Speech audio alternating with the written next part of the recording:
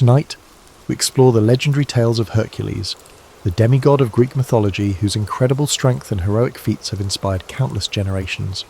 From his 12 labours to his enduring place in ancient lore, Hercules' story is one of bravery, endurance, and the eternal struggle between mortal and divine forces. So before you get comfortable, take a moment to like the video and subscribe to the channel if you haven't already. Also, let us know where you're watching from and what time it is.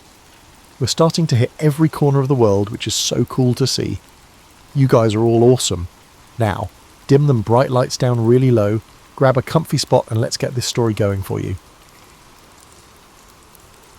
From the vantage of old Macedonia, where elders gathered beneath olive trees to swap hushed lore, the story of Hercules emerged in sparks of disbelief. They whispered about a force that blurred the boundaries between the mortal and divine realms. This child, born in modest Tiryns, possessed an unsettling gift. Feats of strength performed so calmly that some wondered if the gods had quietly laid a blessing or a curse at his feet.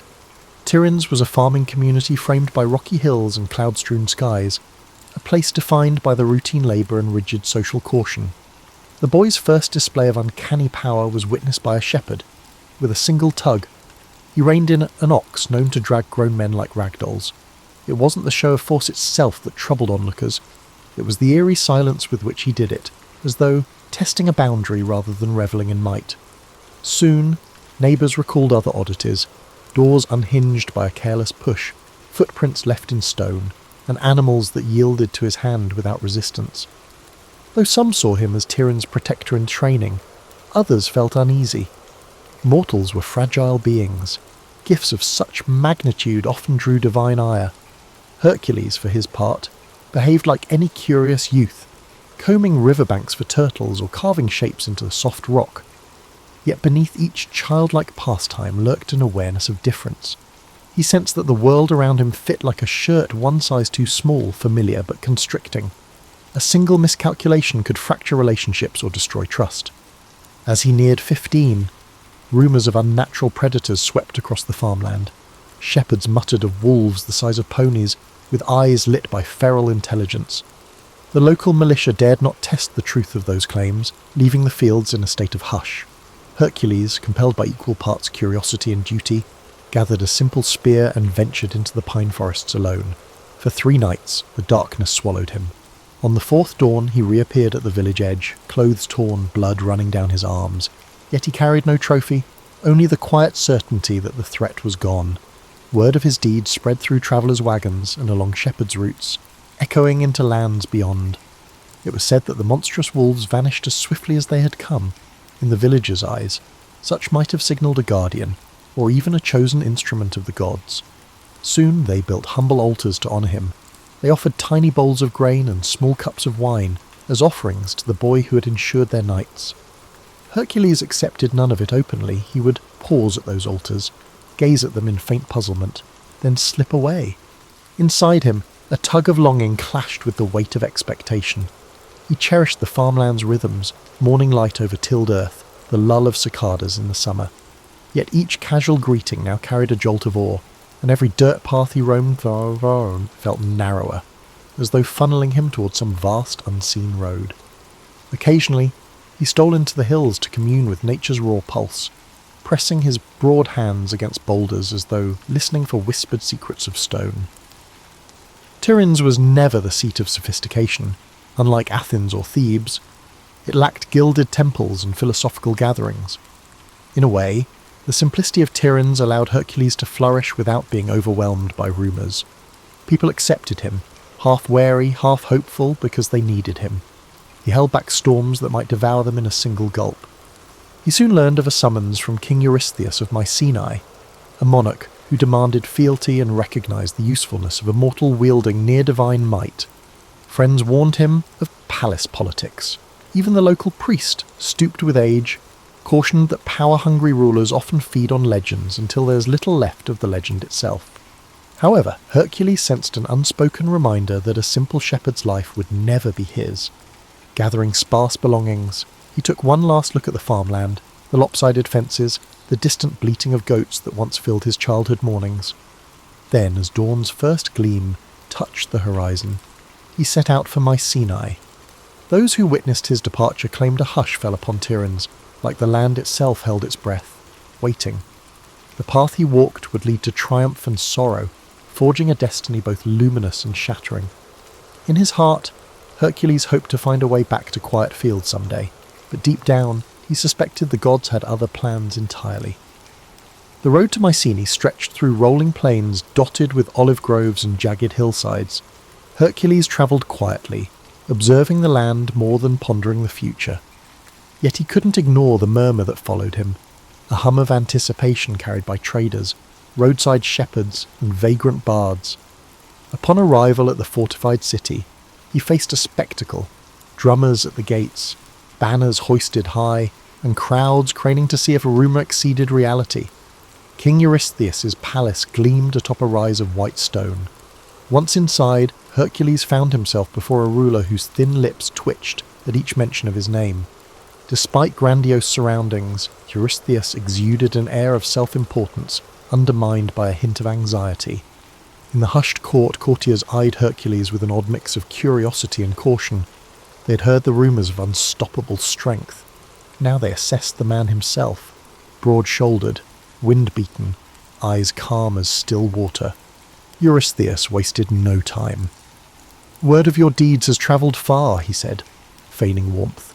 "To prove your loyalty, you shall fulfil labours for the glory of Mycenae. And the gods, of course." Applause followed from courtiers, though it felt forced. Hercules bowed, not out of fear, but recognising that refusal would brand him an enemy of a kingdom that seemed both powerful and petty. Besides, he sensed destiny's nudge again, that intangible force hinting these labours might shape his future. His first assignment, the Nemean lion. Villagers near Nemea spoke of a cat the size of a warhorse, its fur impervious to spears or arrows. Eurystheus demanded its pelt as proof. Setting out with minimal supplies, Hercules ventured into a region shadowed by tall grasses and jagged rock. On the second day, he spotted massive paw prints pressed into the soil. Following them, he entered a dank cavern overhung by dripping vines. The lion emerged, its coat shimmering like steel. Arrows snapped against its hide, confirming the rumours. They grappled, the beast roaring with unnatural ferocity while Hercules wrestled in silence, locking powerful arms around the creature's neck. At last, he wrenched it downward, ending its life with a blow that reverberated in his bones. No victory cry escaped his lips, only relief. He skinned the lion with its claws and then draped the pelt over his shoulder. When he returned, Eurystheus balked at the sight of that massive trophy. Commanding the city gates shut, he insisted Hercules remain outside, duties at displaying future conquests from a distance. Thus began a curious ritual. Each time Hercules completed a labour, the king would peer down from the safety of high walls, making excuses to avoid direct contact. The champion, calm in compliance, never argued. He found no pride in forcing an audience. Fulfilling duty was enough. Shortly after, he faced the Lernaean Hydra, a serpent with 9 heads that regrew if cut. Hercules approached the swamp of Lerna, its murky waters stinking of rot. He attacked, but each severed head sprouted 2 more, only with the help of his nephew Iolaus, who cauterized each stump with torchlight. Did Hercules triumph. Lifting the central head, still hissing in death, he returned to Mycenae. The king, peering over parapets, dismissed the victory. "You had help," he sneered. Yet the people watching from afar marvelled. Labourers mounted. The Cyrenaian hind, sacred to Artemis, tested his finesse. He chased it for a year across forests and streams before cornering the golden-antlered creature. Rather than slay it, he merely captured and displayed it, then set it free, earning grudging respect from the goddess. He subdued the Erymanthian boar, bringing it back alive. After each feat, Eurystheus found reasons to belittle it. Still, word spread, forging Hercules' name into a legend that outgrew even the king's attempts to contain it. Hercules, tasked with cleaning the Augean stables, an impossible mass of filth left for decades, diverted 2 rivers in a single day, washing away the grime and exposing the stable's owner, Augeas, for his dishonesty. Along the way, the hero recognised these tasks weren't simply chores from a cowardly king, they served as rites of passage. Each labour illuminated facets of responsibility, cunning, and mercy. Yet Hercules also sensed a growing gulf between himself and normal life. Day by day, the realm saw him less as a man and more as a living weapon. Behind the feats and rumours loomed an unspoken shadow. Stories hinted he was atoning for a private tragedy caused by a divine curse. He carried that burden silently, forging ahead on a path paved by others' demands. In fulfilling each new labour, Hercules grew ever more certain that his real battle lay within, a test to see whether monstrous foes or guilt from a past soaked in blood would claim him first. Over time, Eurystheus' list of labours seemed an endless well of peril. Some missions exuded a sense of malice, as if the king aimed to eliminate Hercules by challenging him to confront real-life nightmares. Yet it wasn't the magnitude of tasks that hollowed Hercules' spirit. It was the sense that each success fueled the king's resentment. Mycenae now revered a champion who strode in only to drop proof of another victory before vanishing again. At dawn one day, a messenger gasping for breath approached Hercules outside the city walls. A threat lurked by Lake Stymphalus, where ravenous birds terrorized farmers. Their iron-like feathers cut flesh, and the beating of their wings filled the sky with a menacing clang. Stymphalian birds were rumoured to be spawn of an ancient curse, feasting on anyone who strayed near the marsh. Eurystheus' decree was terse: exterminate them. Travelling to the lake, Hercules found the marshland choked with tall reeds and stagnant water. At dusk, he glimpsed shadowy shapes perched in twisted trees. Arrows alone wouldn't suffice. For every creature he felled, others scattered into the gloom. Recalling an old tale, he fashioned bronze clappers, forging a racket so loud it startled the flock skyward. As they took flight, he shot them down systematically. Their carcasses drifted into reeds, painting the swamp red under the waning sun.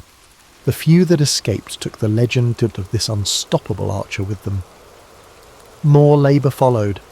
Fetching the Cretan bull, a massive beast rumoured to breathe fire, brought him face to face with an animal maddened by captivity. Rather than slay it, he subdued it and brought it to Mycenae, only to watch Eurystheus cower behind the gate. Later, capturing the mares of Diomedes required wrestling savage horses bred for violence. Some say Hercules fed Diomedes to his mares in a moment of grim poetic justice, ending their thirst for human flesh. Yet it was an act that left Hercules uneasy. Dispatching a tyrant solved one evil, but the memory haunted him. What lines separated righteous punishment from barbarity? In these wanderings, he discovered people who welcomed him as a living legend, yet recognised his underlying melancholy. Children peered around corners, hoping to see the giant who wrestled monsters. Old men offered wine, praising him as champion of the downtrodden. Occasionally, Hercules paused to help build a wall or fix a broken roof, acts of normalcy that anchored him to everyday life. But the moment always came when a new labour call or a rumour of a monstrous threat demanded his presence. At night, he grappled with nightmares. The unwritten story behind his forced servitude gnawed at him, a rumour that he'd once been driven crazed by Hera's wrath, causing him to commit unspeakable deeds against those he loved. Although few dared mention it aloud, the weight of that guilt never left his eyes. Even the unstoppable Hercules could not outrun sorrow that sprang from within. Eventually, Eurystheus delivered yet another test, to steal the girdle of Hippolyta, queen of the warrior women known as Amazons. In a land beyond the Aegean, Hercules came upon a culture of disciplined fighters who lived independent of typical patriarchal laws.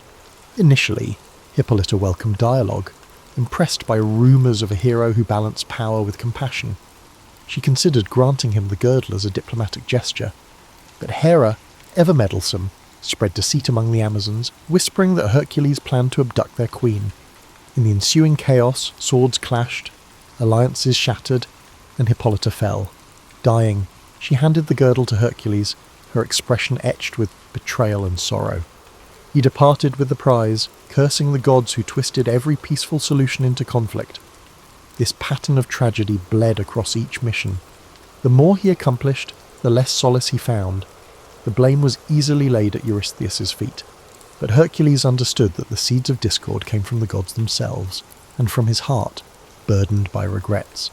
No monstrous hydra or invulnerable lion caused him as much pain as the memories he couldn't erase.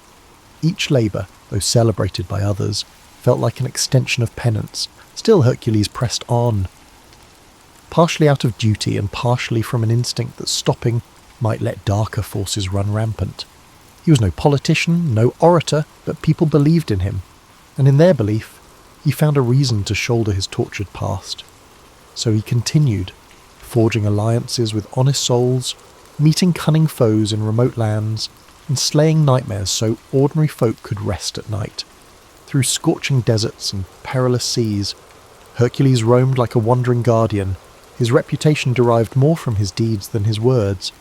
Even so, a question circled endlessly in his mind. Would saving the world ever wash away the blood on his conscience, or was he doomed to carry his haunted legacy until the end? As the labours approached their conclusion, Hercules observed a change in the political landscape. Mycenae's commoners adored him, weaving new songs about his might, but the court seethed with jealousy. King Eurystheus, cornered by his decree, pressed onward with increasingly brazen demands. He ordered Hercules to journey to the far edges of the known world. Some suspected the king hoped the hero would never return, sparing him the embarrassment of living in another man's shadow. A test soon arrived in the form of the cattle of Geryon, the creature Geryon, rumoured to have 3 bodies fused into one, reigned over a sun-scorched land beyond the pillars marking the westernmost boundary of mortal travel. The prize, a herd of crimson cattle prized by gods and kings alike. Hercules set off, crossing mountain passes, scorching deserts, and nameless seas. He famously split a landmass to create a strait, some said in a moment of frustration, others as a statement of power, raising what would later be called the Pillars of Hercules. He eventually arrived at Geryon's domain, where a monstrous hound guarded the cattle. Battling Geryon demanded strategy, for each torso wielded a different weapon. Hercules exploited the confusion, striking while the giant struggled to coordinate his 3 minds. With Geryon slain, he herded the cattle through hostile territories, clashing with thieves and hostile kings along the way. His triumphant return to Mycenae, driving those surreal red-hided animals, caused a stir of both admiration and dread. Yet Eurystheus welcomed him only from a safe distance. Soldiers corralled the cattle, sacrificing many on Eurystheus's orders. The more the king tried to belittle Hercules' efforts, the more ordinary citizens hailed the hero as a saviour of the realm. Privately, Hercules remained unmoved by their cheers. Each new conquest carried echoes of moral conflict, as if he were a blade used by manipulative hands. Another monumental feat involved the golden apples of the Hesperides, guarded by a serpent coiled in a hidden orchard. Tales said the apples conferred immortality, though most mortals never reached the far-flung garden. Hercules travelled for months, uncertain if such a place truly existed. Eventually he encountered Atlas, the titan condemned to hold the sky on his shoulders. Seizing an opportunity, Hercules offered to take that cosmic burden temporarily if Atlas would fetch the apples. Atlas retrieved them, but then tried to abandon Hercules, hoping to free himself from eternal torment. Through a cunning ploy, Hercules tricked Atlas into reclaiming the heavens, walking off with the fabled fruit. When he presented the golden apples to Eurystheus, the king had no idea what to do with them. Legend says Athena herself intervened, returning the apples to their rightful place. In that moment, Hercules glimpsed the gods' casual involvement. They toyed with mortal affairs, granting fleeting favours or curses, shaping destinies as one might shuffle coins. He realised that each labour was less about Eurystheus's commands and more about the god's inscrutable agenda and his path of atonement. Only one task remained, descending into the underworld to capture Cerberus, the 3-headed hound of Hades. This final labour surpassed mortal limits, for no living soul dared approach that dismal realm without invitation. Hercules ventured down the dark corridors of the earth, guided by wailing spirits and the unrelenting pull of cosmic gloom. Before the throne of Hades, he offered to wrestle Cerberus bare-handed if permitted to bring the beast to the surface. The god of the dead consented, more amused than alarmed. Their struggle was fierce. Each of Cerberus's heads snapped and snarled, snake-like tails lashing in fury. Yet the hero subdued the beast, hauling it above ground to Mycenae's gates. When Eurystheus saw the snarling hound of death, he hid, trembling behind his walls. Hercules, mission done, gently returned Cerberus to Hades. With all labours completed, Hercules stood outside Mycenae's walls, eyes on the fortress that had dominated his life. He expected neither thanks nor release, for he understood his service wasn't to Eurystheus but to something deeper. Turning from the city, he felt both emptiness and freedom. He had conquered beasts and braved terrors unknown to mortal men. Now, the question loomed, could he conquer the shadows that clung to his heart? He walked away, the crowds uncertain whether to weep at his departure or celebrate their king's deliverance from jealousy. Quietly, Hercules carried with him the echoes of every monstrous roar, every anguished cry, forging a destiny severed from royal commands but still bound by the god's inscrutable design. Released from Eurystheus's demands, Hercules drifted. Some claimed he roamed until he found a remote valley, building a modest home beside a sparkling brook. There, he tried to cultivate olives and vine crops, as though seeking normalcy.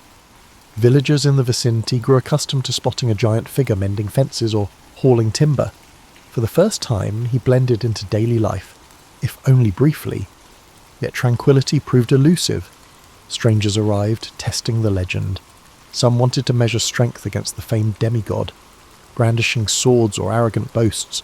Others offered alliances steeped in hidden agendas.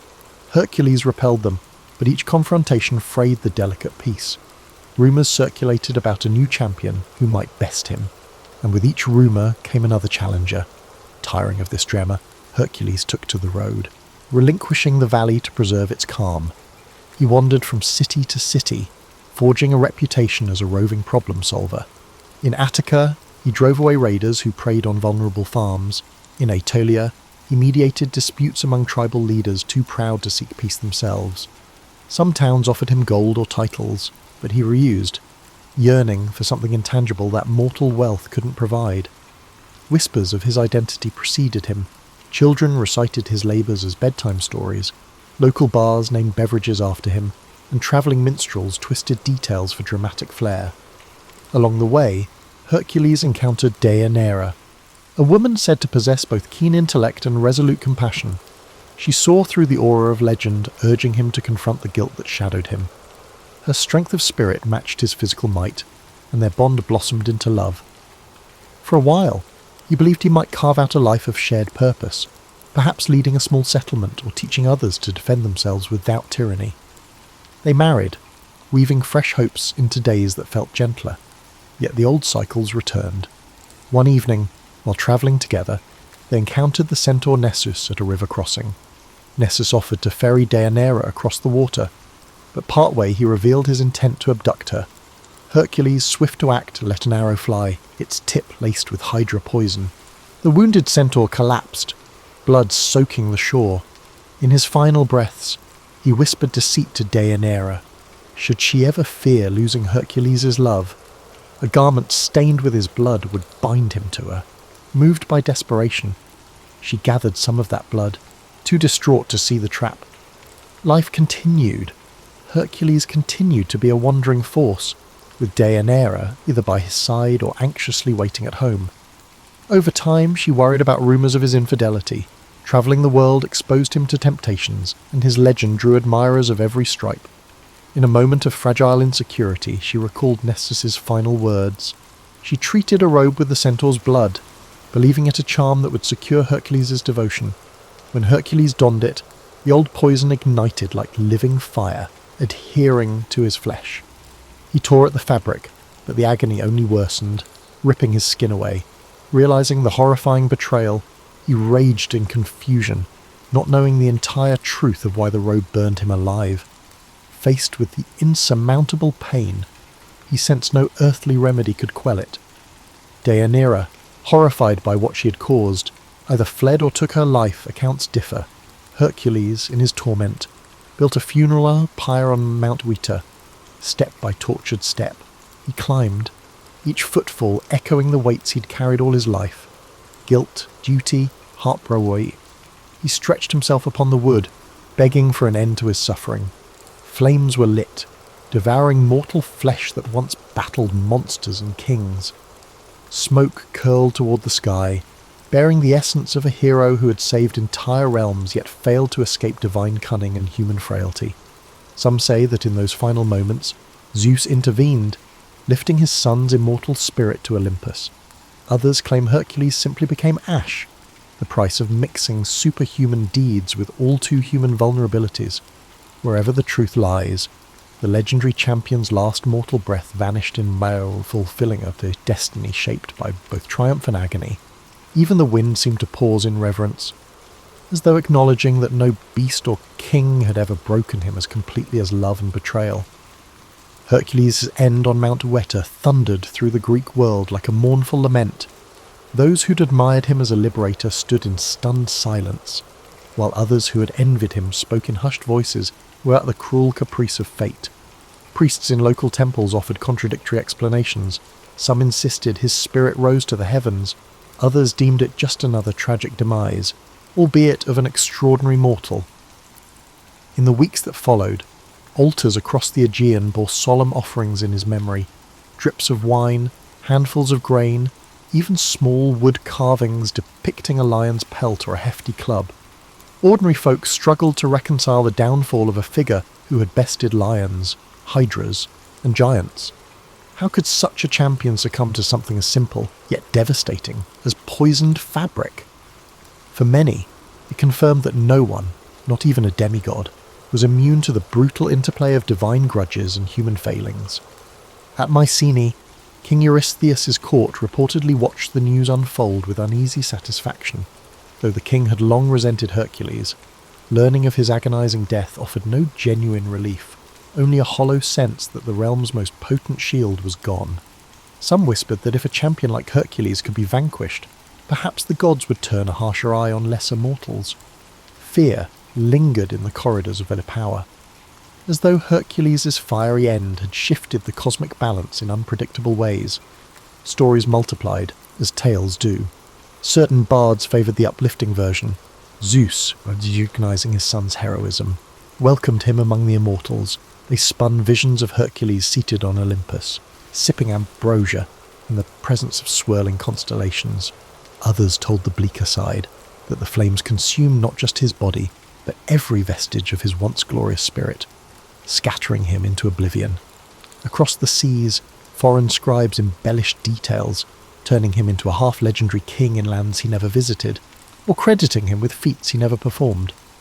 Amid these tales, Deianira's part in the tragedy sparked endless debate. Some portrayed her as a naive victim of Nessus's deception. Others painted her as a jealous spouse who rashly destroyed what she claimed to love. Still others insisted the real blame lay with the gods. To many listeners, it hardly mattered. Heartbreak had been the final monster Hercules couldn't defeat. Curiously, in small villages scattered near the sites of his labours, Hercules' memory retained a more grounded quality. In these pockets, older farmers recalled how he once repaired a broken dike or rescued a lost child in the midst of a colossal quest. Children heard bedtime stories of a giant who was kind enough to share bread with travellers in need. Here, the heroic feats remained awe-inspiring, but so did the everyday decency he displayed. Over time, that dichotomy, colossal strength paired with unfeigned humility, became the tapestry of his legend. Rulers from other city-states, seeing the potency of Hercules' name, erected shrines dedicated to him as a protective spirit. They wanted travellers to believe their territory enjoyed the hero's blessing. In some cities, small festivals arose, featuring contests of strength reminiscent of his fabled deeds. However, a whisper of caution permeated every public commemoration. Hercules had conquered monstrous beasts and overcome impossible tasks, yet a subtle sting from the mortal realm had undone him. Might alone could not outmaneuver fate or quell the complexities of love.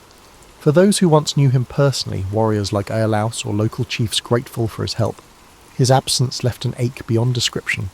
They recalled the quiet convictions that guided him, the guilt that shadowed his eyes after each impossible feat. His final torment seemed a cosmic injustice, yet also a stark reminder that the line between divine and human was never clean.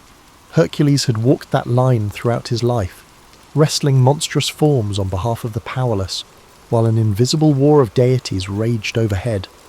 Over decades, recollections softened. Younger generations heard only the grand arcs, the Nemean lion, the Hydra, the unstoppable hero. Details of heartbreak and moral doubt vanished in the retellings, replaced by carved statues brandishing clubs or wearing lion skins. Yet in rare corners of Greece, the full story was preserved by those who had reason to remember. A titan among men who was neither wholly god nor entirely mortal, undone at last by the same vulnerabilities he had once tried to transcend. Thus, Hercules' flame burned on in the minds of those who found resonance in his struggles, even long after the funeral pyre's embers cooled to ash. Time and distance transformed Hercules from a man into a myth. Greek cities grew, allied and warred. New heroes rose and fell. In the retelling of old stories, his name emerged as a beacon of impossible feats. Philosophers invoked him as a parable, some praising perseverance, others warning against arrogance. In remote villages, older generations passed down more intimate accounts. How a colossal figure once mended a roof before chasing off marauders, or how he accepted a bowl of wine on a cold night without flaunting his stature. As the classical era gave way to Roman ascendancy, Hercules evolved into a Roman emblem. Soldiers prayed to Hercules Invictus, equating him with conquest and unrelenting will. Statues proliferated, from grand marble works in the Forum to tiny household shrines. Emperors, hungry for legitimacy, wrapped themselves in the demigod's imagery, hoping some shred of that timeless prowess might cloak their human frailties. However, the bragging about strength often overshadowed the deeper nuances of Hercules' trials. Centuries later, medieval scholars wrestled with pagan legacy, attempting to blend ancient myths into Christian frameworks. Hercules became a cautionary figure, powerful yet undone by sin and trickery. In the Renaissance, artists seized upon his heroic silhouette. Palaces displayed frescoes of him wrestling lions or heaving mountainsides, highlighting the human form in dynamic glory. Playwrights toyed with his persona, sometimes as tragic hero, sometimes as comedic foil, each era reinterpreting him anew. Despite these cultural metamorphoses, echoes of his true complexity endured. In certain monastic libraries, meticulous scribes noted lesser-known episodes. The moral agony behind his labours, the heartbreak that ended his mortal story, and the persistent question of whether he ever truly found peace. For some, he embodied the tragedy of a life shaped by the divine lineage yet rooted in mortal limitations. For others, he served as a beacon of aspiration, proof that mortal will could confront even the gods' designs and sometimes triumph. Beyond texts and statuary, Hercules lived on in the intangible realm of folk memory. Fishermen off distant coasts recited short prayers to him before braving storms, as if the old guardian might still shield them from the sea's wrath. Caravans crossing desert routes invoked his name for safe passage. Parents, uncertain how to quiet a restless child at night, spun lullabies of a gentle giant who once fought off wolves so families could sleep in safety. These understated tributes carried forward the essence of a hero who, despite divine drama, always answered mortal need. For a contemporary observer, perhaps in the middle decades of life, Hercules' tale resonates on several levels. There's the unbridled strength of youth, those unstoppable surges of ambition or optimism. Then there's the gradual intrusion of responsibility, regret, and heartbreak. Middle age can bring reflection, how even the strongest among us wrestle with past mistakes, unfulfilled desires, and the weight of moral compromise. Hercules, with his unstoppable arms and vulnerable heart, mirrors that universal dilemma. Overall, it's the dualities that define him. Saviour and destroyer, victor and victim, demigod and man. He soared above mortal confines yet remained shackled by the god's whims and his own remorse. Scholars today still debate the meaning of his final act. Was the funeral pyre a mere surrender to agony, or a deliberate transcendence of mortal bounds? Did the smoke carry him to Olympus, or was it a symbolic final note to the ballad of an exhausted hero? Some epilogues insist he found a measure of immortality, a seat among the pantheon, a cosmic nod to the labours he performed in the service of humanity and divine prerogative.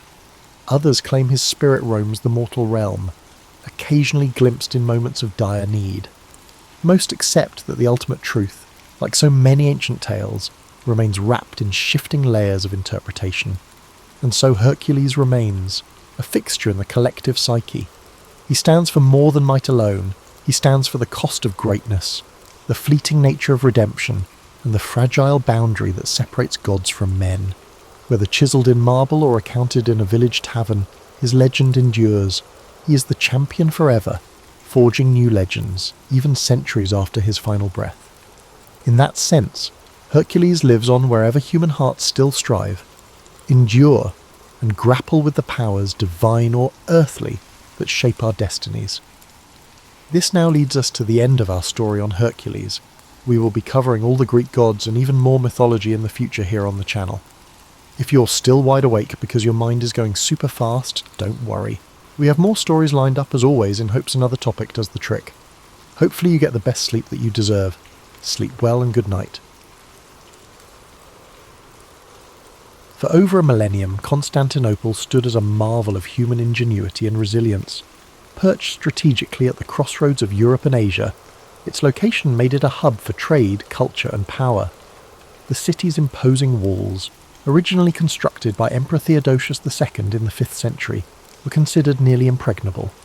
These triple-layered fortifications, stretching for miles, were the pride of the Byzantine Empire and the bane of invaders.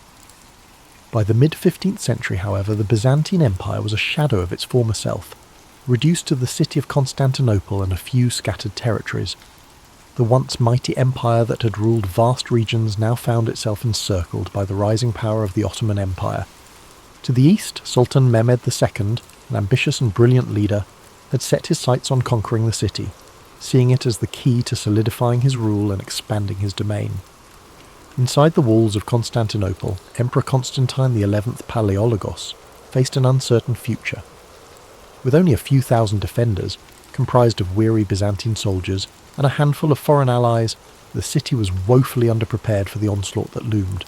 Supplies were dwindling, and the population, though fiercely loyal, lived under the constant shadow of impending doom. Yet, despite the odds, the emperor refused to surrender. He was determined to fight to the end. As the Ottomans prepared for their siege, they brought with them an arsenal unlike anything the world had seen before. Among their weapons was a massive cannon, constructed by a Hungarian engineer named Orban. This cannon, capable of hurling enormous stone projectiles, was designed to breach even the strongest walls. The Ottomans also amassed a fleet to blockade the city by sea, ensuring that no reinforcements or supplies could reach the defenders. This stage was set for an epic confrontation that would decide the fate of Constantinople, and, with it, the Byzantine Empire. Imagine the tension that gripped the city as its inhabitants prepared for the siege. Picture the anxious faces of soldiers standing watch on the walls, the whispered prayers in the Hagia Sophia, and the determination etched on the emperor's face as he rallied his people. As you visualize the city on the brink of one of history's most defining moments, let its story remind you of the face of overwhelming odds. The tale of Constantinople begins not with surrender, but with hope, a flickering light against the encroaching darkness. On April 6, 1453, the Ottoman forces began their assault on Constantinople. Sultan Mehmed II, commanding an army of nearly 80,000 soldiers, surrounded the city by land and sea. His troops included elite janissaries, heavy artillery units, and cavalry, all meticulously prepared for the battle. In stark contrast, the defenders of Constantinople, numbering only about 7,000, relied on the strength of their walls, their limited resources, and their unwavering determination to hold off the invaders. As the siege commenced, the Ottoman cannon began its relentless bombardment. Each thunderous shot shook the ground, sending massive stones crashing into the city's formidable walls. The defenders scrambled to repair the damage as quickly as possible, working day and night to reinforce the crumbling sections. Yet, despite the damage, the walls of Constantinople held firm, frustrating the attackers and delaying their advance. By sea, Mehmed's fleet blockaded the Golden Horn, the narrow inlet that provided access to the city's harbour. In a bold and desperate move, the Byzantines constructed a massive chain boom across the entrance to the harbour, preventing Ottoman ships from breaching this vital area. For weeks, the two sides engaged in fierce skirmishes on the water, with neither gaining a decisive advantage. Within the city, life became a mix of hope and despair. Citizens prayed fervently in the grand Hagia Sophia, seeking solace and strength. Meanwhile, Emperor Constantine XI worked tirelessly to inspire his people, walking among the defenders on the walls, offering words of encouragement and sharing in their hardships. His presence was a source of unity in a city under siege. Sultan Mehmed II, determined to break the stalemate, devised a bold plan to outflank the city's defences. Using an extraordinary feat of engineering, he ordered his troops to transport ships overland on greased logs, bypassing the chain boom and launching them into the waters of the Golden Horn. This manoeuvre shocked the defenders and marked a turning point in the siege. As the weeks wore on, the defenders of Constantinople grew more exhausted. Supplies dwindled, and morale wavered as the walls suffered greater damage, yet they continued to resist, determined to protect their home against all odds. Imagine the long nights spent on the battlements, the glow of torches illuminating weary faces, and the echoes of cannon fire reverberating through the air. The siege was becoming a battle of attrition, with both sides pushing their limits. The city remained a symbol of defiance, even as the odds seemed increasingly insurmountable. The question lingered: how much longer could Constantinople hold out? As April turned to May, the siege of Constantinople escalated into a relentless struggle. The Ottoman bombardment grew fiercer. Cannons fired day and night, chipping away at the once mighty Theodosian walls.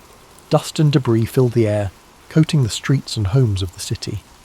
Despite the constant destruction, the defenders worked tirelessly to repair breaches, often under the cover of darkness. Every stone they placed was an act of defiance against the overwhelming forces pressing in around them. Inside the city, the mood shifted between grim determination and quiet fear. Emperor Constantine XI continued to rally his people, addressing soldiers, citizens and priests alike. His words were simple but powerful, reminding them that they were fighting not just for their lives but for their culture, faith and history. Families huddled together in their homes, offering whispered prayers for protection. In the Hagia Sophia, the city's spiritual heart, the clergy led solemn services, their chants echoing in the grand dome chamber. Outside the walls, Sultan Mehmed II adjusted his strategy. Recognizing the defenders' stubborn resistance, he ordered his engineers to dig tunnels beneath the city's walls in an effort to weaken their foundation. Byzantine forces countered this threat by sending teams of sappers to intercept the tunnels, leading to deadly confrontations beneath the ground. These underground battles, fought in narrow, dimly lit passageways, added another layer of desperation to an already harrowing siege. The Ottomans also intensified their efforts on the Golden Horn. The fleet, now partially inside the harbour thanks to Mehmed's audacious manoeuvre, launched a series of attacks on the Byzantine navy. The defenders fought valiantly, using fire ships and skilled tactics to hold off the superior Ottoman fleet. But their resources were stretched thin, and each victory came at a high cost. The city's residents faced growing hardships. Food supplies dwindled, forcing strict rationing and leading to widespread hunger. The constant noise of the siege, cannon blasts, the clash of swords, and the cries of battle made restful sleep nearly impossible. And yet, the people endured, drawing strength from their shared purpose and their leaders' unyielding resolve. As May progressed, the city's defenders began to realize that relief from the outside was unlikely. The Venetian and Genoese fleets, though sympathetic to the Byzantine cause, were entangled in their own conflicts and slow to act. Constantinople stood alone against the might of the Ottoman Empire. The stage was set for a climactic confrontation. The city was battered but unbroken, its defenders refusing to yield despite the impossible odds. The Ottomans, frustrated by the slow progress of the siege, prepared for an all-out assault to breach the walls and claim their prize. The air was heavy with tension, every moment pregnant with the possibility of triumph or tragedy. As the final days of the siege approached, one could feel the weight of history bearing down on Constantinople. The city's fate hung in the balance, and the world watched, waiting to see how this epic struggle would end. Yet as the cannon blasts faded into the distance and the days turned into long quiet nights, imagine the peaceful stillness settling over the defenders of the city. The weight of the struggle seemed to lift, replaced by a soft calm that allowed weary eyes to rest, even amidst the constant pressure of the siege. Slowly, the heartbeat of the city began to quiet, like a soft lullaby in the air, gently easing the soul into a place of quiet surrender. As you picture these final moments, let the rhythm of the battle fade into the background, replaced by the peaceful embrace of rest. Feel your breath deepen, your body relax, and your thoughts drift like the gentle breeze over the sea. Sleep now as the city too prepares for the quiet of its inevitable change. On May 29th, 1453, after nearly 2 months of relentless bombardment and siege, Sultan Mehmed II ordered his forces to make their final push. The battered walls of Constantinople, once thought impenetrable, could no longer hold against the might of the Ottoman army. As the sun rose on that fateful morning, the air was thick with tension, and the distant rumble of approaching soldiers could be heard over the stillness of the city. The defenders, though exhausted and outnumbered, had one final opportunity to hold the line. Emperor Constantine XI, fully aware of the gravity of the moment, donned his armour and walked once more among his soldiers. His face, normally calm and composed, now carried the weight of his kingdom's fate. The emperor's rallying cry was simple: freedom or death, and he urged his soldiers to fight for their city and for their lives. Meanwhile, on the Ottoman side, Sultan Mehmed II had prepared for this day with meticulous care. His engineers worked tirelessly to breach the walls using battering rams, and his elite Janissary troops positioned themselves to take the city by force. A final, massive cannon barrage rang out across the city as the Ottomans made their move. With each blast, the walls of Constantinople groaned, and the defenders scrambled to repair what they could, but the damage had taken its toll. At the same time, the Ottoman fleet, now fully in position within the Golden Horn, moved to blockade the last remaining escape routes by sea. Constantinople, once a beacon of power and culture, was now a city trapped. Its streets, filled with the sounds of combat, became narrow avenues of despair and defiance. As the battle raged in the city, the defenders fought valiantly, but it was clear that the odds were stacked against them. The walls were crumbling. The artillery had breached a gap large enough for the Ottoman forces to swarm in. The fighting grew fiercer, house by house, street by street, as the city's residents and soldiers tried to push back the invaders, but there were too many Ottomans, and their determination to conquer the city was overwhelming. As the day wore on, the fate of Constantinople was sealed. By afternoon, the Ottomans had broken through the walls, and the city began to fall. Emperor Constantine XI, realizing that the end was near, fought bravely until the very last. But when the Ottoman forces entered the city, they found no mercy. The city was overrun, and its defenders, exhausted and outnumbered, were either captured or slain. The fall of Constantinople was not just the fall of a city, it was the end of an era. The Byzantine Empire, which had once been a powerful force in Europe and Asia, was no more. The city, now in Ottoman hands, would be renamed Istanbul and become the new capital of the Ottoman Empire. As you reflect on the fall of this great city, imagine the silence that followed the chaos of battle. The cries of the defeated soldiers faded into quiet, and the city, now under new rule, began its transformation. The once grand buildings, the churches, and the bustling marketplaces were left to be reborn into something new. Let the stillness of this moment wash over you, as the world that once was fades away, and a new world takes its place. As you feel the weight of this chapter settle into the quiet of the night, let the sounds of the world outside fade into a soft background hum. Close your eyes and feel the piece of history unfolding, letting the past gently drift away. Sleep now, as time itself slows, and the city's story becomes a part of your dreams. The fall of Constantinople marked the end of one era and the beginning of another, reverberating far beyond the walls of the ancient city. As the Ottomans took control, they reshaped not only the city's physical appearance, but also its cultural, political, and religious landscape. The Byzantine Empire, which had once been the protector of Christian Orthodox traditions, was gone. The city of Constantinople, now Istanbul, would become the heart of a new empire, the Ottoman Empire, bringing with it a wave of change that would echo through history for centuries. The fall of Constantinople was a pivotal moment for Europe, signalling the end of the medieval period and the start of the Renaissance. With the loss of one of the most important Christian cities, scholars, artisans, and intellectuals fled to the west, carrying with them priceless knowledge and manuscripts. The Greeks, who had lived under Byzantine rule for generations, brought their learning to places like Florence, Venice, and Rome. The rediscovery of classical texts and ancient Greek philosophy fueled the Renaissance, sparking a new era of intellectual and artistic flourishing. But the impact of the city's fall was not just felt in the west.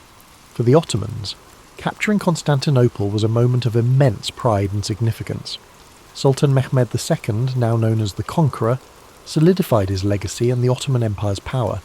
He established a new capital that would rival all other cities in the world, renaming it Istanbul, and began transforming it into a thriving metropolis.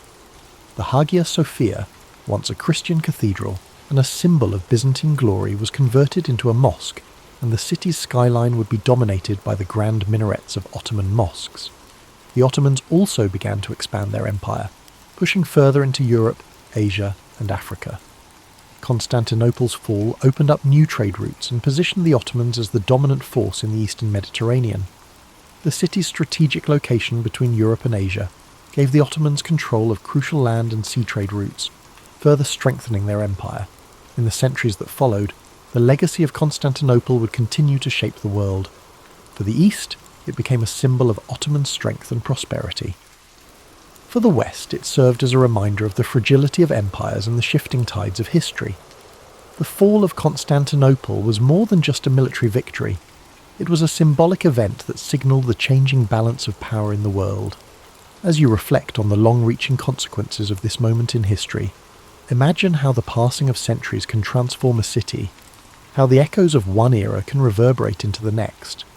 Feel the calmness of time moving forward, each breath slower, as you let the weight of these changes settle into your thoughts. The past is a river, constantly flowing, and Constantinople's fall was but one ripple in the vast current of history. Let this ripple guide you into a peaceful place of reflection, where the weight of time and change lifts, and you feel the peace of quiet understanding. Though the city of Constantinople fell to the Ottomans in 1453, the spirit of its ancient civilization would never be fully extinguished. The echoes of its grandeur, its wisdom, and its role as the crossroads of empires resonated through time. The Byzantines, though defeated, had left an indelible mark on the world. The artifacts, the knowledge, and the stories of their culture continued to influence not only the Ottomans, but the entire world for generations. Even the name Constantinople itself would live on in the hearts of those who revered its history. For the Ottomans, the transformation of the city into Istanbul was more than a conquest. It was a blending of two worlds. The Greek Orthodox and Christian heritage of Constantinople mixed with the Islamic Ottoman culture, creating a rich and diverse society that would flourish for centuries. The city's iconic Hagia Sophia, once a Christian church, stood as a testament to this blending, a symbol of the city's enduring beauty and the confluence of different faiths, traditions and ideas. Over time, Istanbul would become a global hub for art, science and trade, fostering an environment where diverse cultures and ideas could meet. Scholars, artists and merchants from all corners of the world passed through the city, contributing to its ongoing legacy as a place of knowledge and exchange. As you reflect on the lasting impact of Constantinople, imagine how the quiet passage of time can allow a city's legacy to endure long after its walls have crumbled. The stories of Constantinople's rise, its cultural riches, and its eventual fall are woven into the fabric of history. And just as the city evolved, so did the stories of the people who lived there, stories that still inspire awe and contemplation today. Now, as the quiet night settles in, let yourself be carried away by the soft waves of time. The distant sounds of the past are now mere whispers in the night, fading into a calm silence. The story of Constantinople, its rise and fall, and its everlasting influence now rests softly in the back of your mind. Allow this story to guide you into a deep and peaceful rest, where the weight of history lifts and only the soothing silence remains. Thomas Alva Edison was born on February 11th, 1847, in the small town of Milan, Ohio, in the United States. He was the youngest of 7 children, and his parents, Samuel and Nancy Edison, were hard-working and resourceful.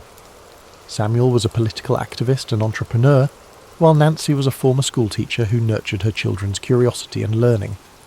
From an early age, Edison showed signs of a restless and inquisitive mind. However, his education was far from conventional. He attended school for only a few months before his teacher labelled him as addled, a term used at the time to describe someone with a scattered or confused mind.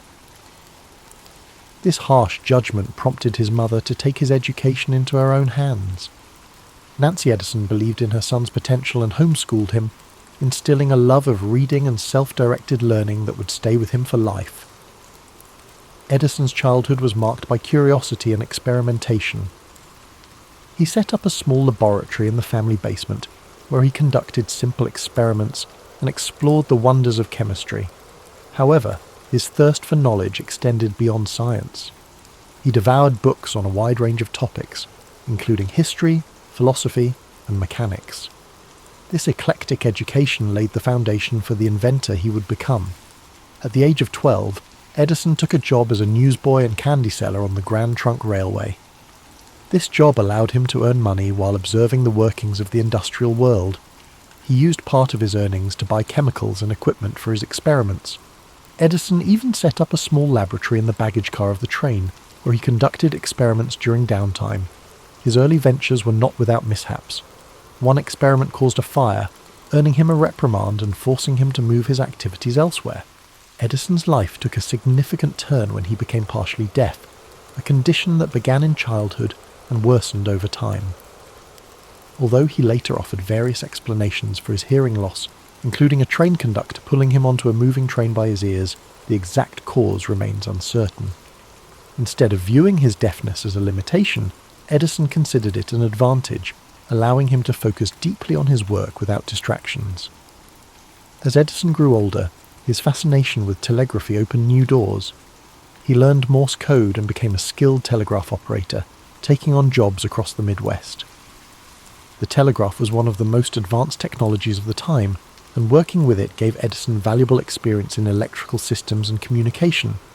During this period, he began to develop his first inventions, including an automatic repeater that improved the efficiency of telegraph transmissions. Empty brackets. In 1868, at the age of 21, Edison moved to Boston, a hub of innovation and industry. It was here that he created his first patented invention, an electric vote recorder designed to speed up the voting process in legislative bodies. Unfortunately, the device failed to gain traction, teaching Edison a valuable lesson about the importance of creating inventions that met practical needs. This setback did not deter him. Instead, it fueled his determination to succeed. Edison's career really took off in 1876 when he established his first research laboratory in Menlo Park, New Jersey. This facility became a center of creativity and innovation, earning Edison the nickname the Wizard of Menlo Park. Here, he assembled a team of talented assistants who collaborated on a wide range of projects. Edison's approach to invention was systematic and collaborative, a stark contrast to the solitary inventor stereotype. One of Edison's most famous inventions emerged from this period, the phonograph.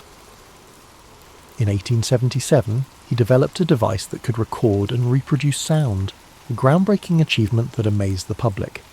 The phonograph earned Edison international acclaim and cemented his reputation as a leading innovator.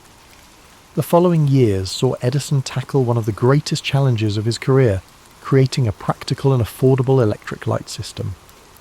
While others had experimented with electric lighting, Edison was determined to develop a complete system, including generators, wiring, and light bulbs that could bring electricity to homes and businesses. In 1879, after countless experiments, he unveiled a carbon filament incandescent light bulb that could burn for extended periods. This invention revolutionized daily life and marked the beginning of the electrification era. Edison's work in electric lighting led to the formation of the Edison Electric Light Company, which later evolved into General Electric, one of the largest corporations in the world. However, his success was not without challenges. The late 19th century saw fierce competition between Edison's direct current, DC, electrical system, and the alternating current, AC system, championed by Nikola Tesla and George Westinghouse. This war of the currents was a bitter rivalry, but ultimately AC became the dominant method of electrical distribution due to its efficiency over long distances. Despite this setback, Edison continued to innovate in a wide range of fields. He improved motion picture technology, developing the kinetoscope and contributing to the early days of the film industry. His laboratories also worked on advances in batteries, cement, and mining technologies. By the time of his death, Edison held over 1,000 patents, a testament to his relentless creativity and work ethic. Edison's personal life was as eventful as his professional one. He married Mary Stilwell in 1871, and the couple had 3 children. After Mary's untimely death in 1884, Edison married Mina Miller in 1886, with whom he had 3 more children. Mina played a significant role in managing Edison's affairs and supporting his work, providing stability in a life often consumed by invention. As we reflect on Thomas Edison's life, it's clear that his contributions went far beyond individual inventions. He pioneered a new model of innovation, combining scientific research with practical application and entrepreneurial spirit. His work not only transformed technology, but also reshaped the way we live, work, and connect with one another. Tonight, as you drift off to sleep, imagine the flicker of an early electric light bulb, the scratchy sounds of a phonograph recording, or the hum of a motion picture projector. These were the dreams of a man who never stopped pushing the boundaries of what was possible. Let his story inspire your own dreams, reminding you that curiosity, perseverance, and creativity can illuminate even the darkest nights. As we continue our journey through the life of Thomas Edison, let's explore the later years of this remarkable man, a time filled with continued innovation, personal growth, and reflections on a life dedicated to invention. By the dawn of the 20th century, Edison had already secured his place in history, but his drive to create and explore new ideas never waned. His laboratory at Menlo Park had given way to a larger, more advanced facility in West Orange, New Jersey, which became his new centre of operations. This expansive complex allowed Edison to work on multiple projects simultaneously and provided a space where ideas could flourish on a grand scale. The West Orange laboratory was a bustling hub of activity, where Edison and his team of assistants worked tirelessly on inventions that would shape the future. This facility housed not only research areas but also manufacturing spaces, making it a model for modern industrial research. Here, Edison's vision for invention as a collaborative process continued to thrive. During this period, one of Edison's key focuses was improving battery technology. He believed that rechargeable batteries held the potential to revolutionize transportation and energy storage. After years of experimentation, he developed the nickel-iron storage battery, which proved to be more durable and long-lasting than its predecessors. These batteries were used in electric vehicles, signaling Edison's foresight into the future of sustainable transportation. Edison's interest in motion pictures also continued to evolve. His work on the kinetoscope and the development of early film projectors played a crucial role in the birth of the motion picture industry. Although his methods and equipment were eventually surpassed by newer technologies, Edison's contributions laid the groundwork for the film industry's rapid growth. He saw movies not just as entertainment, but as a powerful medium for education and communication. In addition to his inventions, Edison had a keen sense of business and industry. He founded several companies over his lifetime, many of which merged or evolved into the corporate giants of today. His ability to navigate the worlds of science, engineering, and business set him apart as a true pioneer of the industrial age. As Edison aged, his approach to work remained disciplined and intense. He was known for his long hours and often slept only a few hours each night, preferring to take short naps throughout the day. He famously remarked, "Genius is 1% inspiration and 99% perspiration," a testament to his belief in hard work and perseverance. Edison's personal life also continued to be a source of strength and stability. His second wife, Mina Miller Edison, managed the family household and supported his endeavours with grace and dedication. Together they raised 3 children, Madeline, Charles, and Theodore. The Edison family enjoyed a comfortable life, but Edison's devotion to his work sometimes kept him away from home for long stretches of time. Despite his fame and success, Edison remained a humble and often private individual. He shunned the idea of being called a genius, and instead credited his achievements to relentless effort and curiosity. He was known to be a man of simple tastes, preferring practical clothing and straightforward conversations over grand displays of wealth or intellect. In the later years of his life, Edison's pace of invention began to slow, but his mind remained active. He explored new ideas in fields such as rubber production, seeking alternatives to natural rubber for industrial use. He even collaborated with his friends Henry Ford and Harvey Firestone on this endeavour, forming what became known as the $1 Million Trio. Their combined efforts reflected the spirit of collaboration and innovation that defined Edison's career. As he approached his twilight years, Edison became more reflective about the changes he had witnessed. Born before the widespread use of electricity, he lived to see a world transformed by his inventions. The cities of his youth, once dimly lit by gas lamps and candles, now gleamed with electric lights. The hum of machines, powered by electricity, filled factories and homes alike. The world had grown smaller through communication technologies like the telegraph, the telephone and motion pictures, all fields where Edison had left his mark. In 1929, to celebrate the 50th anniversary of the electric light bulb, a grand event was held in Edison's honour at his laboratory in West Orange. Attended by prominent figures such as President Herbert Hoover and industrialists like Henry Ford, the event was a tribute to a man whose ideas had changed the world. Despite the accolades, Edison remained modest, focusing instead on the future and the possibilities yet to be explored. On October 18, 1931, at the age of 84, Thomas Edison passed away in his home in West Orange, New Jersey. His death marked the end of an era, but his legacy lived on. In tribute to his memory, people across the United States dimmed their electric lights for a moment of silence. It was a poignant reminder of how deeply Edison's work had illuminated their lives. Edison left behind more than just his inventions. He left a philosophy of innovation, a belief that curiosity, hard work, and a willingness to experiment could change the world. His approach to problem-solving, his relentless pursuit of practical solutions, and his ability to turn ideas into reality inspired generations of inventors, scientists, and entrepreneurs. As you relax and drift into sleep, think of Thomas Edison's unwavering commitment to his dreams. Imagine the quiet hum of his laboratories, the soft glow of an electric bulb, or the scratchy tinny sound of a phonograph playing a long-forgotten tune. Let his story remind you that within each of us lies the potential for creativity and discovery. Even after Thomas Edison's passing, his influence continued to ripple through time, touching countless aspects of modern life. His laboratories, inventions, and philosophy of persistence left an indelible mark on the 20th century and beyond. Edison's legacy was more than a collection of patents or technological breakthroughs. It was a blueprint for how curiosity, determination, and collaboration could change the world. Edison's innovations laid the groundwork for industries that would thrive long after he was gone. The electric power systems he pioneered became the backbone of modern civilization, lighting homes, powering factories, and enabling the technologies we rely on today. The phonograph he created evolved into modern sound recording, giving rise to the music industry as radio broadcasts, and later digital media.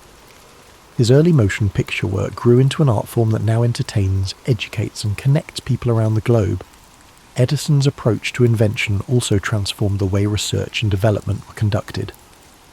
Before his time, inventors were often solitary figures working alone in small workshops. Edison's vision of collaborative, team-based innovation in a dedicated laboratory environment paved the way for the research institutions and technology companies we know today.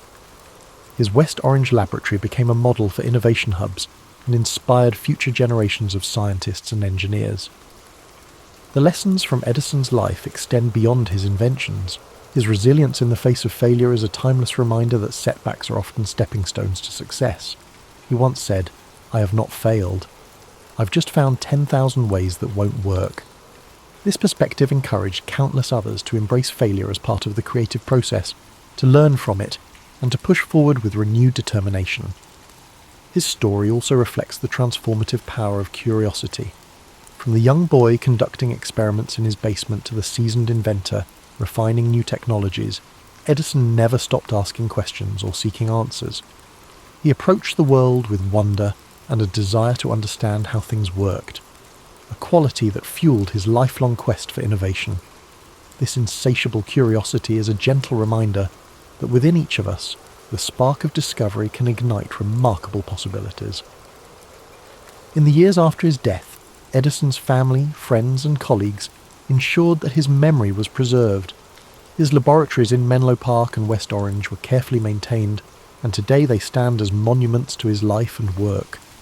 Visitors can walk through these spaces, see his tools and notebooks, and imagine the energy and creativity that once filled the air. The sounds of clinking glassware, the smell of chemicals, and the quiet hum of machinery still seem to echo in these historic halls. Beyond the physical spaces he left behind, Edison's ideas continue to shape the world. His belief in making technology accessible and practical lives on in every device that simplifies our lives. The light bulb, though improved and modified over time, remains a universal symbol of inspiration, creativity, and the triumph of human ingenuity. Edison's story is also a reminder of the human side of innovation, the patience, the long hours, and the moments of doubt that accompany every breakthrough. He understood that progress often comes slowly, and that true innovation requires both passion and persistence. As you rest tonight, perhaps you can reflect on your own journeys, knowing that even small steps forward are part of a greater path. Imagine a world lit only by flickering candles and dim gas lamps, where nights were cloaked in darkness. Then picture the slow, steady emergence of light, spreading from cities to towns, illuminating homes and streets. This transformation was more than a technological shift. It was a change in how people experienced life.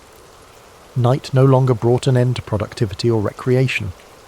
With the glow of electric light, the world stayed awake, and new possibilities emerged. As you sink deeper into relaxation, envision Thomas Edison in his laboratory, the warm glow of a single bulb casting long shadows across the room. Shelves lined with tools, wires, and glass beakers surround him. The quiet scribble of notes fills the air as he records his observations. His eyes, filled with focus and curiosity, study each experiment, searching for answers hidden in the details. This was a man who believed that within every problem lay a solution waiting to be uncovered. Edison's belief in progress and innovation reminds us that the world is ever changing, shaped by those who dare to imagine something better. His life's work was a testament to the idea that with enough patience, creativity, and determination, we can bring light to even the darkest corners of our world. Aurelia was born into a world that prized lineage above all else. It was the 2nd century AD, and though Rome's empire seemed invincible, quiet fissures ran through its foundations. Whispers of unrest spread from remote frontiers, contradicting the grand arches and bustling avenues that proclaimed Rome's superiority. Opulent banquets clashed with the daily struggles of the poor. This was a realm of paradox, where marble monuments stood beside rickety shacks, and philosophers debated lofty ideals while gladiators fought for public amusement. Aurelia's family occupied a respected but modest position. They were historians and scribes known for capturing events with honesty, a pursuit that could be dangerous in a city where power thrived on carefully polished images.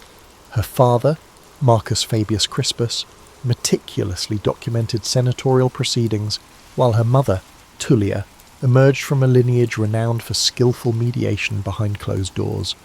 Both parents nurtured Aurelia's keen sense of observation, teaching her that true influence often came from knowing what others overlooked. From a young age, Aurelia found magic in small details. While other children lost themselves in street games, she lingered in corners of the atrium, listening to visitors' subdued remarks. A twitch of a senator's eyebrow might betray political tension, just as an offhand remark from a merchant could reveal bigger undercurrents. Tullia encouraged such watchfulness, stressing that words are surface, truth often swims beneath. At dawn, Aurelia took to wandering the forum, her stola simple enough to let her blend with the throngs. There she gathered tidbits from merchants hawking produce and strangers carrying rumours from distant provinces. Traders spoke of uprisings in the north or shortages along trade routes. The cacophony of voices painted Rome as a mighty tapestry stitched together by precarious alliances and quiet bargains. On her 16th birthday, Aurelia was gifted a small study room in the family villa. Stacks of scrolls, wax tablets, and half-finished transcripts filled the cramped space. She revelled in sifting through tax records, legionary petitions, and memoranda from minor officials. Each scroll hinted at how carefully Rome balanced its grandeur. Soldiers complained of late pay, Border governors requested reinforcements, and farmland disputes dragged on for years. Aurelia's father commended her diligence, but warned that too much curiosity can cast unwelcome light on things meant to stay in shadow. It wasn't long before she noticed the difference between the city's official image and its underlying truths. Public buildings boasted inscriptions praising the emperor's benevolence. But in the margins of her father's notes, Aurelia saw hints of legionary discontent and senators pushing private agendas. She learned that Rome, for all its majesty, sustained itself through 1,000 unacknowledged compromises. Tullia, meanwhile, introduced her daughter to the subtleties of social dance. At dinner gatherings, she guided Aurelia's gaze toward how swiftly the tone of conversation changed when influential guests arrived. A stray remark could be retracted in seconds if it threatened the delicate web of alliances.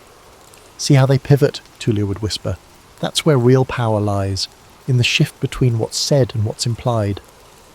Still, Aurelia loved Rome. She admired the feats of engineering, the traditions of debate, and the vast spectrum of cultural influences streaming through the city gates. She believed that beneath the politics and strict hierarchies there was genuine excellence, a civilization yearning for wisdom, if only its protectors were not so quick to silence inconvenient voices. One hazy morning, as she strolled toward the forum, Aurelia noticed a disquieting hush. A handful of vendors had set up stalls, but the usual clamour was missing. People stood in small knots, murmuring about a legion commander who had refused an imperial edict. Though unconfirmed, the rumour cast a pall that lingered in every doorway. Aurelia felt a chill. Even idle speculation carried weight in an empire where fear could bloom instantly. She hurried home, intending to share her observations with Marcus. He listened intently, his stylus paused over a fresh scroll, then he gave her a solemn look. "We must be certain before recording rumours," he said. "Unchecked talk can stir panic or invite unwelcome attention." Aurelia nodded, but her curiosity wouldn't rest. That very evening, she opened her private journal and wrote every scrap of hearsay she had gathered. She sensed a reckoning forming at Rome's edges, like a distant thunder that might soon reverberate through marble halls. Even then, she had no inkling of how personal the storm would become. The tension Aurelia had sensed soon took shape in a single event. Nisia, a Greek-born olive merchant and one of Aurelia's most treasured confidants, vanished overnight. Gossip whispered that the Praetorian Guard had arrested her before dawn. Unsubstantiated talk claimed Nisia possessed letters challenging Rome's supposedly divine authority, an accusation severe enough to crush anyone caught in its net. Alarm coursed through Aurelia. Nietzsche had always been inquisitive, reading scrolls on Eastern philosophies and debating Plato's teachings with anyone who would listen. Aurelia couldn't imagine her as a threat, but in Rome's charged climate, curiosity often bordered on sedition. Desperate to learn more, Aurelia combed the forum's edges, interrogating acquaintances who might have glimpsed the arrest. Most merchants lowered their voices at the guard's mention, wary of drawing scrutiny themselves. At home, Tullia observed Aurelia's distress. Rather than scold her, she murmured, "Prudence is our lifeline. Inquire gently." Yet Tullia herself covertly sought leads through acquaintances in minor governmental posts. Marcus, on the other hand, reacted with carefully measured concern. He understood the stakes, but warned Aurelia that intervention might place the family under suspicion. Though well-intentioned, his caution left her feeling powerless, determined not to stand idle. Aurelia visited Petronius, an elderly scribe rumoured to have ties within the Praetorian administration. His cramped workshop smelled of ink and musty parchment, scrolls spilling off the shelves. After a furtive glance at the door, Petronius conceded that a woman matching Nisia's description had been held for questioning. He claimed that certain documents had been confiscated, referencing ideas unfit for Rome's ears. Aurelia felt her blood chill. She recalled how Nisia once mused that no empire should claim a divine right to rule. In a sensitive era, that might be enough to brand her treasonous. At dinner, Tullia calmly explained her plan, quietly leveraged the family's modest connections. They had distant cousins who dabbled in bureaucratic circles, perhaps able to glean Nisia's whereabouts. Aurelia brimmed with a mix of gratitude and dread. She knew that every whisper to the guard was fraught with risk. Still, she nodded agreement. Silence would only doom her friend. Days stretched into a week with no official word. Aurelia, restless, slipped back into the forum each morning. Vendors eyed her warily. Even the ordinarily gregarious fruit seller offered only strange shrugs when asked if he'd heard of Nisia. Fear was contagious. Aurelia felt its cold grip in every interaction, each half-uttered sentence trailing off as though a hidden listener stood nearby. Late one evening, Tullia tapped lightly on Aurelia's chamber door, carrying a note from an obscure court scribe. Nisia might still be alive, but faced indefinite detainment. That single line sent Aurelia reeling. She realised that in Rome, indefinite detainment could easily stretch into months or years. Those who stepped into the guard's cells vanished from sight. Outraged, Aurelia argued that they should confront the authorities directly. Marcus quickly admonished her, reminding her that the guard's power extended beyond senatorial oversight. Yet Tullia met Aurelia's anger with tempered resolve. "We'll find a path, but it must be carefully walked. Charging in blindly helps no one." Aurelia took a steadying breath, trying to absorb the lesson. In a city built on negotiations, brashness often led to ruin. Her next move was to visit a respected senator known for supporting intellectual pursuits. The senator received Aurelia in a private courtyard, where columns draped in ivy offered seclusion from prying ears. He listened, hands folded, as Aurelia described Nisia's passion for knowledge rather than sedition.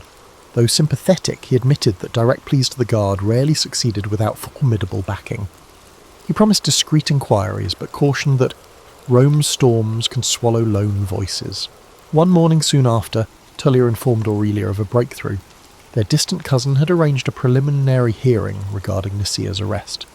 The praetorians would permit a minimal review of her case. For Aurelia, it felt like breathing again after suffocating in dread. She and Tullia spent long hours preparing arguments to cast Nisia not as a subversive, but as a scholar enamoured with the world's breadth of thought.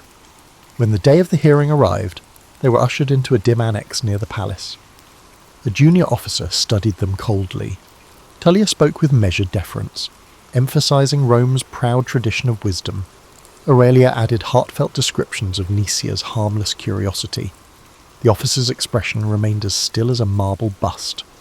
He finally mumbled that he would review the matter. Though hardly reassuring, it was a door left slightly ajar. That night, Aurelia's mind teemed with both apprehension and hope. She realised that Rome, for all its shining achievements, could be brittle when threatened by unorthodox ideas. Determined not to lose her friend to that brittle machinery, Aurelia clung to the faint promise of another day, another chance to pry open the iron walls of secrecy. Though the hearing had been minimal, word of it spread quietly among those who knew Nisia. Whispers arose, mostly from scholars and minor officials who harboured doubts about the guard's sweeping powers. The city itself, however, offered little comfort. Fear permeated the streets, heightened by rumours of legionary unrest in the provinces. More arrests took place, each one generating an echo of anxiety that reverberated in every tavern and alleyway. Aurelia redoubled her efforts to glean information. She spoke in hushed tones with a tavern keeper near the Circus Maximus, who said that soldiers returning from campaigns complained of harsh discipline and uncertain pay. A freedman who worked in the Palatine stables reported overhearing fragments of conversation suggesting the emperor was deeply troubled by murmurs of disloyalty. Piece by piece, Aurelia sensed that Rome's outward splendour concealed a precarious balance ready to topple under the slightest strain. Meanwhile, Tullia continued her shadowy negotiations. She attended gatherings where influential matrons exchanged gossip like currency. Over measured sips of wine, Tullia would mention Nisia's plight, emphasising that punishing harmless curiosity stained Rome's legacy of cultural tolerance. Some nodded politely, a few frowned, but no one leapt up to intercede. Fear, Aurelia realised, had a suffocating grip on them all. One day, a curt message arrived. Nisia had been transferred to a different holding facility on the city's outskirts. Alarmed, Tullia explained that such transfers often meant increasing isolation. "We must accelerate our approach," she told Aurelia, her eyes tight with worry. If they failed, Nisia would sink deeper into a labyrinth of cells and bureaucratic silence. Hoping to muster support, Tullia hosted a modest salon at their villa. A handful of guests who prided themselves on patronage of the arts and letters accepted the invitation. The plan was to steer the conversation toward Rome's intellectual heritage, and then segue into Nicia's predicament. Aurelia circulated, bringing mulled wine and listening for any sign of genuine concern. Yet most visitors offered only lukewarm platitudes. When talk grew too specific, they retreated behind polite smiles. Afterward, Tullia confessed her frustration. Ideas captivate them, right until they realise those ideas threaten the status quo. Days later, an urgent request beckoned them to Lucius Cassius Longinus's villa. The old lawyer's hair shone white in the afternoon sun as he paced beneath olive trees. Without preamble, he explained that the guard had intensified its crackdown, spurred by the recent reports of rebellion in a distant province. Any whiff of subversion, he said, would now be met with swift, unforgiving action. Aurelia felt a surge of panic. If the texts found with Nicia were deemed radical, the entire case could vanish into a black hole of suspicion. Lucius proposed a daring solution: direct petition to the emperor's councillors. He believed that, by framing Nicia's release as a testament to Rome's enlightened grandeur, they might circumvent the guard's hostility. Flatter the empire's self-image, he advised. Show them this is an opportunity to display magnanimity. Though it stung Aurelia to consider placating those who preyed on fear, she saw no alternative. That night, Tullia, Aurelia, and even Marcus painstakingly drafted the appeal. They cited historical precedents where Rome had pardoned scholars to champion its reputation for intellectual openness. Every phrase was calculated, tiptoeing around any hint of challenging imperial authority. Marcus looked older than his years when he finally folded the parchment. "We risk everything by the shining a light into these shadows," he murmured. They dispatched the plea at dawn, then settled into an uneasy wait. Days stretched, each rumour of unrest striking Aurelia's heart like a hammer. She imagined Nicia in a cramped cell, uncertain whether hope still flickered beyond the iron bars. Tullia paced late at night, her footsteps echoing in silent corridors. Marcus tried to focus on his historical transcripts, but he kept pausing to rub his temples. At last, a small note arrived. They had been granted a brief audience with the emperor's councillors. Aurelia's heart lurched. She knew enough of Roman power to realise how dangerous it was to stand so close to the throne. One misstep could brand them traitors. Still, it was a glimmer of possibility. If they presented their case skillfully, perhaps Nicia's fate could be reversed. Steeling herself, Aurelia recalled how Nicia once spoke of truth needing many voices to survive in a world that preferred illusions. As she prepared for the audience, Aurelia vowed that if Rome demanded flattery, she would give just enough to open the door. Beneath that veneer, her devotion to honesty and to her friend would remain unbroken. This moment might be the final chance to pry Nicia free from the jaws of secrecy. Weeks of waiting brought no definitive answer. Rumours circulated that the guard grew more vigilant each day, suspecting conspiracies in every shadow. Unsettled by the silence, Aurelia pressed on, scouring corners of the forum for any news. A fruit vendor claimed someone matching Nicia's description had been moved to a windowless cell near the city's outer wall. Another insisted he'd seen her on a prison cart heading north. Conflicting tales only amplified Aurelia's anguish. Tullia, determined to avoid stasis, scheduled another round of discreet visits. She met with a senatorial wife whose husband dabbled in legal reforms. She reconvened with an elderly diplomat known for bridging factions during prior unrest. At each meeting, Tullia deployed her signature tact, reminding people of Rome's vaunted tradition of wisdom. If an inquisitive mind can be silenced so easily, how does that reflect on our civilization? She would muse. A few listeners showed sympathy, yet none had the clout or courage to confront the guard directly. Marcus, meanwhile, hovered at the edge of involvement, torn between paternal concern and a historian's innate caution. He warned Aurelia not to speak too boldly in public. "The city crackles with tension," he said, tapping his stylus on a half-filled scroll. "One misplaced phrase could label you an agitator." Aurelia seethed at the constraints but forced herself to comply. She recognised that their window of opportunity to save Nicia was shrinking. A breakthrough arrived via a faded letter from Lucius Cassius Longinus.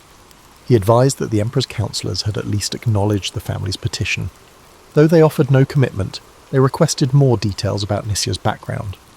Lucius suggested that Aurelia herself compile a short dossier, an account of who Nicia was, her upbringing, and her intellectual pursuits. "Speak to her virtues," he wrote, "and emphasize how her interests align with Rome's cultural mosaic." Over the next 2 days, Aurelia toiled in her study.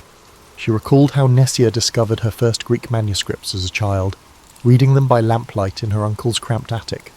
She wrote of Nicia's fascination with comparing Stoic ideas to Eastern thought, never out of malice toward Rome, but rather an eagerness to understand the human condition. Tullia reviewed each sentence, gently rephrasing any hint that could be misconstrued as undermining imperial authority. On the third morning, a courier arrived to deliver the dossier to the councillors. Aurelia felt a pang of helplessness as she watched the parchment vanish in his satchel. They had done their best to paint Nicia as a curious mind, not a threat, but would it suffice for those who saw shadows of Russellian everywhere? That afternoon, Tullia hosted a subdued gathering for a handful of respected scholars, hoping to quietly muster more support. A stooped rhetorician, famed for his speeches on civic virtue, listened attentively. After a moment of reflection, he admitted that he admired their stand but dared not provoke powerful figures. Aurelia bit back frustration, reminding herself that fear was a rational response in a city where dissenters could vanish overnight. Surprisingly, it was a younger philosopher who approached Aurelia after the gathering. His brow furrowed with concern. He confided that he'd heard about foreign troops on the move, possibly quelling uprisings in northern territories. "Each rumour of insurrection tightens the guard's grip at home," he said, voice trembling. "I fear your friend's case might be lost in the shuffle of bigger events." Aurelia thanked him, heart pounding at the possibility that Nicia's fate might be overshadowed by empire-wide anxieties. Late that evening, mother and daughter sat beneath a flickering oil lamp, rereading every letter, every note, every snippet of progress. Tullia rubbed her temples, exhaustion evident. "We've tried appealing to reason and honour," she said softly. "Yet reason often surrenders when paranoia sets in." Aurelia offered quiet reassurance. Even though her own hope dimmed, she refused to betray defeat. A new summons arrived the next day. One of the emperor's councillors, a figure named Albius Saturninus, requested a meeting. The messenger's words carried no warmth, only that further clarification was required.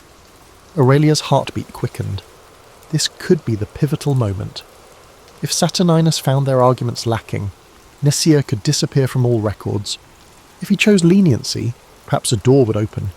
Guided by Tullia's calm resolve, Aurelia steadied herself. They dressed in subdued finery, mindful of appearances. Outside, Rome's ever-shifting tapestry of rumour and spectacle buzzed with energy. Yet Aurelia could only think of Nicia behind cold bars. As she followed her mother into the street, she silently vowed that she would bend every rule of flattery and caution if it meant freeing her friend from the darkest corners of the Empire's fear. Their meeting with Albius Saturninus took place in a cramped annex near the imperial offices. 2 praetorian guards flanked the door as Tullia and Aurelia entered a sparsely furnished room. A single torch flickered on the wall, casting elongated shadows that danced across rows of scrolls.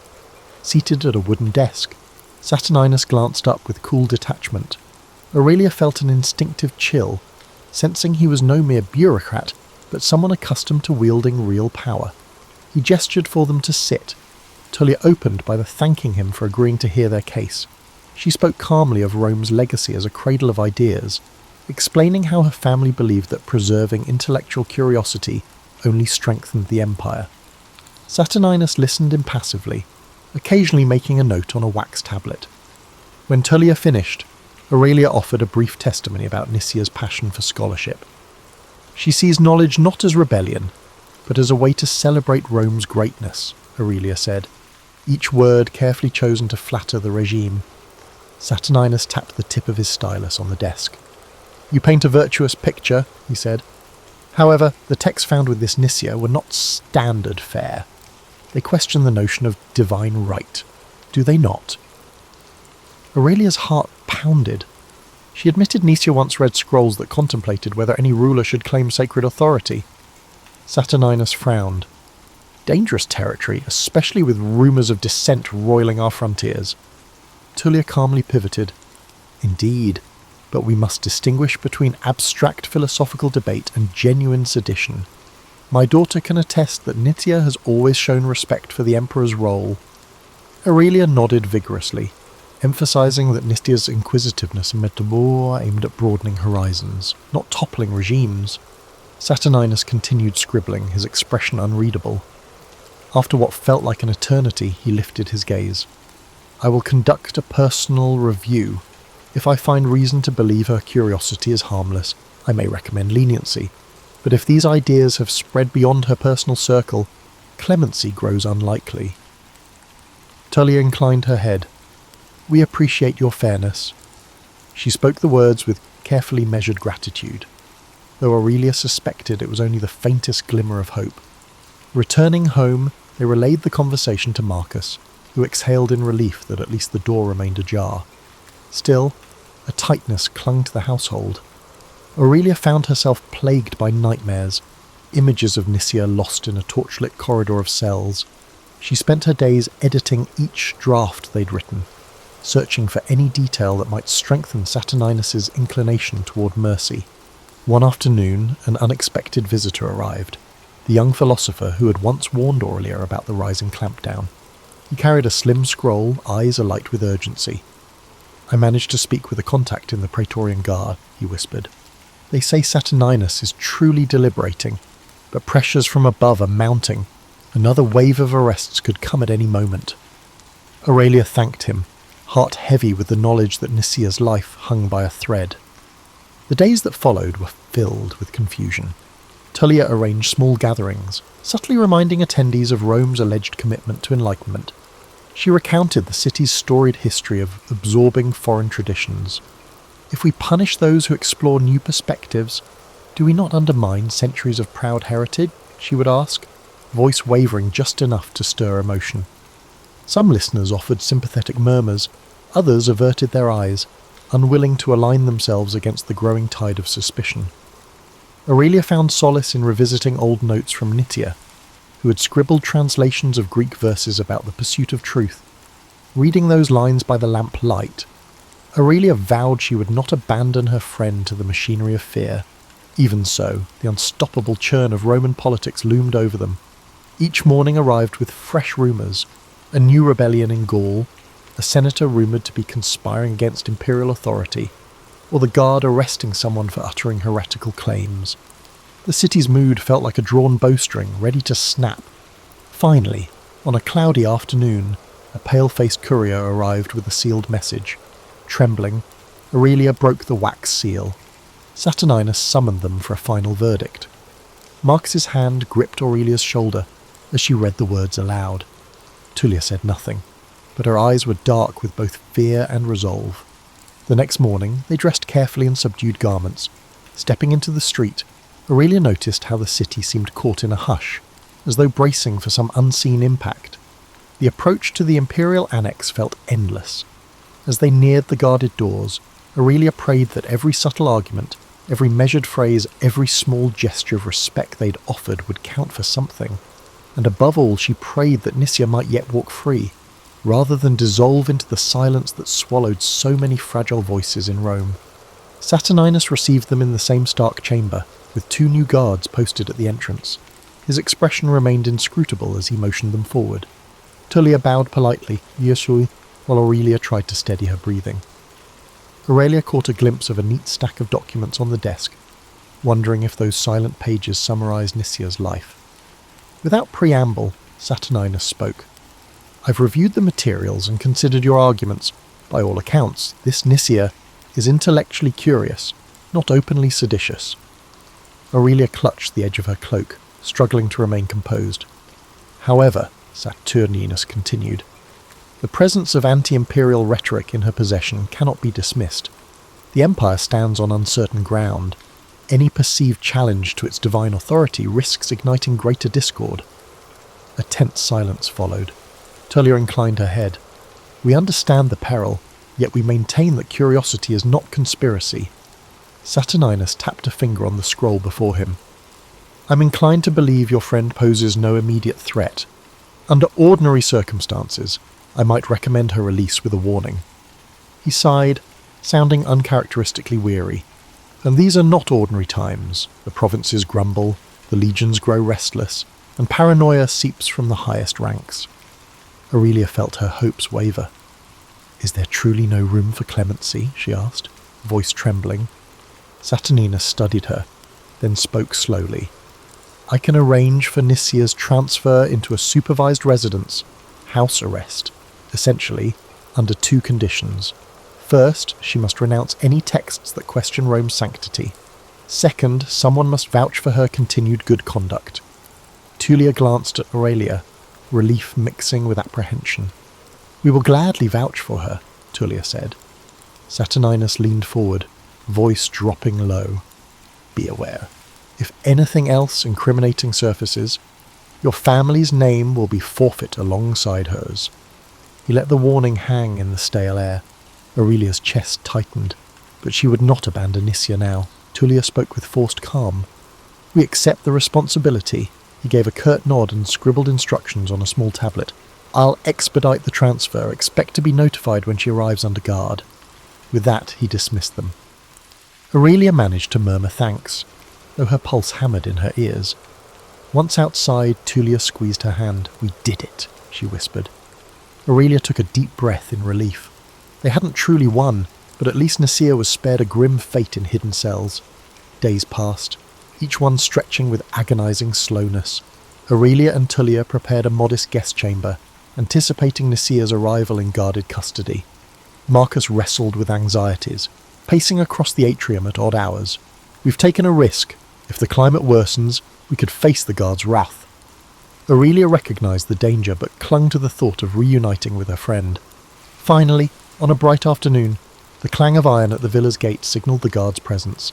Aurelia rushed to the entry, finding 2 stern soldiers flanking a figure whose wrists were bound by a simple leather strap. Nicia looked thinner, her eyes shadowed with fatigue. Yet when she recognized Aurelia, a flicker of relief lit her features. The lead guard stated that Nicia was now under house arrest, pending further review. "Any attempt to escape or spread subversive materials will void the arrangement," he warned. Once the soldiers left, Aurelia guided Nicia inside. Tullia hurried forward with water and fruit, her voice gentle. Tears shone in Nicia's eyes, though she tried to maintain composure. "Thank you," she rasped. I wasn't sure I'd ever leave that place." Aurelia fought back her own tears, certain that the moment demanded steadiness. "You're safe here, as safe as any of us can be," she replied. Over the next hours, Nicia recounted her ordeal in halting tones. She had been interrogated repeatedly, pressed to name others who shared her dangerous viewpoints. She insisted she had none to name. Aurelia felt a swell of admiration.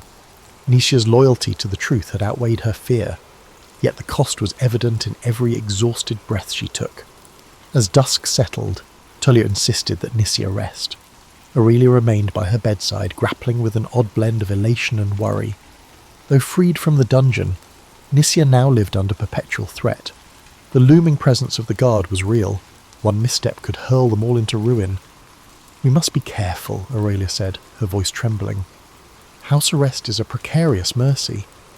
Nicia nodded, wincing at some unseen bruise. "I won't give them a reason to lock me away again, but I can't lie, I still believe what I believe." Aurelia reached for her friend's hand, heart pounding with the realization that this fragile respite might be the closest thing to victory they would find. For now, at least, they had wrested Nicia from the Empire's deepest shadows. Tomorrow would bring fresh challenges. Nicia's presence in the villa introduced both hope and new peril. Day by day, she regained strength, although she remained pale and silent at times. Aurelia noticed how Nicia jumped at minor sounds, as though expecting the guard to burst in at any moment. House arrest meant the Empire still held her on a leash, ready to yank tight if any hint of forbidden inquiry resurfaced. Tullia took pains to comply with the guard's stipulations. She dismissed most servants to avoid rumours, limiting outsiders' knowledge of Nicia's whereabouts. Family acquaintances who came calling were informed that the household required privacy due to an illness. Marcus withdrew further into his study, wary of inadvertently drawing attention. Meanwhile, Aurelia felt herself teetering between relief and anxiety. Free as she was to wander, She knew that one slip of the tongue could bring disaster crashing down. As Nisia recovered, they spoke in hushed tones about her prison ordeal. Guards had demanded names, twisting every conversation into a potential confession. "They wanted me to admit a conspiracy," Nisia said, voice strained, "but I had none to give." Aurelia bit her lip, recalling how dangerously close Rome's paranoia had come to extinguishing her friend's life. That same paranoia still loomed, ready to stifle any criticisms of imperial might. One afternoon, Tullia informed Aurelia that Lucius Cassius Longinus had invited them to a private supper. He wished to discuss a path to concluding Nisia's case permanently, ideally by persuading the authorities to close the file. "He believes that with the right approach we might seal this matter," Tullia explained. "No more indefinite limbo." Aurelia's heart lifted, though she feared illusions of finality. She had learned that in Rome, solutions were often temporary, compromised by hidden agendas. They left Nisia in Marcus's care and travelled to Lucius's villa, under cover of dusk. Soft lamplight glowed in the colonnade where he waited, a discreet spread of bread, olives, and watered wine laid out. After greeting them, Lucius dove straight into the matter. "Saturninus's arrangement is conditional. We must convince the imperial councillors that your friend is no longer a subject of concern," he paused, choosing his words. "A formal statement disavowing any anti-imperial notions might suffice." Aurelia tensed. She knew Nisia's stance on the Empire's claimed divinity wouldn't change. Yet Tullia, ever pragmatic, asked if the statement could be phrased to avoid direct falsehood. Lucius nodded. "We can craft something that emphasises loyalty to Rome's stability without forcing her to recant every idea she's ever held." Still, Aurelia sensed the moral quandary. Nisia would essentially have to tiptoe around her beliefs to survive. They agreed that Tullia and Aurelia would draft a declaration, referencing how house arrest had clarified Nisia's respect for Roman law. The next day, Aurelia presented the idea to Nisia, bracing for conflict. To her relief, Nisia gave a weary nod.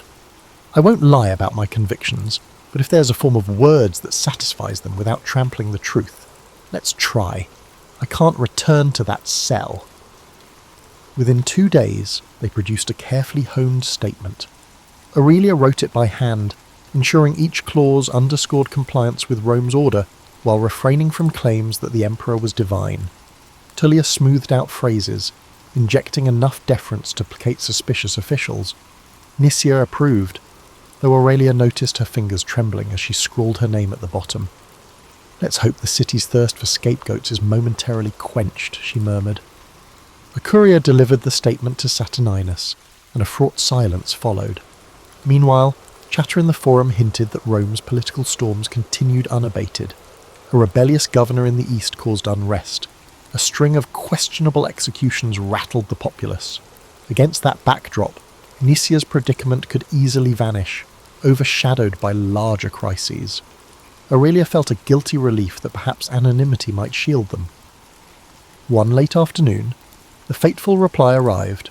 A letter sealed with the imprint of Saturninus declared that, upon due consideration and demonstration of loyalty, the matter is resolved.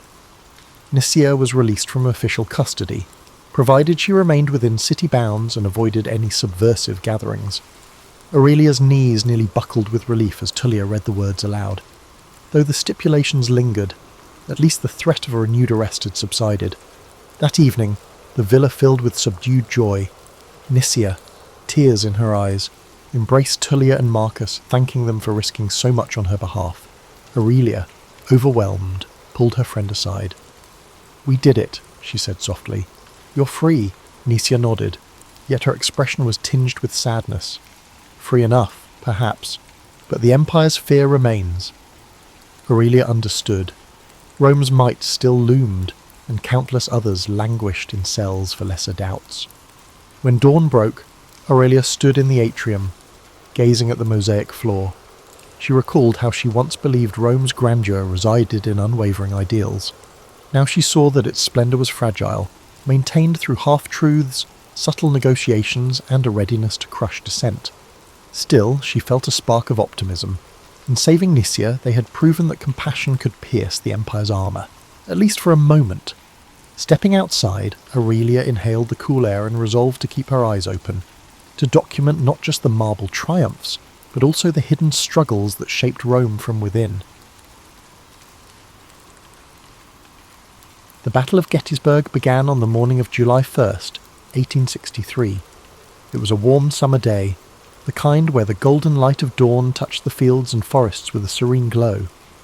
But the tranquility of the Pennsylvania countryside would soon be shattered by the thunder of battle. This clash was not merely another skirmish in the long and bloody conflict of the Civil War. It was a turning point, a moment where the fate of the Union and the Confederacy hung precariously in the balance.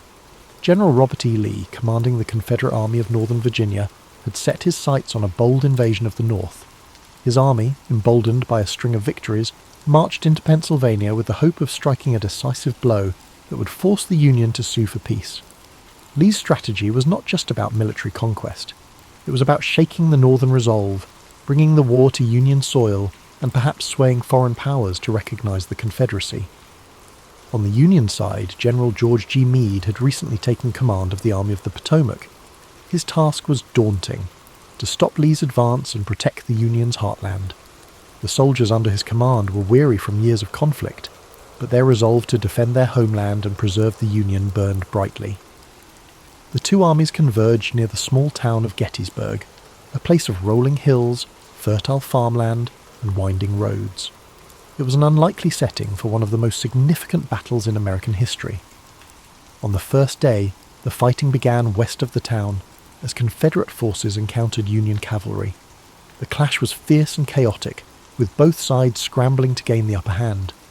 By day's end, the Confederates had pushed Union forces back through the town and onto the high ground to the south, securing an early advantage. The second day of the battle dawned with tension thick in the air. The Union Army had established a strong defensive position along a series of hills and ridges known as Cemetery Hill, Culp's Hill, and Little Round Top. Lee, confident in his army's strength, launched a series of attacks to break the Union lines. The fighting on July 2nd was intense and bloody. At Little Round Top, Union Colonel Joshua Lawrence Chamberlain and the 20th Maine Regiment made a heroic stand to defend the hill's southern flank. Outnumbered and nearly out of ammunition, Chamberlain ordered a desperate bayonet charge that drove the Confederates back and secured the Union's position. It was a moment of extraordinary courage, one that would later be remembered as a turning point in the battle. Elsewhere, the fields of wheat and peach orchards became killing grounds, their beauty scarred by the carnage of war. The air was thick with smoke and the cries of the wounded. Soldiers on both sides fought with ferocious determination, knowing that the stakes were higher than ever. By the end of the day, the Union lines had held, but at a terrible cost. The third and final day of the battle, July 3rd, brought the infamous assault known as Pickett's Charge. Lee, believing that a concentrated attack on the Union center could break their lines, ordered 12,500 Confederate soldiers to march across open fields under heavy Union artillery fire. The sight of that charge was both awe-inspiring and harrowing. The Confederate soldiers advanced in tight ranks, their banners waving, their determination unyielding. But the Union defenders, entrenched on Cemetery Ridge, unleashed a devastating barrage of cannon and musket fire. The fields became a scene of chaos as men fell by the hundreds. Despite their bravery, the Confederate soldiers could not overcome the Union's defences. The charge was repelled, and the fields were littered with the fallen. As the sun set on July 3rd, the Battle of Gettysburg came to an end. Lee, realizing that his army could not sustain another assault, began the long retreat back to Virginia. The Union Army, though battered and exhausted, had won a decisive victory. It was a moment of relief and triumph for the North, a turning point that shifted the momentum of the war. The cost of the battle was staggering. Over 50,000 soldiers were killed, wounded, or missing. The fields of Gettysburg, once peaceful and lush, were now marked by the scars of war. Families in both the North and the South mourned the loss of loved ones, their lives forever changed by the conflict. In the months that followed, Gettysburg became a symbol of sacrifice and resilience. On November 19th, 1863, President Abraham Lincoln delivered the Gettysburg Address at the dedication of the Soldiers' National Cemetery. His words, though brief, captured the essence of what the battle had come to represent. He spoke of a nation conceived in liberty, and dedicated to the proposition that all men are created equal. He reminded the audience that the soldiers who had fought and died at Gettysburg had done so to ensure that freedom and democracy would endure. The Battle of Gettysburg remains one of the most studied and remembered events in American history. It was a moment of profound struggle and sacrifice, a reminder of the costs of war and the resilience of the human spirit. The bravery of the soldiers on both sides, their dedication to their causes, and the impact of their actions continue to echo through time. As you drift into sleep, let the story of Gettysburg fill your mind with a sense of reverence and reflection. Imagine the stillness of the fields after the battle, the quiet wind carrying the memory of those who fought and fell. Feel the weight of their sacrifice, but also the hope that their struggle helped to shape a better future. The aftermath of the Battle of Gettysburg left an indelible mark, not only on the landscape of Pennsylvania, but also on the hearts and minds of the American people. The quiet town that had seen a horrific convergence of armies now bore the weight of countless graves, hastily dug for the fallen soldiers. The once lush fields, orchards, and rolling hills were now etched with scars of war, trenches, shattered fences, and abandoned artillery. In the days immediately following the battle, the townspeople of Gettysburg rose to meet the grim reality of what had unfolded. Civilians who had sought shelter during the 3 days of fighting now ventured out to help the wounded and dying. Homes, barns, and churches were transformed into makeshift hospitals. Women, men, and even children worked tirelessly to bring comfort to soldiers, regardless of the uniforms they wore. The lines of battle blurred in the face of shared humanity. Doctors and nurses were overwhelmed by the sheer number of wounded. Medical supplies were scarce, and the knowledge of sanitation was rudimentary at best. Despite the primitive conditions, countless acts of compassion unfolded as townspeople did what they could to save lives or bring solace to those whose time was short. As the Confederate army retreated southward, General Lee bore the burden of his army's defeat. The invasion of the North had failed, and the high hopes of a quick victory and a potential peace agreement were dashed. For Lee, Gettysburg marked a turning point, a moment when the tide of the war began to turn decisively against the Confederacy. The loss of so many men and the inability to break Union resolve were blows from which his forces would never fully recover. For the Union, the victory at Gettysburg was a critical morale boost. General Meade, despite some criticism for not pursuing Lee's retreating army more aggressively, had achieved what many thought impossible. The Army of the Potomac had stood firm against Lee's forces, proving that the Union could hold its ground and turn the tide of the war. The significance of Gettysburg reached far beyond the battlefield. It became a symbol of the broader struggle, the fight to preserve the Union and the principles upon which it was founded. In the months following the battle, efforts began to ensure that the sacrifices made there would not be forgotten. One of the most poignant moments came on November 19, 1863, with the dedication of the Soldiers' National Cemetery at Gettysburg. President Abraham Lincoln was invited to deliver a few remarks, following a lengthy oration by Edward Everett, a renowned speaker of the time. Lincoln's address, though brief, would become one of the most enduring speeches in American history. Standing on the blood-soaked fields of Gettysburg, Lincoln spoke not only to honour the dead, but to remind the living of the greater cause for which they had fought. His words, beginning with the now iconic phrase, 7 years ago, framed the battle within the context of the nation's founding ideals. He reminded the audience that the soldiers had given their lives so that government of the people, by the people, for the people, shall not perish from the earth. Lincoln's Gettysburg address was met with a mixed reception at the time, with some viewing it as too brief and simplistic. However, history would elevate his words to the status of a national treasure. The address encapsulated the purpose of the war and the vision of a nation united not by force, but by shared values and ideals. The legacy of the Battle of Gettysburg continued to shape the course of the Civil War. While the conflict raged on for nearly 2 more years, Gettysburg marked a critical turning point. It showed that the Union could resist the might of the Confederacy, and that the resolve of its people would not be broken. The war's conclusion in 1865 brought an end to the fighting, but left the nation grappling with the wounds it had inflicted upon itself. The fields of Gettysburg became a place of reflection and remembrance, a site where the cost of division was laid bare. Over the years, Gettysburg transformed from a battlefield to a place of education and pilgrimage. Monuments and markers were erected to honour the soldiers who had fought and died there, preserving their memory for future generations. visitors from across the country and around the world came to walk the hallowed ground, to reflect on the sacrifices made, and to ponder the lessons of history. Today, Gettysburg stands as a testament to the resilience of the human spirit and the enduring struggle for freedom and equality. It reminds us of the fragility of unity and the strength required to preserve it. The lessons of Gettysburg echo through time, challenging us to remember that the cost of division is far greater than the effort required to come together. As you rest tonight, let the story of Gettysburg remind you of the courage and sacrifice of those who came before us. Imagine the quiet fields at dawn, the soft rustle of the wind, and the stillness that now blankets a place once filled with chaos. Let the strength of their resolve bring you a sense of peace, and may their legacy inspire hope and understanding in your heart. The legacy of Gettysburg extends far beyond the battlefield itself. It remains a cornerstone of American history, not only as the site of a pivotal clash during the Civil War, but also as a symbol of the nation's enduring struggle to reconcile its ideals with its realities. The battlefields and memorials at Gettysburg now stand as a reminder of the courage, sacrifice, and humanity displayed by those who fought there, as well as the immense costs of division and conflict. In the years following the Civil War, Gettysburg became a focus for national healing.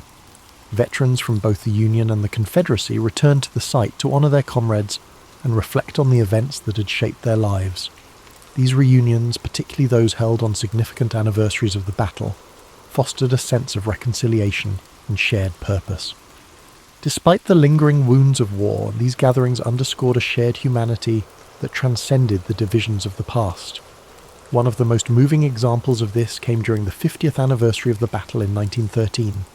Veterans from both sides, now old men, came together to remember their shared history. The event culminated in a symbolic handshake across the stone wall at the site of Pickett's charge, a powerful gesture that reflected the desire for unity and peace. These reunions were not without their complexities, but they marked an important step in the nation's journey toward healing and understanding. Over time, Gettysburg evolved into a place of education and reflection. The Gettysburg National Military Park, established in the late 19th century and further developed in the 20th, preserves the battlefield and its many monuments, ensuring that future generations can walk the same paths and learn the same lessons. The park's museum and visitor centre provide context and insight into the events of the battle, offering a deeper understanding of its significance and the people who shaped it. The Gettysburg Address, too, continues to resonate as a defining moment in American history. Lincoln's words, spoken with such clarity and purpose, serve as a reminder of the ideals upon which the United States was founded. They challenge us to honour the sacrifices of those who fought by striving to create a more just and equitable society. Today, Gettysburg stands as a living testament to the enduring importance of history. It draws visitors from across the globe who come to honour the past, reflect on the present, and consider the future. The battlefield, with its rolling hills, stone walls, and quiet woods, invites contemplation.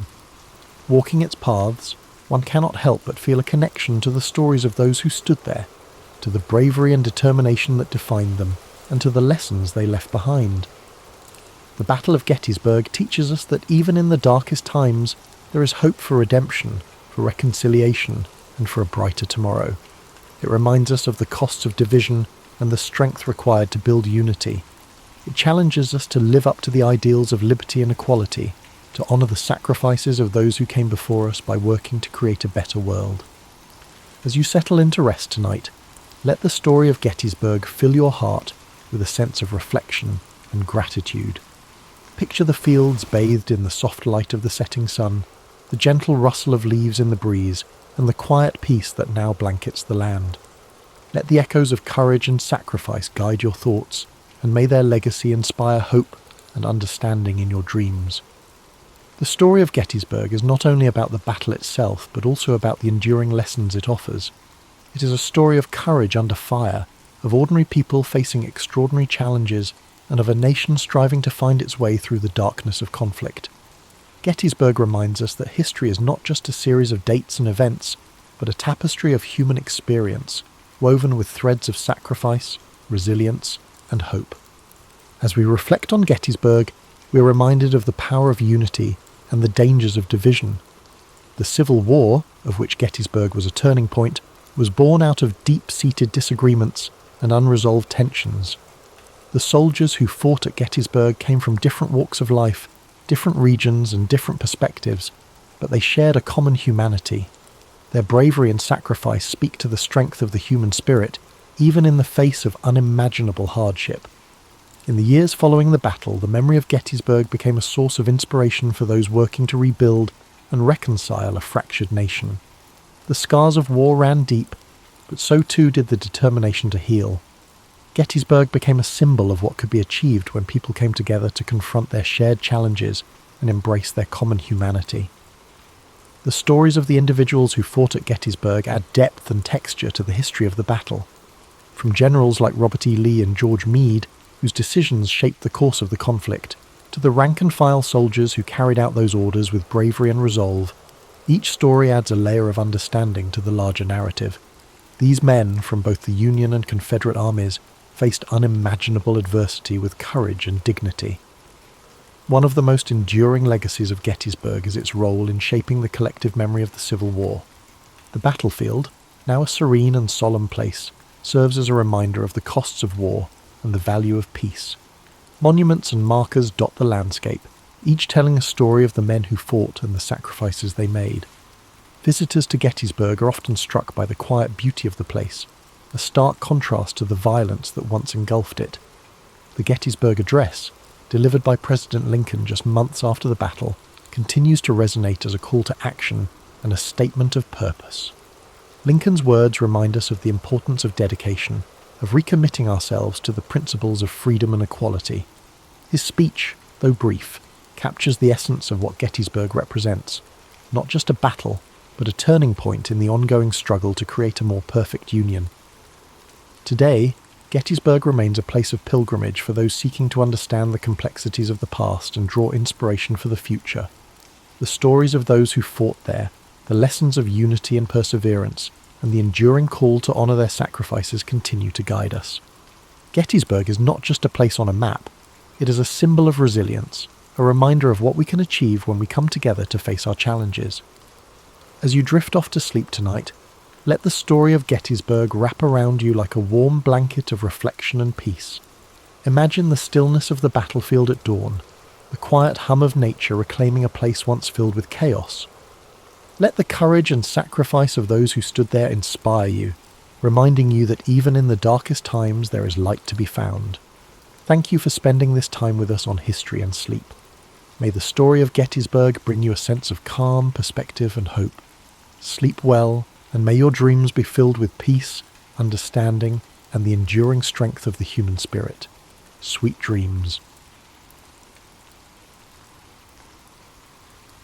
Charles Darwin, one of the most influential figures in science, is often remembered for his groundbreaking work on evolution. But his journey to understanding the origins of life on Earth was anything but straightforward. Born in 1809 in Shrewsbury, England, Darwin grew up in a world where scientific exploration was on the rise, but the idea of evolution was not yet widely accepted. His life was filled with scientific curiosity, challenging ideas, and a journey across the world that would forever alter the way humanity viewed itself. Darwin was born to a family of notable individuals. His father, Robert Darwin, was a wealthy physician, and his mother, Susanna, came from the Wedgwood family, known for their pottery business. Tragically, Darwin's mother passed away when he was just 8 years old, leaving a profound impact on him. His father, who had high hopes for him to follow in his footsteps as a physician, sent him to medical school at the University of Edinburgh when he was 16. But Darwin's interests lay elsewhere. He found the practice of medicine distasteful, particularly surgery, which he thought was barbaric. But it wasn't just medicine that failed to capture his imagination, it was the traditional academic curriculum. Instead, Darwin was drawn to the natural sciences, particularly geology and biology, subjects that were not typically emphasized in the medical field. He would spend his free time collecting specimens and studying the natural world around him. However, despite his deepening passion for natural history, Darwin did not excel in his medical studies. His father, frustrated with his son's lack of progress, sent him to Christ's College in Cambridge, hoping that he might find a new direction in life. It was there that Darwin's fascination with natural history truly took off. Under the guidance of influential professors, including botanist John Stevens Henslow, Darwin began to focus his attention on the study of nature. a decision that would eventually lead him to the discovery of the theory of evolution. During his time at Cambridge, Darwin formed a close friendship with Henslow, who encouraged him to pursue a career in natural history. Darwin graduated with a Bachelor of Arts degree in 1831 and, despite having no formal training in the field, decided to join the HMS Beagle on a voyage around the world. It was on this journey that Darwin would begin to develop his ideas about natural selection and the evolution of species.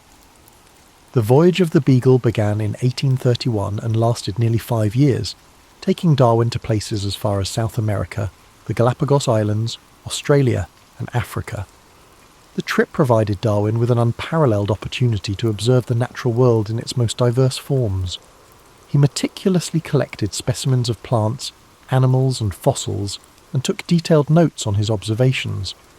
It was during his time in the Galapagos Islands, however, that Darwin made a discovery that would change everything. He noticed that the finches on the islands were all similar, but had distinct variations in their beaks depending on the type of food available. This observation led him to question the idea that species were fixed and unchanging. Darwin began to develop a theory that species were not created in their present form, but evolved over time, adapting to the environment in which they lived. He proposed that the differences between species were a result of small changes accumulated over generations, with those organisms better suited to their environment surviving and passing on their advantageous traits. This idea, known as natural selection, became the cornerstone of Darwin's theory of evolution.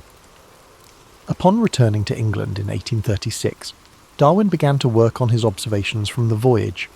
He spent the next several years analysing his findings, corresponding with other scientists and developing his ideas. It was a slow and meticulous process. He was reluctant to publish his ideas, knowing that they would be controversial. The scientific and religious communities of the time were heavily invested in the idea of creationism, the belief that life was created by a divine being in its present form. Darwin's theory of evolution challenged this deeply held belief, and he feared the backlash that would come with publishing his ideas. In 1859, after more than 20 years of research, Darwin finally published his most famous work, On the Origin of Species. The book outlined his theory of evolution by natural selection, and it quickly became one of the most influential scientific works of all time. The reaction to the book was mixed. Many scientists praised Darwin's work, recognizing the evidence he had gathered and the implications of his theory. However, the religious community was outraged, and the book sparked a fierce debate that continues to this day. One of the most significant aspects of Darwin's theory was its challenge to the traditional view of creation. Prior to Darwin, the widely accepted belief was that species were fixed and immutable, created by God. Darwin's theory of natural selection suggested that species could change over time, and that all life on Earth shared a common ancestry. This idea was revolutionary, and it provided a scientific explanation for the diversity of life on Earth that did not rely on divine intervention. Despite the controversy surrounding his work, Darwin continued to defend his theory and expand upon it throughout his life. In addition to his work on evolution, he made important contributions to fields such as geology, biology, and anthropology. He was also a vocal advocate for the importance of scientific inquiry and the need to question established beliefs. His work laid the foundation for modern biology and helped to shape the course of scientific thought in the years that followed. Darwin's personal life was not without its struggles. He suffered from various health problems throughout his life, including chronic illnesses that plagued him for much of his adulthood. Some historians believe that these ailments were a result of the stress and anxiety caused by the controversy surrounding his work. Darwin was also deeply affected by the death of his beloved daughter, Annie, in 1851. Her death, at the age of 10, profoundly impacted Darwin, and he became more reclusive in the years that followed. Despite these personal challenges, Darwin continued to work on his research and ideas. In his later years, he published several additional works, including The Descent of Man, in which he explored the implications of his theory of evolution for human beings. He also continued to correspond with scientists and researchers around the world, exchanging ideas and collaborating on scientific projects. Charles Darwin passed away on April 19, 1882, at the age of 73. His death marked the end of a remarkable life dedicated to understanding the natural world. He was buried in Westminster Abbey, a testament to the profound impact his work had on the scientific community and the world at large. His theory of evolution by natural selection continues to shape our understanding of biology, genetics, and the history of life on Earth. Though Darwin's ideas were controversial in his time, they have since become widely accepted and have fundamentally altered the way we view the natural world. His work has influenced generations of scientists, philosophers, and thinkers, and his legacy continues to live on today. Charles Darwin may not have had all the answers, but his relentless curiosity and dedication to scientific inquiry have left an indelible mark on human history. As we reflect on the profound impact of Darwin's life and work, it's important to consider not only his scientific contributions, but also the broader implications his ideas had on society. Darwin's theory of evolution challenged not just the scientific community, but also deeply held beliefs about human existence, our place in the world, and the origins of life itself. At the time Darwin published On the Origin of Species, the idea of evolution was not new. The concept had been suggested by other thinkers before him, such as Jean-Baptiste Lamarck and Alfred Russel Wallace. However, it was Darwin who provided the most compelling evidence and a cohesive theory of how evolution occurred, through natural selection. His work brought together ideas from various fields of biology, geology, and paleontology, making a case for evolution that was based on observable evidence rather than conjecture or religious dogma. While the controversy surrounding Darwin's ideas was significant in his time, it's also important to understand how these ideas influenced the course of modern science. Today, the theory of evolution is a cornerstone of biology, and its principles apply to everything from genetics and genetics-based medicine to the study of animal behavior and the environment. Evolution has shaped how scientists understand the relationships between species, the mechanisms of genetic inheritance, and the patterns of life on Earth. But Darwin's influence extends far beyond biology. His ideas have left an indelible mark on philosophy, ethics, and even social sciences. For instance, Darwin's theory of natural selection has had a significant impact on discussions around human nature and society.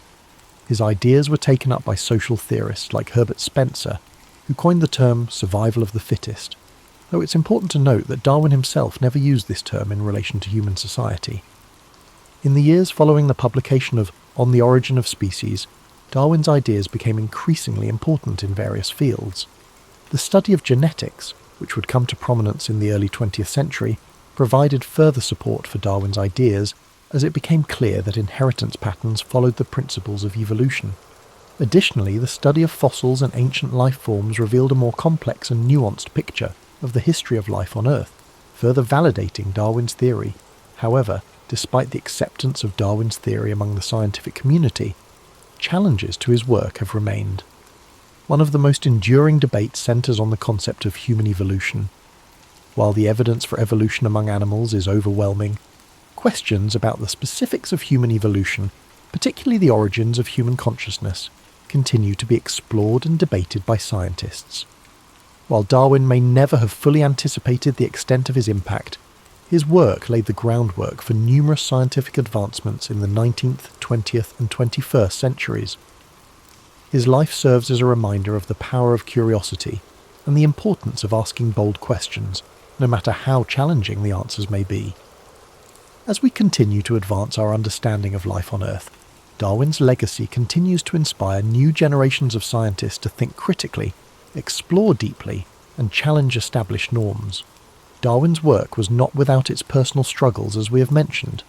His health issues, combined with the weight of the controversies surrounding his ideas, made his life difficult at times.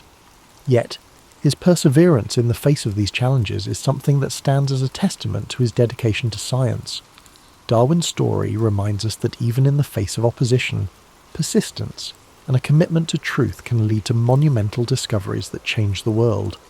Looking at Darwin's life, it's clear that scientific discovery is not a lone pursuit. While Darwin's genius played a pivotal role in shaping his ideas, he was not working in isolation. He exchanged ideas with other thinkers, and his work was built upon the contributions of countless others, from the fossil discoveries of Georges Cuvier to the evolutionary ideas of Lamarck and Wallace. Darwin's theory of evolution by natural selection was a product of collaboration and cumulative knowledge. His ability to synthesize diverse information into a comprehensive theory is part of what makes his work so enduring. As we think about the life of Charles Darwin, it's helpful to consider how his legacy continues to shape the way we view the world. The theory of evolution is more than just a scientific idea. It's a lens through which we can understand the complexity and interconnectedness of life. From the smallest microbes to the most complex animals, the principles of evolution offer us insight into the forces that have shaped life on Earth. And as we relax, letting these thoughts wash over us, it's also worth remembering that Darwin's journey was not just about intellectual achievement, it was also about a lifelong pursuit of understanding the natural world, a curiosity that led him to travel to remote corners of the world, observe the diversity of life, and contemplate the profound questions about existence that we all share. In the end, Charles Darwin's story is a reminder that the quest for knowledge is a never-ending journey, and that even the most revolutionary ideas come from a deep sense of wonder and exploration. His life encourages us to question, to observe, and to appreciate the mysteries of the natural world, all while being open to new ideas that challenge the status quo. It's important to consider not only his revolutionary scientific theories, but also the broader context in which his work unfolded. Darwin lived in a time of significant social, political, and intellectual change, and his ideas both reflected and contributed to these shifts. The 19th century was a period marked by advances in industrialization, the expansion of the British Empire, and the rise of new scientific disciplines. It was also a time when traditional beliefs about the natural world were increasingly being challenged, as new discoveries in fields such as geology, astronomy, and biology began to question the long-held notions of creation. In the years leading up to Darwin's voyage on the HMS Beagle, Europe was undergoing a scientific revolution. Scientists were increasingly looking beyond religious explanations for natural phenomena and seeking empirical evidence to understand the world. The work of figures like Sir Isaac Newton, who had established the laws of physics, and James Hutton, who had developed the theory of uniformitarianism in geology, set the stage for Darwin's own discoveries. Hutton's idea that the Earth was shaped by slow, gradual processes over time influenced Darwin's thinking on the gradual nature of evolution. Darwin's voyage aboard the Beagle in the 1830s was not just a scientific expedition. It was an intellectual journey that would shape his worldview. The places he visited, from the volcanic islands of the Galapagos to the diverse ecosystems of South America, provided him with a rich tapestry of evidence that would help him piece together the theory of evolution. However, Darwin's observations were not just about collecting data, they were about questioning the nature of life itself. As he witnessed the diversity of species and the variations within them, he began to realize that the differences were not merely superficial, but were the result of deep, underlying processes that could be understood through science. One of the most striking aspects of Darwin's work is the way he combined observation, experimentation, and theory. His meticulous attention to detail and his ability to synthesize information from various fields, botany, geology, zoology, and more, allowed him to develop a comprehensive theory of evolution. This interdisciplinary approach set Darwin apart from many of his contemporaries and paved the way for future scientific exploration. Yet, despite his groundbreaking ideas, Darwin was deeply aware of the potential repercussions of his work. He knew that the implications of his theory would challenge not only the scientific community, but also the broader cultural and religious views of the time. Darwin was not the first to suggest that species might evolve over time. Lamarck had proposed an early theory of evolution, and Wallace had arrived at similar conclusions independently. However, Darwin's theory of natural selection was different, because it provided a mechanism for how evolution occurred. Unlike Lamarck, who suggested that organisms could pass on traits acquired during their lifetime, Darwin argued that natural selection, whereby the fittest individuals survive and pass on their advantageous traits, was the driving force behind evolution. Darwin's caution in publishing his ideas is often noted by historians. He spent more than 2 decades refining his theory before releasing On the Origin of Species, in part due to the anticipated backlash. When the book was finally published in 1859, it created a storm of controversy. While many scientists, particularly those in the emerging fields of genetics and paleontology, quickly embraced Darwin's ideas, the religious community vehemently opposed them. The idea that humans were not created in the image of God, but were instead the result of a long process of natural selection was, and still is, a deeply contentious issue. This opposition did not deter Darwin, though. He continued to defend his ideas and engage in public debates, ultimately cementing his place as one of the most influential scientists in history. One of the reasons Darwin's theory has remained so influential is its ability to explain the complexity of life in a coherent and scientifically rigorous manner. Today, with the advent of modern genetics and molecular biology, Darwin's theory has been supported and expanded upon in ways he could not have imagined. The discovery of DNA and the understanding of genetic inheritance have provided a detailed mechanism for how traits are passed down through generations, supporting the concept of natural selection. In this way, Darwin's ideas have stood the test of time, evolving alongside new discoveries and technologies. Yet, despite the overwhelming evidence supporting Darwin's theory, there are still those who continue to reject it. The debate over evolution remains one of the most contentious issues in modern society, particularly in the United States, where creationism and intelligent design are still promoted by some as alternatives to the theory of evolution. This ongoing debate highlights the intersection of science, religion, and education, and underscores the enduring power of Darwin's ideas to spark discussion and challenge existing beliefs. As we consider Darwin's impact, it's also important to recognise the personal sacrifices he made for his work. His health, which had always been fragile, deteriorated further in the years following his publication of On the Origin of Species. Some historians suggest that Darwin's chronic illnesses were exacerbated by the stress of the intense public scrutiny and the isolation he felt from his scientific peers. In addition, the death of his daughter Annie, whom he was very close to, left him devastated and further deepened his reclusiveness. Darwin spent the remaining years of his life largely withdrawn from public life, focusing on his research and writing. Yet even in his seclusion, he continued to contribute to the scientific community, publishing additional works, including The Descent of Man, which applied his theory of evolution to human beings.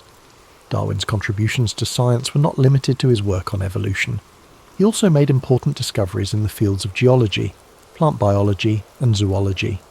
His observations on the geology of the Beagle's voyage contributed to the development of uniformitarianism, the idea that the Earth's features were shaped by slow, continuous processes.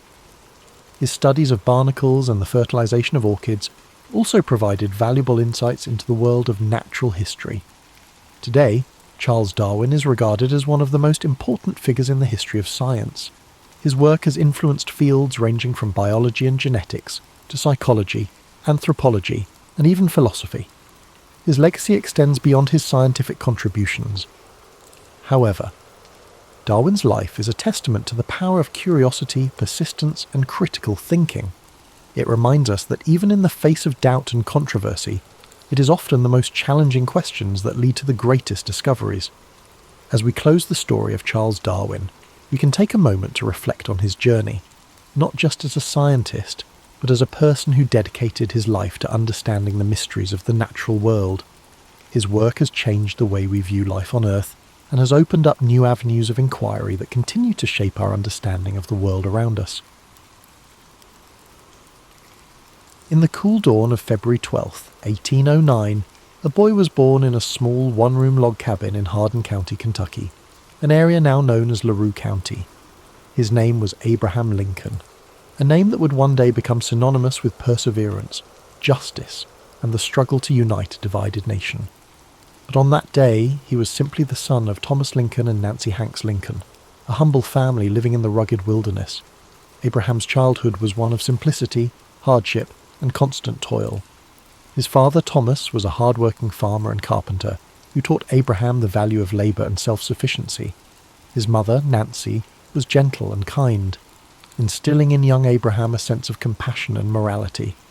The wilderness around them was vast and unyielding, a place where survival depended on resilience, resourcefulness, and community. The family lived in a small log cabin, its rough-hewn walls providing shelter from the harsh winters and sweltering summers of the Kentucky frontier. Inside, the fire crackled softly in the hearth, its warmth a comfort against the chill that seeped through the cracks in the wood. Abraham, with his lanky frame and curious mind, spent his days helping his father with the heavy tasks of clearing land, chopping wood, and planting crops. Though life was demanding, young Abraham had an insatiable thirst for knowledge. In a world where formal schooling was scarce, he read whatever books he could find. By the light of a flickering candle or the warm glow of the hearth, he pored over the few volumes available to him: the Bible, Aesop's Fables, Robinson Crusoe and Pilgrim's Progress. Words became his refuge, a gateway to worlds beyond the rough frontier. He absorbed stories, ideas, and knowledge, shaping a mind that would one day influence the course of a nation. Tragedy struck when Abraham was just 9 years old.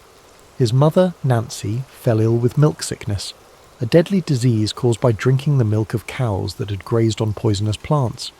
Her passing left a void in the young boy's heart, a loss that would shape his empathy and understanding of human suffering. In the quiet days after her death, Abraham and his sister Sarah clung to each other for comfort, their bond deepened by shared grief.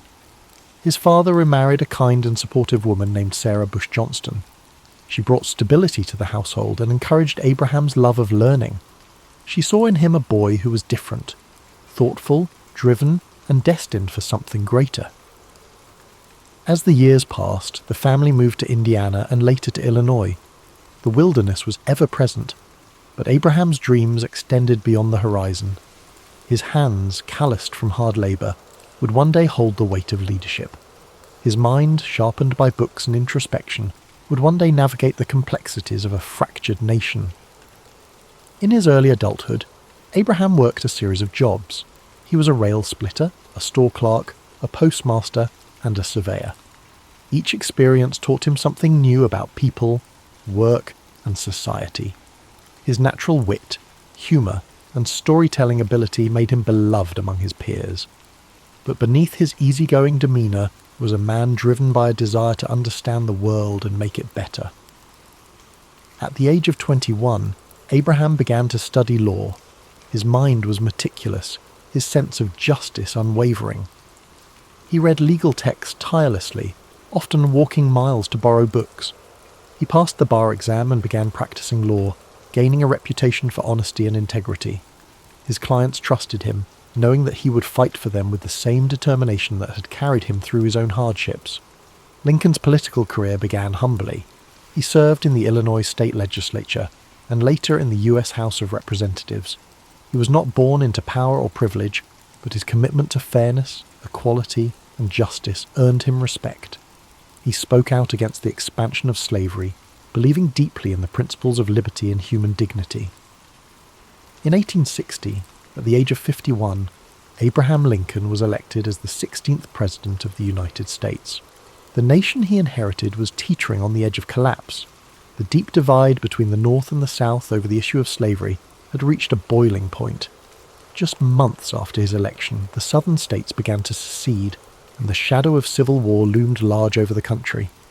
Lincoln faced this monumental crisis with steadfast resolve.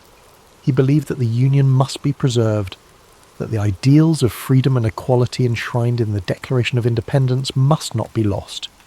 His speeches, delivered in his calm and measured voice, sought to heal the nation's wounds even as war erupted. The years of the Civil War were grueling. Battlefields were filled with the smoke of cannon fire, and the land was stained with the sacrifice of thousands. Lincoln carried the weight of every decision, knowing that the fate of a nation rested upon his shoulders. The lines on his face deepened, his eyes often heavy with the burden of loss.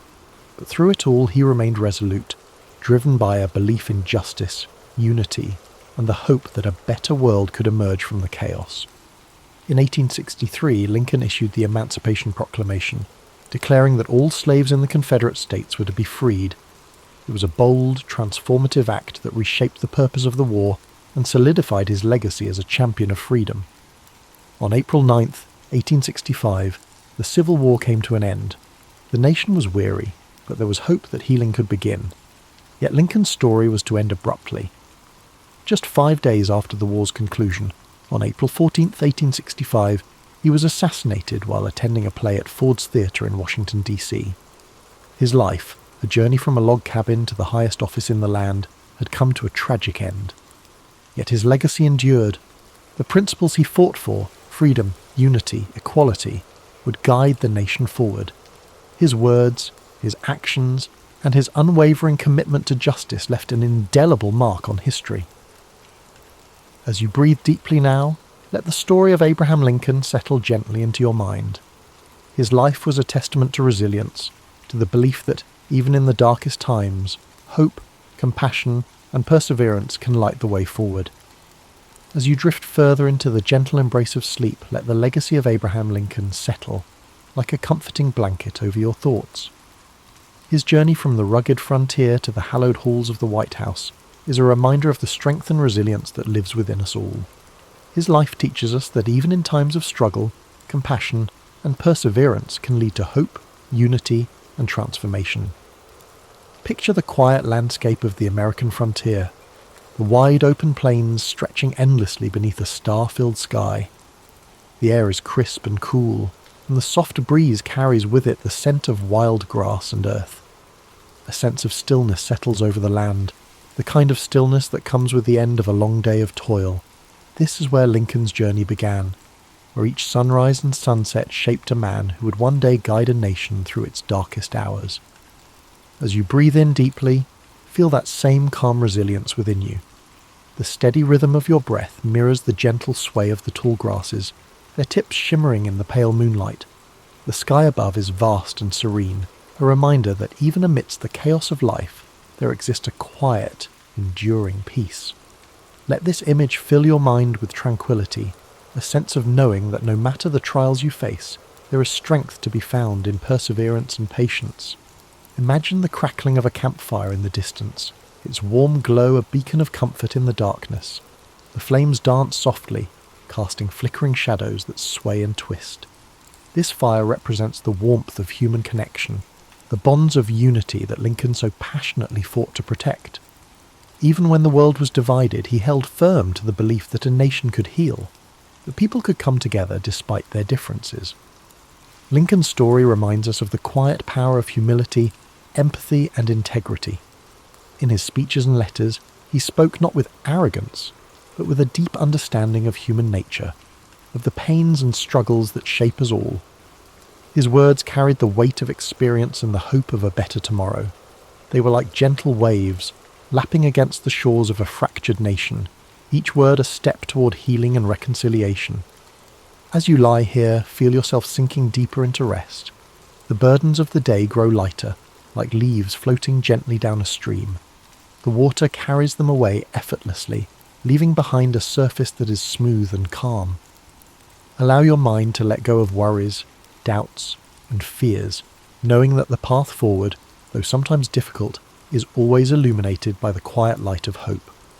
The soft whisper of the wind through the trees mirrors the quiet resolve that Lincoln carried within him. His journey was not one of ease, but of purpose. Each challenge, each setback, was met with patience and fortitude. He understood that change, real and lasting change, takes time and steady effort. In the face of adversity, he chose to act with dignity, knowing that his choices would shape the future for generations to come. As you drift deeper, imagine standing in the stillness of a forest at twilight. The world is hushed, the last rays of sunlight filtering through the branches, casting long golden shadows on the ground. This is a place of reflection, of quiet contemplation. The air is filled with the faint sounds of nature, a distant owl calling softly, the rustle of leaves in the breeze. Here you feel a connection to the world around you, a sense of being part of something much greater than yourself. Lincoln's life, with its moments of triumph and tragedy, is a reminder that each of us has the power to shape our own legacy. His belief in justice, equality, and unity is a flame that continues to burn, a beacon that guides us through the darkness. His story encourages us to act with kindness, to stand firm in our principles, and to seek peace even in turbulent times. Breathe in deeply, the air filling your lungs with a sense of calm and clarity. With each exhale, let go of any tension or unease. Feel your body relax further, each muscle softening, your mind becoming lighter. The steady rhythm of your heart is like a gentle drumbeat, grounding you in this peaceful moment. The night envelops you now, a cocoon of warmth and safety. The stars above shimmer softly, their light a reminder that even in the vastness of the universe you're not alone. You are part of a story that stretches across time and space, connected to the dreams, struggles, and triumphs of those who came before you. As you continue to relax, let Lincoln's story inspire a sense of quiet resolve within you. His life is a testament to the idea that courage, empathy, and perseverance can overcome even the greatest challenges. His journey, though filled with hardship, ultimately brought hope and healing to a fractured world. You too carry that potential within you, the power to face challenges with grace and to find peace in the midst of uncertainty. Thank you for joining us tonight on History and Sleep. May the story of Abraham Lincoln fill your dreams with calm, strength, and the knowledge that you are capable of overcoming any obstacle. Remember to like, comment, and subscribe for more soothing stories of history's greatest figures. Now, let go completely. The night holds you gently, the stars keep watch, and your dreams unfold like the quiet pages of a storybook. Sleep deeply, knowing that you are safe, that you are strong, and that tomorrow holds new possibilities, new paths to explore, and new moments of peace. As you drift even deeper into the comforting depths of sleep, let the quiet strength of Abraham Lincoln's story continue to guide you. His journey, one marked by perseverance, compassion, and unwavering resolve, reminds you that within every moment of stillness lies the potential for growth and healing. The night wraps around you like a warm, protective embrace, and your mind settles further into a place of deep relaxation. Imagine now a gentle breeze whispering through the fields of the American Midwest, where the tall grass sways like waves upon a sea of green and gold. The landscape is bathed in the silvery light of the moon, casting long shadows that dance across the open plains. This is the land where Lincoln grew up, where he learned the value of hard work, the weight of responsibility, and the simple joys of a life lived close to nature. The distant sound of a slow-moving river meanders through the air, its waters reflecting the soft light of the stars. Each ripple is like a thought, gentle and fluid, carrying away the worries of the day. You're standing on the banks of this tranquil river, feeling the cool, damp earth beneath your feet. The water flows endlessly, reminding you that life, with all its challenges and triumphs, moves forward in its own steady rhythm. In the distance, you see a campfire glowing softly, its flickering flames casting a warm, golden light. The warmth of the fire reaches out to you, offering comfort and reassurance. It represents the quiet resolve and inner strength that guided Lincoln throughout his life. The flames dance and sway, whispering stories of perseverance, courage, and the enduring power of hope. Lincoln's life, though filled with challenges and loss, was also a testament to the beauty of simple joys, the laughter of loved ones, the satisfaction of hard work, and the solace of quiet reflection. His humility and integrity, even in the face of great adversity, remind us that true strength is not always loud or forceful. Sometimes it is found in the quiet determination to do what is right. As you breathe in deeply, feel that same sense of quiet strength fill your being. Each breath brings with it a wave of calm, washing away tension and worry. With every exhale, you release the weight of the day, allowing your mind to sink further into the peaceful flow of the night. The world around you is hushed, the night filled with a serene stillness. The stars twinkle softly above, like tiny beacons of hope, each one a reminder of the infinite possibilities that lie within you. Their gentle light is a guide, leading you through the darkness and into a place of rest and renewal. Imagine now that you are walking along a well-worn path, the soft grass cushioning your every step. The path winds gently through a landscape of rolling hills and quiet forests, each step bringing you closer to a place of complete relaxation. The air is cool and refreshing, filled with the faint scent of pine and wildflowers. The sounds of nature surround you, the rustling of leaves, the distant call of a night bird, and the soft murmur of the breeze. This path represents your journey, a journey that is uniquely yours. Just as Abraham Lincoln faced his own trials with courage and resilience, you too have the strength to navigate whatever challenges lie before you. The path may twist and turn, but with each step you're moving forward, growing stronger, and finding peace within. As you continue along this path, you come to a quiet clearing. The ground is soft and inviting, the air filled with a profound sense of stillness. Here, you feel a deep connection to the world around you and to the quiet power within yourself. This is a place of rest, a place where you can let go completely, knowing that you're safe, supported, and at peace. The night sky stretches above you, vast and endless, a reminder that you are part of something much greater than yourself. The gentle glow of the stars fills you with a sense of wonder and calm. You're exactly where you need to be, and in this moment, everything is as it should be. As you settle into this peaceful clearing, allow yourself to drift even further into the depths of sleep. Your breath is slow and steady, your body relaxed and weightless. The world fades away, leaving only the comforting darkness and the quiet rhythm of your heart. Julius Caesar wasn't always the towering figure we picture, draped in a bright red cloak and commanding the world's greatest empire. Before he was that legend, he was simply Gaius Julius, born into a patrician family with fading clout in a Rome that seemed to change every week. In those early days, the city itself wasn't the polished marble wonder of later centuries.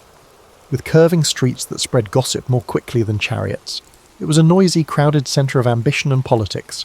People lived on top of each other in shabby apartments, while aristocrats planned lavish feasts in their villa courtyards, hoping to lure allies for the next election. Gaius Julius was shaped by it all. The noise of street vendors hawking figs and fish, the heated oratory in the forum, and the whispers behind every statue's column. Even as a child, Caesar had a curiosity that led him to corners of Rome others avoided. Dimly lit taverns, the muddy banks of the Tiber River, and rows of cramped bookshops where scribes copied scrolls for hours on end. These experiences seasoned him with a knowledge of everyday life that most upper-class Romans rarely bothered with. He'd watch workers at the docks, fascinated by the different languages from traders coming in from the east. It gave him an early taste for the diversity that existed beyond Rome's walls, and no matter how chaotic it got, he never seemed overwhelmed. Instead, he'd carefully absorb how each piece of society functioned and file the information away. In his early teens, while many aristocratic boys took lessons in rhetoric under famed tutors, Caesar did too, but he did more than rehearse speeches from ancient Greek texts. He peppered his teachers with questions about how words could shift emotions. He realized that to command respect in Rome, you needed to shape minds and hearts, not just bodies on a battlefield. This flair for oratory would become one of his trademarks. Before he wore the laurel wreath, Caesar was already making a name for himself in smaller legal cases. He wowed the courts with a perfect blend of reason, passion, and style that made older, more experienced pleaders look foolish. His household wasn't exactly a fortress of tranquility. Tensions brewed under its roof, fed by old feuds and expectations that could suffocate a young man.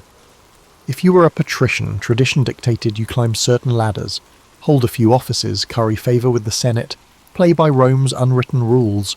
Yet Caesar's mother, Aurelia, sensed something different in him. His eyes sparked with ambition beyond the norm. Quietly, she encouraged him to break moulds, but do so intelligently. She knew that living like a chameleon in Rome's political ecosystem, switching shades when necessary, was the path to real power. Of course, Caesar's early journey wasn't smooth. He found himself ensnared in the civil disputes between Marius, his uncle by marriage, and Sulla, which tore Rome into factions. As a teenager, Caesar had to flee or risk execution when the dictatorial Sulla took over. But even on the run, he refused to remain hidden in a corner of Italy. Instead, he travelled discreetly, learning about local communities, forging bonds with minor officials and gaining a sense for the shifting alliances that propped up Roman government. Ever cunning, he avoided Sulla's men by staying a step ahead of them, sometimes disguising himself or travelling in the company of improbable companions, like foreign traders or even wandering performers. Eventually, Caesar returned to Rome after Sulla's death, but he'd learned that when power is on the table, trust is a fragile commodity. He had seen men switch loyalties for a promise of gold or turn in a friend to keep their own head. That lesson never left him. Upon coming home, he immediately set about re-establishing his social ties, attending banquets and forging friendships with men who had once eyed him with suspicion. Yet Caesar was adept at reading faces. If he caught even a flicker of duplicity, he dodged that bond elegantly, perhaps with an extravagant greeting followed by a subtle distancing. One could never be too careful in Rome's swirling politics. A remarkable moment came when he took on the role of priest to Jupiter, only to lose it during Sulla's purges. It was a blow. Public piety, after all, was a stepping stone for an aspiring politician. But Caesar's resilience was already in full bloom. He picked himself up, found a new path, and ventured into the world of politics from a different angle, securing lesser offices that would eventually open bigger doors. He also began building a personal brand of generosity.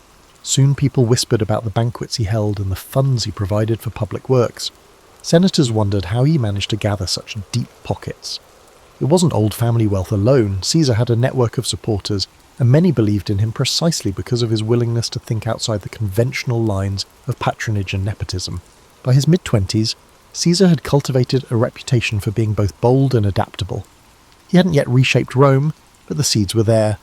His path wasn't about simple heroics or the typical childhood prophecy that he was destined for greatness. Rather, it was a quieter accumulation of experiences that prepared him for the challenges ahead. Each piece, his exposure to everyday Romans, his brush with danger during Sulla's regime, his love of rhetoric, lined up perfectly to form a foundation. Rome, full of swirling rivalries and unspoken rules, had no idea that this relatively unremarkable young man with a quick tongue and quick mind was about to upend everything. Before he was a seasoned commander or the Colossus striding across the Rubicon, Caesar had an escapade that shaped his perspective on the power more than any lecture in the Senate ever could: his abduction by Cilician pirates in the Aegean Sea. It's a tale rarely told in the mainstream, but it offers a raw glimpse into his character. Caesar was travelling to strengthen his oratory skills under a renowned teacher on the island of Rhodes, something aristocrats often did. But the seas teemed with pirates who thrived on ransom, and it wasn't long before his ship was seized. The pirates who captured him expected a frightened Roman aristocrat. Instead, they encountered a man whose boldness made them question who'd truly been captured. When they demanded a ransom of 20 talents of silver, Caesar reportedly scoffed that they were underselling him. He insisted they ask for 50. The pirates, bemused yet intrigued, took his suggestion.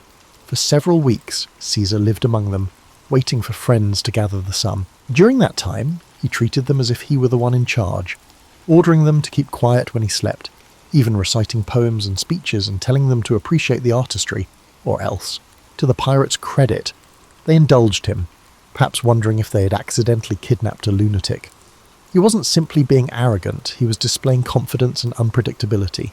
In a precarious situation, fear can be an exploitable weakness. By acting as if he were the authority figure, Caesar forced the pirates to respect him, or at least treat him carefully. When the ransom finally arrived and Caesar was freed, he quickly organised a naval force, hunted those same pirates down, and had them crucified. It was an act of lethal retribution, laced with the cunning that would characterise his later campaigns. The memory of that ransom demanded, and of Caesar's outlandish performance on the pirates' island, helped shape his entire approach to dealing with adversaries, dramatic, strategic, and always with an eye to the outcome. Back in Rome, Caesar resumed his climb, yet he carried a certain swagger now, a sense that his life was fated for something extraordinary. After all, how many young Roman nobles had stared down pirates and lived to spin the tale? At political gatherings, people whispered behind their cups of wine, speculating on whether that story was just Caesar's brand of theatrics or pure truth. But it was undeniable that he managed to secure enough influence to become a military tribune, and soon he was off to gain experience in the provinces, which gave him intimate knowledge of the armies he would one day command. The politics he left in Rome were no less complicated. He forged a delicate pact with Pompey and Crassus, later known as the First Triumvirate. This was not a formal institution, but rather a private handshake that united three men with distinct strengths: Pompey's military prestige, Caesar's wealth, and Caesar's political cunning. People often assume Caesar just lucked into that arrangement, but it was actually the culmination of countless dinners, private agreements, and carefully bartered favours. Caesar knew that if he wanted to climb higher, he needed to bring Rome's big players into his corner, at least temporarily. If that meant moderating his own ambitions in the short run to secure Pompey's trust, he'd do it without blinking. With their support, Caesar aimed for a new goal, a position that would not only confer prestige, but also provide him with the chance to broaden his network and bolster his army with devoted soldiers. The governorship of Hispania Ulterior or Gaul, where fortunes could be made and reputation cemented, seemed ideal. Not only would it allow him to command armies, it would offer a stage to showcase his genius in both administration and warfare. In time, he secured the proconsulship of Gaul. Gaul was vast, populated by diverse tribes, each with its own traditions, alliances and grudges.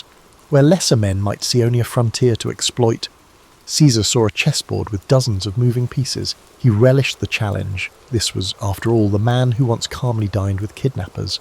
Gathering legions known for their discipline and grit, he departed north, determined to do more than just play caretaker.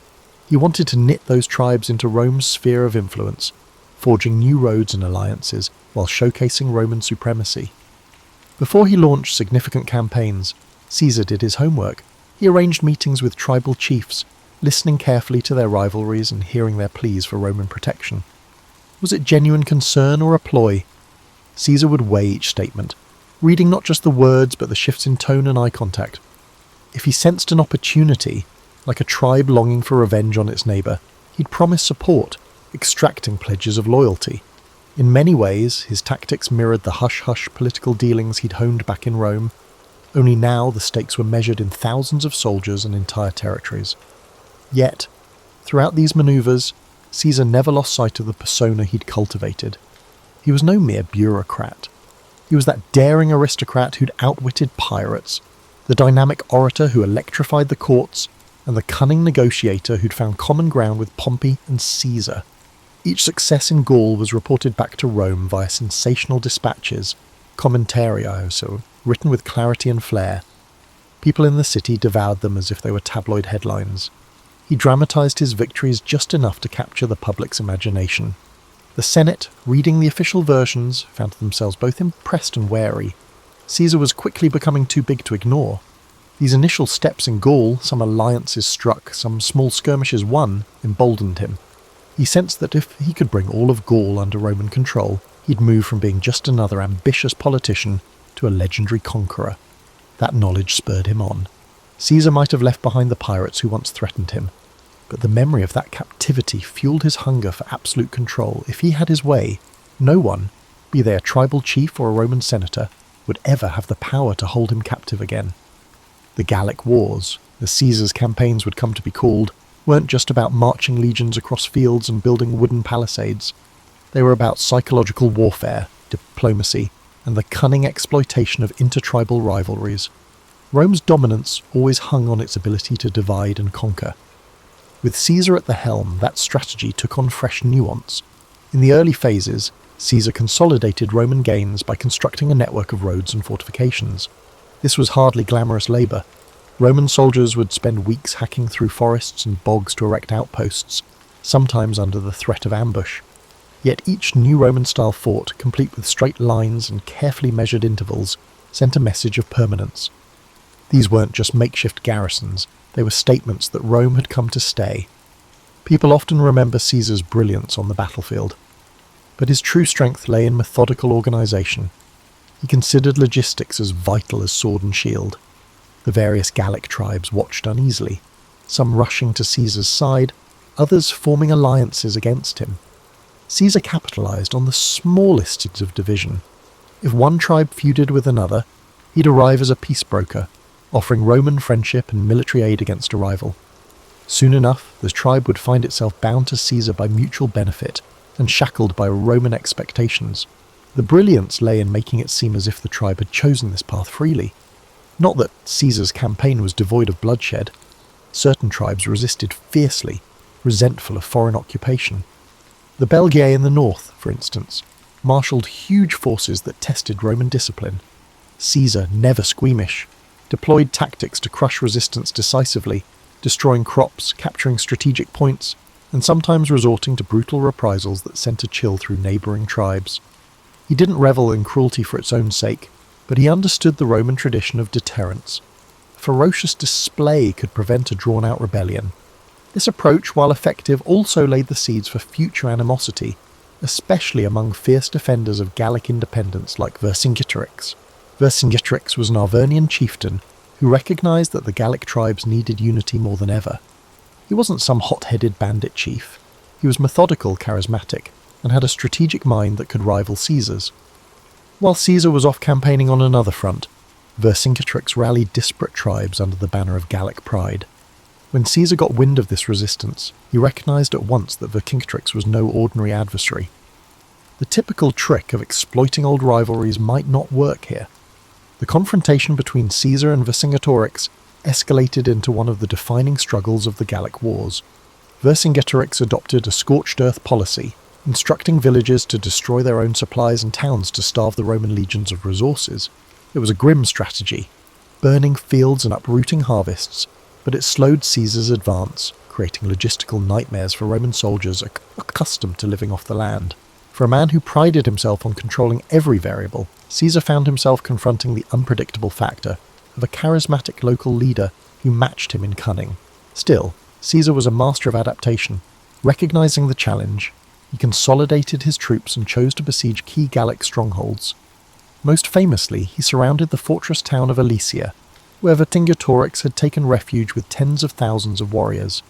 The siege of Alesia would become a testament to Caesar's ability to think in layers.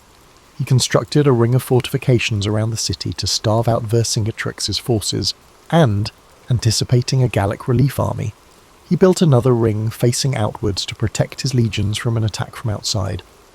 This double fortification was an audacious engineering project, involving miles of ditches, ramparts, and watchtowers, enough to give any modern city planner pause. The days wore on under a relentless sun. The besieged Gauls inside Alesia ran short of food. Women and children were turned out of the fortress, hoping for mercy, only to be left stranded between the city walls and the Roman lines. Meanwhile, a massive relief force of various Gallic tribes arrived, attempting to break Caesar's outer defences. During one critical night, it seemed Rome might collapse under the weight of the onslaught. Caesar himself rallied his men, darting from post to post. He knew if Alesia was relieved, Gaul could unite behind Vercingetorix, and Caesar's entire campaign might unravel. Against formidable odds, the Roman lines held. Exhausted from repeated attacks and lacking a coherent strategy, the relief force finally broke. Inside Alesia, with supplies gone, inns and morale shattered, Vercingetorix surrendered. The sight of this defiant Gallic chieftain handing over his weapons underscored the turning point. Rome had asserted its dominance, and Caesar stood at the pinnacle of victory. Yet for all the glory, the end of the siege left many Gauls embittered. Caesar might have pacified the region, but a smouldering resentment would eventually lurk beneath the official peace treaties. When Caesar returned to Rome, he was hailed as a hero. His campaigns in Gaul had quadrupled Rome's domain and filled the Republic's coffers with wealth from newly conquered territories. The Senate awarded him grand triumphs, parades where caged prisoners walked in chains, and the crowd roared with delight. In these processions, Caesar's name became synonymous with military genius and Roman might. Yet the very success that elevated him threatened to unbalance the precarious political framework in Rome. Men like Pompey and Crassus, once his allies, couldn't help but feel overshadowed by the sheer magnitude of Caesar's achievements. The old guard in the Senate grew uneasy. They murmured that Caesar's ambition was too large for the Republic. Even allies wondered if they could remain relevant while Caesar soaked up the glory.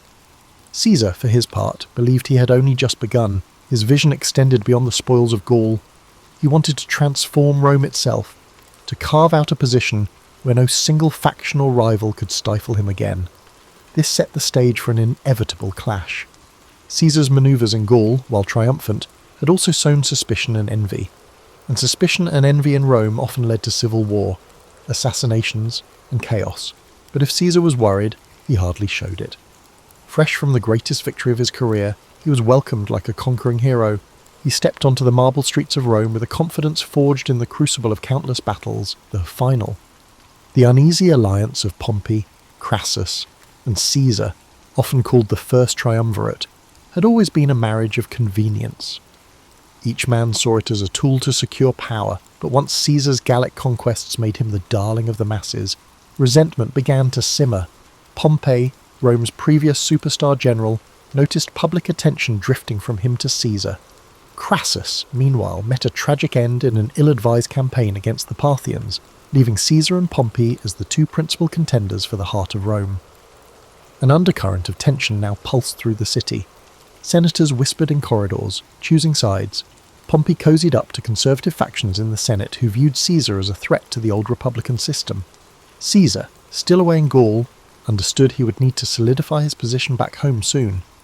The term of his governorship was drawing to a close, and if he returned to Rome merely as a private citizen, his enemies could bring him to trial for various alleged misdeeds and effectively end his political career. His solution? He demanded to run for consul in absentia, seeking an extension of the immunity and power he held as proconsul.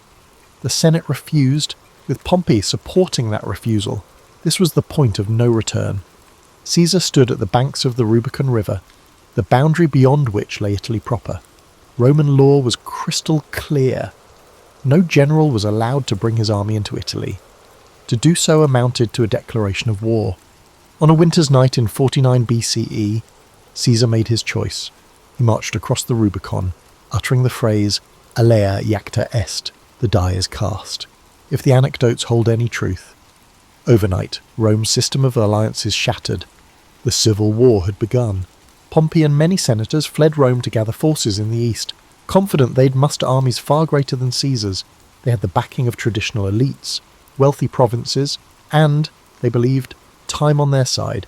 Caesar, however, wasn't known for cautious delay. He pressed forward at breakneck speed. Towns and cities along the way opened their gates, some out of admiration for Caesar, others out of fear. The unstoppable momentum took Pompey by surprise, forcing him to evacuate Italy altogether. Caesar entered Rome unopposed. But taking Rome was just the beginning. The real challenge was confronting Pompey's legions, which were regrouping in Greece. Caesar, leaving a minimal garrison behind, sailed across the Adriatic to chase down his rival. It was a frantic race, both men vying for resources and key strategic points. Caesar's forces were often outnumbered. Pompey's alliances spanned vast portions of the Republic. Yet Caesar leveraged speed, surprise, and the loyalty he'd earned from legions who'd fought alongside him in Gaul. Battles erupted across multiple theatres: Spain, Africa, and ultimately the plains of Pharsalus in Greece. The Battle of Pharsalus in 48 BCE became a defining moment.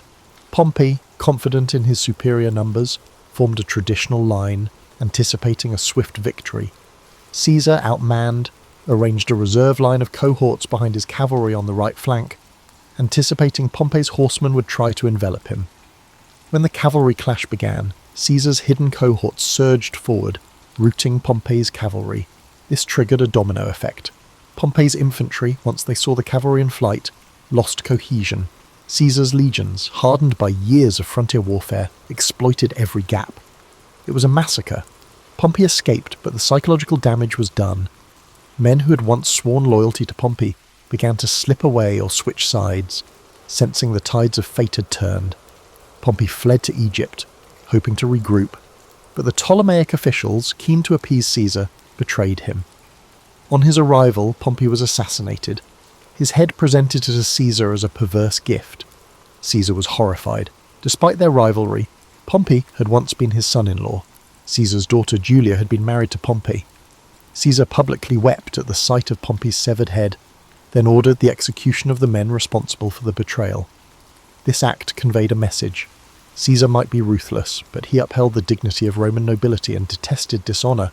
Egypt, however, offered its own labyrinth of politics.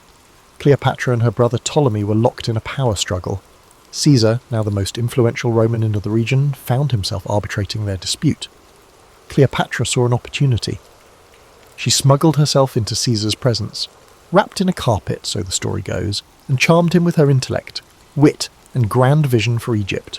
Caesar, never one to resist audacity or intelligence, sided with Cleopatra. The pair consolidated power in Alexandria, defeating Ptolemy's forces and installing Cleopatra as queen. Their liaison was more than romantic. It was a strategic alliance that gave Caesar access to Egypt's wealth while securing Cleopatra's throne. Rome watched these events with fascination and growing anxiety. Caesar was off forging alliances and fathering a child with a foreign queen, Caesarion, while Italy braced for whatever came next.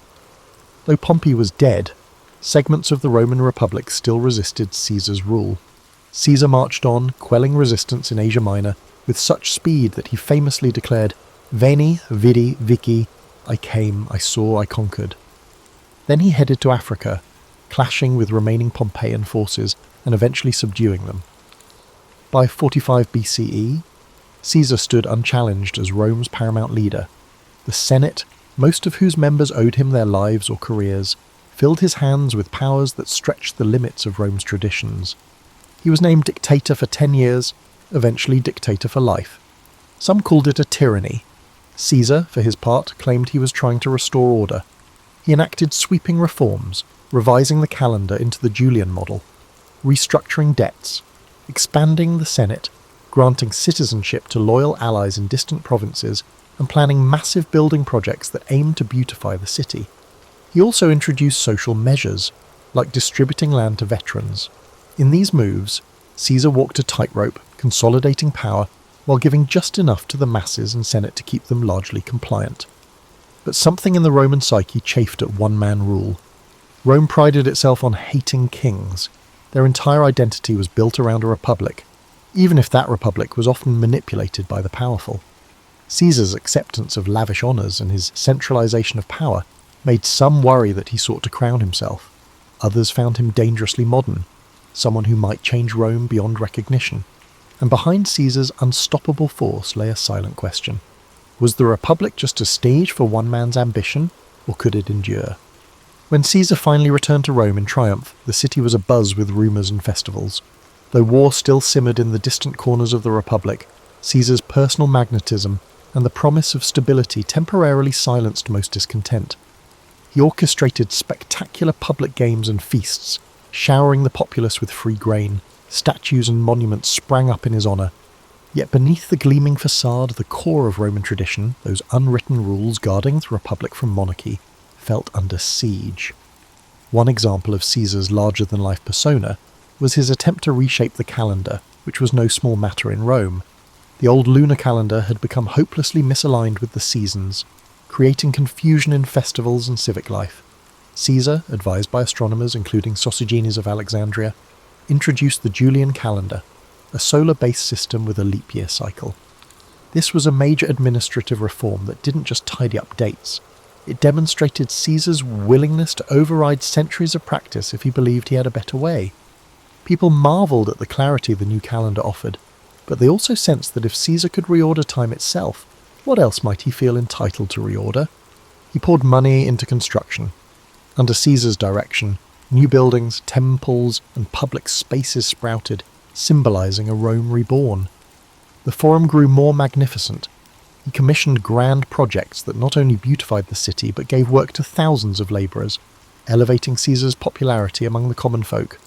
At the same time, he expanded the Senate from roughly 600 to as many as 900 members, adding allies from the provinces and diluting the power of the old aristocratic families. Some saw this as an inclusive move broadening representation within the Roman state. Others viewed it as an egregious power play, a way for Caesar to stack the Senate with loyalists who owed their positions to him alone. All these changes stirred the question, was Caesar still just a leading citizen, or was he inching toward kingship? Rome had a cultural aversion to the very word rex, king. Generations were taught that their ancestors had exiled the last Roman king and vowed never to kneel before another. So when statues of Caesar began appearing in public places, crowned with diadems, some citizens felt a chill. Caesar claimed these were tokens of respect from admirers, not declarations of monarchy, but doubts lingered. At a public festival, Marcus Antonius, a favoured lieutenant, attempted to place a diadem on Caesar's head.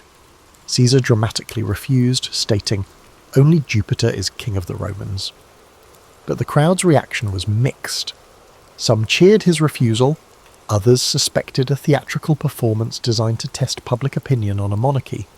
The dissonance grew sharper as Caesar took on the title dictator for life. In theory, a dictator in Roman history was an emergency measure, appointed for 6 months in times of dire threat, and then required to relinquish power. By extending this temporary position indefinitely, Caesar strained the very definitions of Roman governance. His supporters insisted Rome needed strong leadership given all the unrest, but his critics argued that Caesar was snuffing out the republican flame. The seeds of conspiracy began to sprout.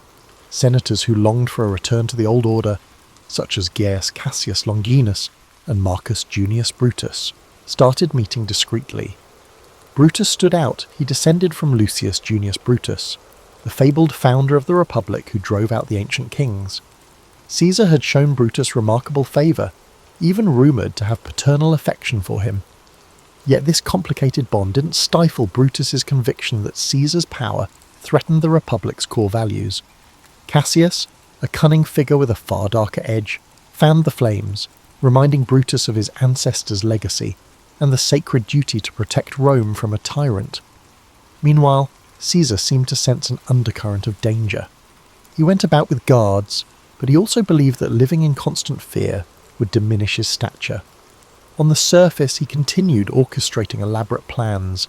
He was preparing a massive campaign against Parthia in the east, intending to surpass even Pompey's conquests. Returning to Rome from that victory, Caesar likely envisioned a final consolidation of power, an unassailable legacy. His mind overflowed with new ideas for governance, law codes and expansions of citizen rights. He confided in close allies that his rule would transform Rome into a cohesive empire rather than a loose confederation of territories. Yet those grand visions collided with the simmering resentment of the senatorial class. Many of them had gone along with Caesar out of pragmatism, biding their time, waiting for a chance to assert the old ways. They resented how Caesar's reforms undermined their prestige, how his populist measures made the people less reliant on senatorial patrons.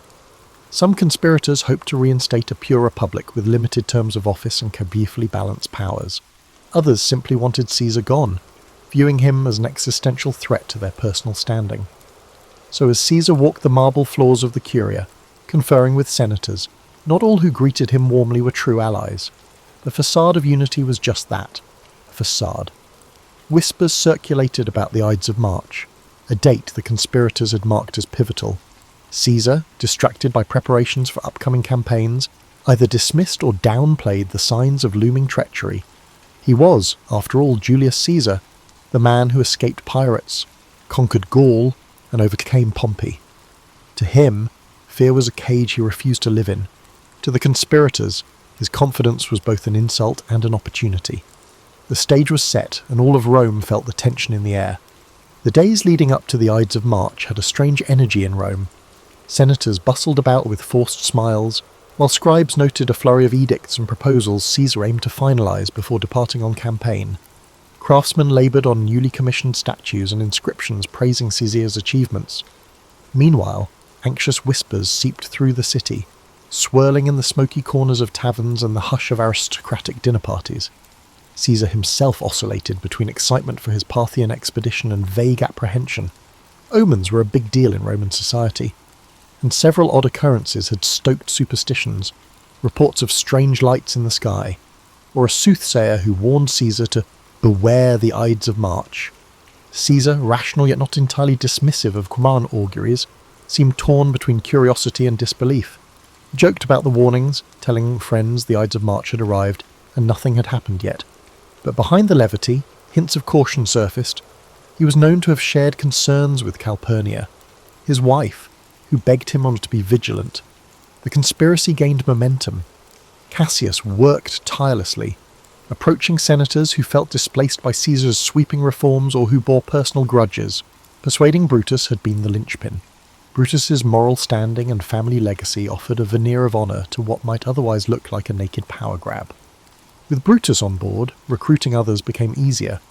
Each conspirator had different reasons. Some claimed to fight for the Republic's freedom, others sought personal gain or revenge, yet they united under a single, dramatic resolution: Caesar must be removed. One version of their plan involved attacking Caesar during a Senate session, when he would be relatively unguarded. In theory, the presence of so many senators served as a public shield. Caesar wouldn't expect a mass attack in the heart of Roman governance. The conspirators also believed that once the deed was done, they could proclaim themselves defenders of liberty, summoning the people to restore republican ideals. Despite the risk, none could deny the plan's audacious simplicity. The Senate meeting on the Ides of March beckoned like a grim appointment. The morning of the Ides arrived. Calpurnia, shaken by nightmares, implored Caesar not to go. Some historians claim she dreamed of a statue of Caesar spouting blood, or of him lying slain in her arms. Moved by her distress, Caesar initially decided to stay home, possibly rescheduling the Senate session. That alone could have altered history. But the conspirators panicked when they heard Caesar might not come. They dispatched Decimus Brutus, no relation to Marcus Brutus, but another close ally, to persuade Caesar. Decimus feigned concern that Caesar would insult the Senate by his absence, diminishing his standing right before his grand campaign. So, despite Calpurnia's pleas, Caesar relented.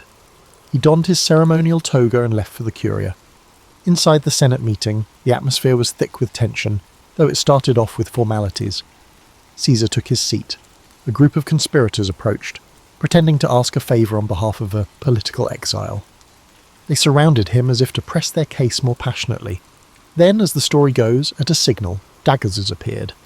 The first strike came from Casca, and others joined. Accounts vary. Some say Caesar tried to defend himself, others that he was too overwhelmed. He was stabbed multiple times, the final blow from Brutus, prompting Caesar's legendary and possibly apocryphal utterance, "Et tu, Brute?" In moments, it was over. Caesar lay dead at the foot of Pompey's statue, a cruel twist of fate for the man who had once wept for Pompey's demise. The senators, spattered with blood, proclaimed they had liberated Rome from tyranny. They expected the city to greet them as heroes, yet the immediate reaction was shock, not jubilation. Citizens fled the Curia, unsure whether more violence would follow. The conspirators had planned for Caesar's death, but they hadn't planned for the emotional vacuum it would create among the Roman populace. The question remained, had they truly saved the Republic, or just unleashed chaos? Brutus and Cassius tried to calm the city with speeches, invoking the memory of their ancestor Lucius Junius Brutus, who banished Rome's last king centuries before. They insisted they had restored the Republic, but the people had witnessed Caesar's generosity, his banquets, land distributions, public games. Many commoners revered him. Anger and sorrow brewed in the streets. Word spread of the savage butchery in the Senate. Far from celebrating the conspirators, many citizens demanded vengeance. Mark Antony, who had not participated in the conspiracy, seized this public sentiment. He delivered a funeral oration for Caesar that became legendary. Antony spoke with passion, displaying Caesar's blood-stained toga, stirring the crowd into a frenzy against the conspirators. Some historians say Caesar's body was burned in the forum itself, with the flames fed by citizens who tossed in furniture and items as offerings. The conspirators, realizing the tide had turned, fled the city. Outrage soared, and the once proud Senate found itself overshadowed by the populist fury that Caesar had so skillfully harnessed in life. Thus, the killing that was intended to save the Republic actually accelerated its decline. Power soon consolidated not around a restored Senate, but around new strongmen, Mark Antony, Octavian, Caesar's young heir and adopted son, and others who would jockey for command in the following years. In death, Caesar had transcended mortality to become an icon, some would say a martyr, while the vision of a renewed republic, ironically, slipped further away. The aftermath of Caesar's assassination was as turbulent as any period Rome had ever seen. The city, already tense from years of civil conflict, discovered that removing one towering figure didn't automatically restore the old republic. Instead, a new power vacuum emerged, quickly filled by those with the ambition and resources to claim it. Mark Antony, Caesar's closest lieutenant, was first on the scene, leveraging his connection to the slain dictator to rally the masses, but Caesar had named a surprise heir in his will, Gaius Octavius, better known as Octavian, his grandnephew. Only 19 years old, Octavian carried Caesar's name, and soon enough, Caesar's legions would rally around him too. Brutus and Cassius fled Rome, hoping to raise armies in the eastern provinces. They published declarations defending the assassination as an act of patriotic duty, but the events in Rome worked against them. The funeral oration by Antony had painted them as traitors to Caesar, and, by extension, enemies of the Roman people. Legions loyal to Caesar scorned the conspirators. Lines hardened. Another round of civil wars seemed inevitable, as one man's ambition had morphed into a generational crisis of identity for Rome. Though Antony and Octavian initially eyed each other with suspicion, they realized they stood a better chance against the conspirators if they cooperated. Along with Marcus Lepidus, a trusted commander, they formed the Second Triumvirate. Unlike Caesar's informal arrangement, this triumvirate was legally sanctioned, granting the three men near absolute power to reorganize the state. And reorganize it they did. Prescriptions, lists of enemies of the state, were published. Men of wealth and influence found themselves outlawed. The triumvirate seized property and executed opponents. echoing the grim days of Sulla's dictatorship. The conspirators, meanwhile, mustered forces in the east, culminating in the climactic Battle of Philippi in 42 BCE. Brutus and Cassius were defeated, and they chose suicide over capture. If Caesar's murderers hoped for a renaissance of republican ideals, they had gravely miscalculated. Rome was now torn between competing strongmen. After Philippi, tensions rose between Antony and Octavian. Antony headed east, forming an alliance and famously a romance with Cleopatra in Egypt. Octavian solidified his base in Rome, ensuring the Senate recognized him as the principal heir to Caesar's legacy. By 31 BCE, the rivalry exploded into another civil war, culminating in the naval battle of Actium. Octavian prevailed. Antony and Cleopatra fled and later took their own lives, and the stage was set for Octavian to become Augustus, the first Roman emperor. The Republic, in its old form, was gone. And what of Caesar's legacy? His name, Caesar, would become synonymous with rulership itself. From Kaiser in German to Caesar in Russian, leaders in distant lands would adopt the moniker as a badge of imperial might. His reforms, especially the Julian calendar, outlived him by centuries, influencing how millions of people mark time. His writings, particularly the commentaries on the Gallic and Civil Wars, remained essential reading for generations of statesmen and generals, admired for their clarity and rhetorical brilliance. In a strange twist, the Senate that once feared him voted to deify Caesar after his death, proclaiming him Divus Iulius. Shrines and temples to the divine Julius sprang up, turning him into a figure of worship. This posthumous deification gave Octavian an added aura of legitimacy. He was now Divi Filius, the son of a god. One might argue it was the final irony. The same institution that bristled at his ambition now raised him to divine status. This transformation reflected the contradictory nature of Roman politics, practical to the core, yet steeped in superstition and reverence for signs and wonders. Public memory of Caesar remained divided. Many admired him for championing the lower classes, taking decisive action to end Rome's internal strife, and extending Roman influence abroad. Others condemned him as the man who shattered the Republic's checks and balances, making a single-man rule inevitable. Over time, historians, playwrights, and orators distilled his story into dramatic beats. The brilliant general, the cunning politician, the betrayed friend. Those wanting a moral lesson found ample material. Some used him as a warning against unchecked ambition, others as an example of visionary leadership undone by a petty jealousy. Yet there's a deeper layer to Caesar's life, one less recounted in popular lore. He was profoundly curious about the world, about languages, cultures, and the mechanics of governance. From his youth in the streets of Rome to his kidnapping by pirates, from the muddy battlefields of Gaul to the marble corridors of the Curia, he sought to understand and master every environment he touched. He wasn't content to play by the rules, he rewrote them. Not all admired his methods, but few could deny his results. For those living in Rome after Caesar's demise, daily life eventually stabilized under Augustus's reign. The city grew grander, the empire expanded, and a new system, the Principate, took shape. But an undercurrent of nostalgia persisted among some senators who recalled a republic where men like Cicero and Cato once debated the future of Rome. They wondered if, in slaying Caesar, they had severed the last chance to preserve republican dignity, or if Caesar's very presence had doomed it from the start. And so the figure of Julius Caesar stands in Roman history not simply as a conqueror or a dictator, but as a turning point. He harnessed ambition, popular support, and raw military skill to reshape the world's greatest republic. And in doing so, he cleared a path for imperial rule. Some see him as a hero visionary who expanded Rome's horizons. Others view him as the ultimate usurper, betraying the collective governance that had once defined the city's spirit. Perhaps both are true. In the end, Julius Caesar's story reminds us that history rarely lends itself to neat labels. The arcs of power, destiny, and personal will often weave together in ways that defy easy categorization. And if there's one lesson that resonates across the centuries, it might be this. When a single individual grows too large for the existing order, transformation, however exhilarating or destructive, becomes inevitable. Aristotle's story begins over 2,000 years ago, in 384 BCE, in the ancient city of Stagira, located in northern Greece.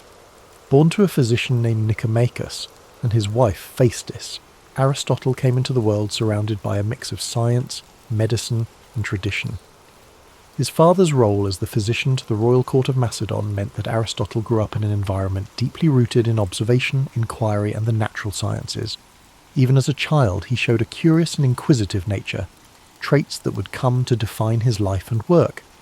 However, Aristotle's early life was not without hardship. His parents passed away when he was still a boy, leaving him orphaned at a young age. Despite this loss, he was taken in by a guardian and received an education that emphasized both discipline and exploration.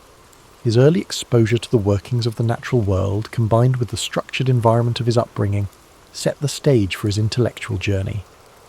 At the age of 17, Aristotle travelled to Athens, the intellectual and cultural centre of the ancient world. There, he enrolled in Plato's Academy, a prestigious school founded by the renowned philosopher Plato. Aristotle quickly distinguished himself as a brilliant student, one whose mind seemed boundless in its capacity for inquiry. For 20 years he studied under Plato, immersing himself in philosophy, mathematics, and the natural sciences. Though Aristotle greatly admired Plato, he did not always agree with his teacher's ideas. While Plato focused on the realm of ideal forms, Aristotle's mind was drawn to the tangible, the observable, and the concrete. He believed that understanding the world required examining it directly, through observation and experience. This difference in approach would later define Aristotle's own philosophy, setting it apart from that of his mentor. After Plato's death, Aristotle left Athens and began a period of travel and teaching. He journeyed across the Greek world, sharing his knowledge and expanding his understanding of different cultures and environments. During this time, he also married a woman named Pythias, with whom he would have a daughter. His travels brought him to the court of King Philip II of Macedon, where he was tasked with an extraordinary responsibility, tutoring the young prince, Alexander, who would later become known as Alexander the Great. Aristotle's influence on Alexander was profound. While the prince was destined for military conquest and political leadership, Aristotle introduced him to the worlds of philosophy, science, and ethics. He encouraged Alexander to think critically and to approach his rule with wisdom and fairness. Though their paths would eventually diverge, the relationship between teacher and student left a lasting impact on both. In 335 BCE, Aristotle returned to Athens and established his own school, the Lyceum. The Lyceum was more than just a place of learning. It was a community of thinkers and scholars dedicated to exploring every aspect of the world. Aristotle and his students walked the grounds of the Lyceum, engaging in discussions that range from biology and physics to ethics and politics. These peripatetic discussions, as they were called, became a hallmark of Aristotle's teaching style. Aristotle's curiosity knew no bounds. He sought to understand the world in its entirety, cataloguing plants and animals, studying the stars, and analysing human behaviour. His work was both broad and detailed, reflecting his belief that knowledge was interconnected. To Aristotle, understanding one aspect of the world helped illuminate the others. His contributions to philosophy were groundbreaking. Aristotle developed a system of logic that laid the foundation for scientific inquiry. He believed that knowledge could be built through observation, reasoning, and experimentation. This approach contrasted with the purely theoretical methods of his predecessors, and it marked the beginning of a more empirical way of thinking that would influence science for centuries to come. Aristotle's writings covered nearly every subject imaginable. He explored metaphysics, examining the nature of existence and reality. He wrote extensively on ethics, proposing that the goal of life was to achieve eudaimonia, or flourishing through the cultivation of virtue. In politics, he analysed the structures of government and society, emphasising the importance of balance and justice. Yet, Aristotle was not infallible. Like all thinkers of his time, his work was shaped by the cultural and historical context in which he lived. Some of his ideas, particularly those on natural hierarchy and gender roles, reflected the limitations of his era. Even so, his methods of inquiry and his commitment to understanding the world continue to resonate. As Aristotle's influence grew, so too did the challenges he faced. In his later years, political tensions in Athens made his position increasingly precarious. Following the death of Alexander the Great, Anti-Macedonian sentiment in the city put Aristotle, with his ties to the Macedonian court, under scrutiny. Accused of impiety, he chose to leave Athens, reportedly saying that he would not allow the city to sin twice against philosophy, a reference to the execution of Socrates decades earlier. Aristotle spent his final years in the city of Chalcis, where he continued to write and reflect. He passed away in 322 BCE at the age of 62, leaving behind a legacy that would endure for millennia. His works, preserved and studied over the centuries, became a cornerstone of Western thought, influencing fields as diverse as science, ethics, politics, and art. As you reflect on Aristotle's life, let the calm rhythm of his story guide you into a peaceful state of relaxation. His journey reminds us of the power of curiosity, the value of inquiry, and the interconnectedness of all knowledge. Aristotle's life was not just about answers, it was about asking the right questions and seeking understanding in all things. Feel the quiet wisdom of his teachings as they settle in your mind, a gentle reminder that the pursuit of knowledge is a journey, not a destination. Let the story of Aristotle inspire you to embrace curiosity and to find wonder in the world around you. Now, as you drift off to sleep, imagine the serene halls of the Lyceum, the soft murmurs of philosophical discussions, and the gentle rustling of leaves as Aristotle and his students walk under the shade of ancient trees. Let these images carry you into restful dreams, where the wisdom of the past illuminates the infinite possibilities of tomorrow. As you continue to relax, let the profound legacy of Aristotle's life unfold in your mind. His dedication to understanding the world wasn't just about acquiring knowledge. It was about seeking harmony, balance, and truth in everything around him. Aristotle believed that knowledge was interconnected, and through his teachings, he encouraged others to see the unity between the natural world, human behaviour, and the cosmos itself. Imagine Aristotle walking through the Lyceum, the warm sun filtering through the trees as he engaged in thoughtful discussions with his students. His words carried a sense of purpose, guiding those who followed him to think critically and observe the world with care. These walks, known as peripatetic lectures, were not just a means of sharing knowledge, they were a journey of discovery, where every step brought new insights and understanding. Aristotle's influence reached far beyond his own lifetime. His writings were preserved and studied by scholars throughout history, shaping the foundations of many disciplines. In the Middle Ages, his works became central to both Islamic and European philosophy, earning him the title of the philosopher among medieval scholars. His contributions to logic, ethics, and the natural sciences provided a framework for future thinkers, from Thomas Aquinas to Galileo Galilei. In the realm of ethics, Aristotle's concept of virtue remains timeless. He believed that the key to a fulfilling life was finding the balance between extremes, a concept he called the golden mean. For Aristotle, courage lay between recklessness and cowardice, generosity between stinginess and extravagance. This philosophy of moderation offers a calming and thoughtful perspective, reminding us that harmony often lies in balance. As you reflect on these teachings, let their wisdom bring a sense of calm and clarity. The idea that life's challenges can be approached with balance and thoughtfulness is a comforting reminder that, even in times of uncertainty, there is a path forward that brings peace and understanding. Aristotle's work on the natural sciences was equally revolutionary. He believed that observation and experience were the keys to understanding the world. He meticulously studied plants, animals, and celestial phenomena, striving to uncover the principles that governed their existence. His efforts to categorize and explain the natural world laid the groundwork for modern scientific inquiry, inspiring countless generations of researchers to follow in his footsteps. Picture Aristotle seated in quiet contemplation, surrounded by scrolls and diagrams, his mind alight with questions about the universe. The gentle hum of the world around him, the rustling of leaves and the distant chirping of birds served as the backdrop to his endless curiosity. This serene image reminds us of the beauty of learning and the quiet joy of discovery. In his exploration of politics, Aristotle emphasized the importance of community and the role of government in promoting the common good. He studied different forms of governance, analyzing their strengths and weaknesses. His belief that humans are political animals underscores our innate desire for connection and cooperation. Aristotle's insights into the nature of society encourage us to think deeply about the ways we interact with one another and the systems we create to support our collective well-being. As the rain falls gently outside your window, imagine the ancient world Aristotle inhabited, a world filled with wonder, where the mysteries of existence invited exploration and understanding.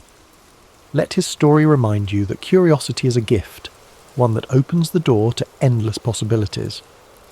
Now, as you drift deeper into relaxation, picture the stars shining above the Lyceum, their light guiding Aristotle and his students as they pondered the mysteries of life.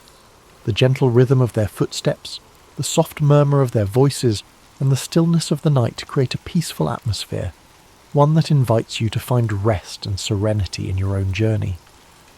Aristotle's life was a testament to the power of inquiry, the joy of discovery, and the interconnectedness of all things. His teachings remind us that knowledge is not just about understanding the world, it's about finding our place within it and striving to live in harmony with ourselves and others. Let the quiet wisdom of Aristotle's journey settle into your thoughts as you rest. His legacy is not just one of intellectual brilliance, but of a life deeply dedicated to understanding the beauty and complexity of existence. Aristotle saw the world not as a collection of separate pieces, but as an intricate tapestry, where each thread is connected to the others in profound and meaningful ways. Imagine the calm serenity of ancient Greece, the golden sunlight cascading over the white stone columns of the Lyceum as Aristotle strolled its pathways, surrounded by students eager to learn. They debated, questioned, and explored every aspect of life, from the nature of the stars above to the behaviour of the animals in the fields nearby. Their conversations were filled with curiosity and wonder, a reflection of Aristotle's belief that every question, no matter how simple or complex, was worth pursuing. Aristotle's ability to bridge different disciplines was one of his greatest strengths. He saw no boundary between science and philosophy, ethics and politics, or art and nature. To him, everything was interconnected, part of a greater whole that deserved to be studied and understood. This holistic view of the world is a reminder of the beauty that lies in seeing the bigger picture, in understanding that each small piece contributes to something far greater than itself. As you drift further into relaxation, let the harmony of Aristotle's teachings bring you peace. His philosophy of balance and moderation encourages us to find calm in the chaos, to seek the middle ground where we can flourish. The idea of the golden mean is not just a guide for making choices, it is an invitation to live with grace and intention, to approach life with a steady and thoughtful heart. Picture Aristotle at his desk, surrounded by scrolls and notes, the flickering light of a lantern illuminating his work. The quiet hum of the night provides the perfect backdrop for his thoughts, as he meticulously records his observations and ideas. Each stroke of his pen represents a step forward in humanity's understanding of the world. This image is a reminder that even the grandest achievements begin with quiet moments of reflection and dedication. Aristotle's life was also a testament to resilience. Despite the challenges he faced, from personal loss to political exile, he never stopped asking questions, never stopped seeking to understand. His commitment to learning and teaching, even in the face of adversity, is a powerful reminder that knowledge and curiosity are forces that can overcome even the greatest obstacles. Now, as you relax and prepare to drift into sleep, imagine the gentle sound of waves lapping against the shores of ancient Greece, the rhythmic flow of the sea echoing the timeless nature of Aristotle's wisdom. His story reminds us that the search for knowledge is an endless journey, one that brings us closer not only to the world around us, but also to ourselves. Let your breathing slow as you picture the peaceful gardens of the Lyceum, where Aristotle's students gathered to learn and grow. The rustling of leaves in the wind and the soft murmur of philosophical discussions create a tranquil atmosphere, one that invites you to rest and reflect. As the calm of the night surrounds you, let the echoes of Aristotle's wisdom carry you further into a restful state. His life's journey reminds us of the power of patience and persistence, the idea that true understanding unfolds slowly, like the petals of a flower opening to the morning sun. Each step he took, each question he asked, was a step toward unravelling the mysteries of life. Imagine the gentle rhythm of Aristotle's daily routines at the Lyceum, the sun casting soft shadows over the gardens, where he and his students would walk and talk. The air would have been filled with the scent of blooming flowers, and the distant sound of birds singing, creating a serene environment for thought and reflection. It was in these simple, unhurried moments that some of the most profound ideas in human history were born. Aristotle's approach to life and learning reminds us that it's okay to take our time, to explore the world with curiosity and wonder. He understood that knowledge is not something to be rushed. It is a lifelong journey, one that unfolds gradually and beautifully. This philosophy of patience and exploration is one we can carry with us, a gentle reminder to approach our own lives with care and intention. Aristotle often turned his gaze upward, marvelling at the vastness of the universe and pondering the mysteries it held. To him, the stars were not just distant points of light. They were part of a grand, interconnected cosmos, a reminder of our place within something far greater than ourselves. Let this thought bring you a sense of peace and wonder as you rest. Aristotle's teachings also emphasized the importance of community and connection. He believed that humans are social beings, meant to live and work together in harmony. His ideas about politics and ethics were grounded in this belief, highlighting the value of cooperation, fairness, and mutual respect. These principles continue to resonate, reminding us of the importance of building strong, supportive relationships with those around us. As you relax further, imagine the soft murmurs of conversation in the Lyceum, the voices of students and scholars blending together in a gentle symphony of learning. The warmth of their shared curiosity and the strength of their connections created an environment where ideas could flourish. Let this image remind you of the power of community, the way it supports and uplifts us, even in our quietest moments. Aristotle's dedication to understanding the natural world was unparalleled. He believed that by observing and studying the world around us, we could uncover the principles that govern life itself. From the smallest insect to the vast expanse of the heavens, Aristotle approached every subject with the same level of curiosity and care. His work laid the foundation for countless discoveries, inspiring generations of thinkers to explore and question. Now, as you drift closer to sleep, picture Aristotle walking along a quiet beach at sunrise, the waves gently lapping at the shore. The golden light of dawn illuminates his path, a symbol of the new ideas and possibilities that each day brings. This peaceful scene reflects the quiet strength of his mind and the endless potential for discovery that lies within us all. Let your breathing slow as you embrace the calm and tranquility of this moment. The story of Aristotle's life is one of resilience, curiosity, and an unyielding desire to understand. His teachings remind us that no matter how complex the world may seem, there is always beauty to be found in the search for knowledge. As you fall into a deep, restful sleep, let the timeless wisdom of Aristotle's journey inspire your dreams. Imagine the serenity of the Lyceum, the warmth of shared ideas, and the quiet joy of exploring the mysteries of life. Thank you for spending this time with us at History and Sleep. May your dreams be peaceful and filled with wonder. Sweet dreams, and we look forward to seeing you again soon. City of Genoa, Christopher Columbus entered the world under a roof that smelled of salt air and fish scales.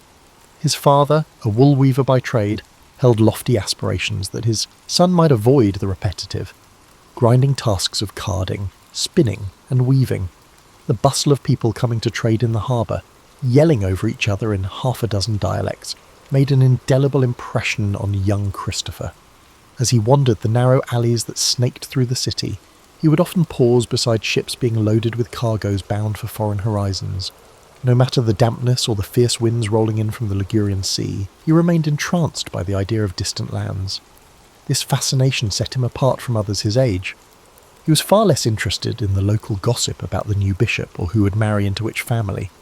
Instead, he chased fleeting rumours about gold-laden shores, where people spoke in languages sounding like music. When he was old enough to leave home, Columbus began to sail modestly, short voyages in which he served as a messenger or a humble hand, making sure to note every detail. Once, while aboard a small merchant ship, he encountered a fierce storm that pitched the vessel so violently several men were lost at sea. Yet Columbus persevered, occasionally gripping the rigging and feeling both dread and a certain strange euphoria. He later recalled this episode as the exact moment he realised that fortune favoured risk-takers.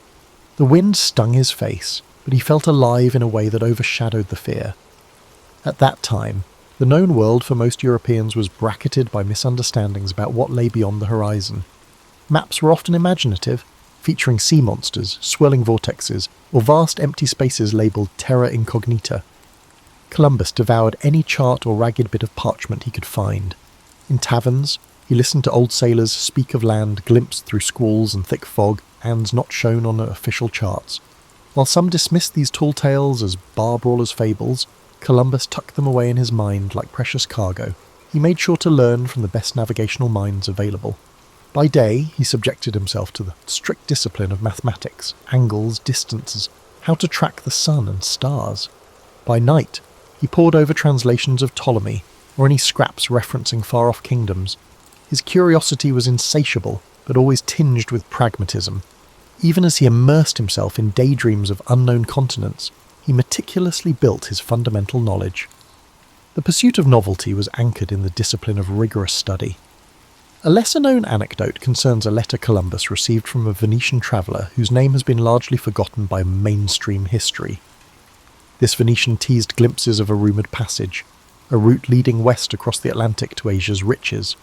The letter wasn't coated with the florid hyperbole common in travel accounts at that time. Instead, it was almost stark, describing a place where the sun set over expanses of water few dared to traverse.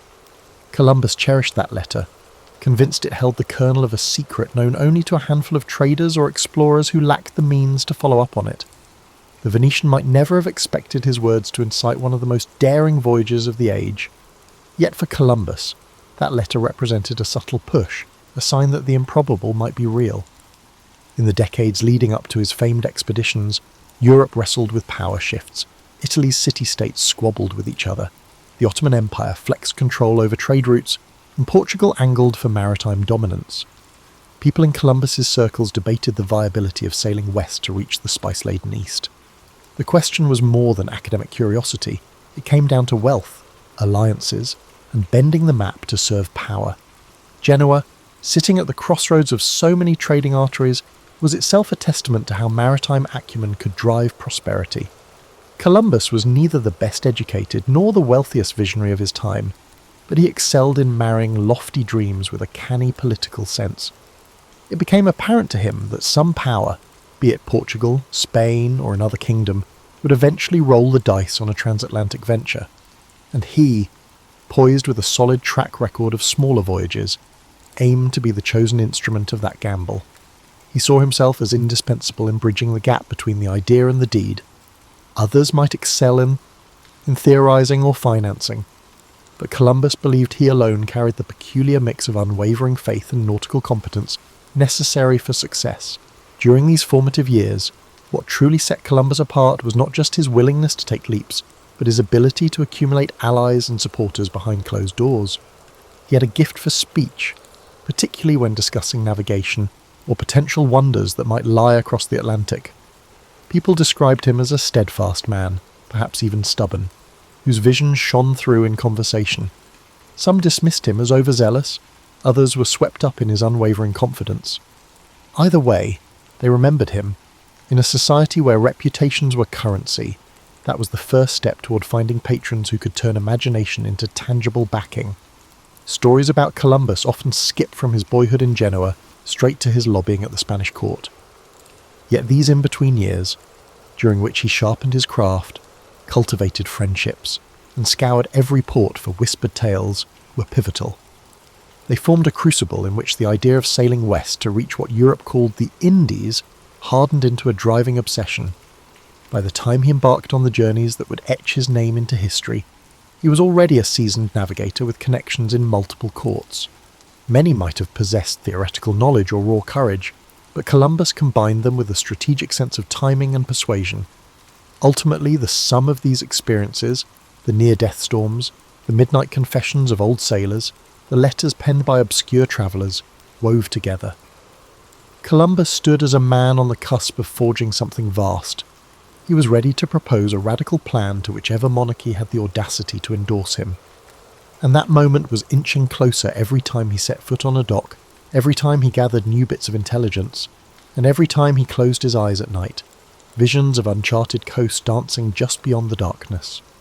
Spain in the late 15th century was an agitated tapestry of ambition, religious devotion, and a desire to surpass other emerging European powers. After the Reconquista and the unification under the Catholic monarchs, King Ferdinand and Queen Isabella sought new ways to cement their place in the world. While Portugal was establishing itself along the African coast, using caravels to probe new waters, Spain faced the possibility of being left behind. Columbus perceived this anxiety like a cat sniffing out opportunity. He had tried pitching his westward plan to the Portuguese crown previously, but was met with hesitation, some say scorn. His proposition sounded suspiciously like gambling with the unknown. Portugal, after all, already had an established route circling Africa. But the Spanish court was more impressionable, perhaps because they were eager to leapfrog over rivals in the exploration race.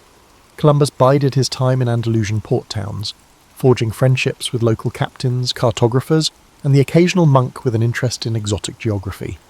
He cultivated a sense of mystique around himself, dropping hints about rumoured islands beyond the horizon. And yet, winning over the Catholic monarchs demanded more than grand promises. Columbus needed to demonstrate some shred of credibility. So, he appeared at court armed with numbers and references. Although many modern experts debate the accuracy of his calculations, especially his underestimation of Earth's circumference, he was undoubtedly passionate about them. He insisted that the distance westward to Asia wasn't as colossal as mainstream scholars maintained. Moreover, he insisted on titles and privileges for himself if he were successful. This wasn't mere hubris. He believed that if he discovered new lands or profitable routes, he deserved recognition and wealth. It's worth noting that Columbus, as a man of his era, cloaked his intentions in religious justifications. He talked about bringing Christianity to the far reaches of the world. This approach resonated with an Iberian court fresh from the triumph over Granada and eager to spread Catholic influence abroad. But behind the religious language, there was also a shrewd negotiator who understood that spiritual rhetoric often smoothed the path toward funding. If you could couch your proposed voyage in terms of salvation or the glory of God, you'd find fewer obstacles in the corridors of power. What followed were months, some say years, of haggling. Advisors to the crown debated whether Columbus was an inspired savant or a fool. Traditional geographers scoffed, referencing ancient authorities who argued that the Atlantic was vast, filled with unknown dangers. A few murmured that even if Columbus did find land, it could be an inhospitable wilderness unworthy of the trouble. Columbus, however, radiated a calm sense of certainty. He occasionally flashed a map, though how detailed these charts were remains a mystery. Scholars have speculated for centuries about the source of his unwavering assurance. Some posit hidden documents or secret knowledge gleaned from seafarers who stumbled upon unknown islets. Others assume it was sheer stubbornness, an unshakable conviction that a western sea route must exist. Eventually, the Catholic monarchs took a calculated risk. They granted Columbus the funds for 3 ships, a modest investment from their perspective. The arrangement was that if he found nothing, the loss would be brushed aside by the Spanish treasury, but if he succeeded, Spain would catapult ahead in the scramble for new lands and trading routes. The recollection of Portugal's prosperity from gold and spices weighed heavily on their minds. Nobody wanted to miss out on the next wave of riches. Columbus, exultant with the royal nod, hurried to assemble a crew. People often overlook the question of how Columbus gathered those men. It's true many were from modest backgrounds, with some rumoured to be on the run from the law, hoping to escape their past in the expanse of the ocean. But it wasn't just desperados who signed up. Skilled navigators from Palos, Huelva, and beyond joined, intrigued by the potential for fortune. The ships, commonly referred to in simplified form as the Niña, the Pinta, and the Santa Maria, were repurposed commercial vessels, not the grand, specialised craft of some modern imagination. In those final days before departure, Columbus prayed publicly at small monasteries and confided in a handful of confidants. The air crackled with anticipation. Coastal communities whispered about the boldness of it all. Some saw it as an act of madness or vanity.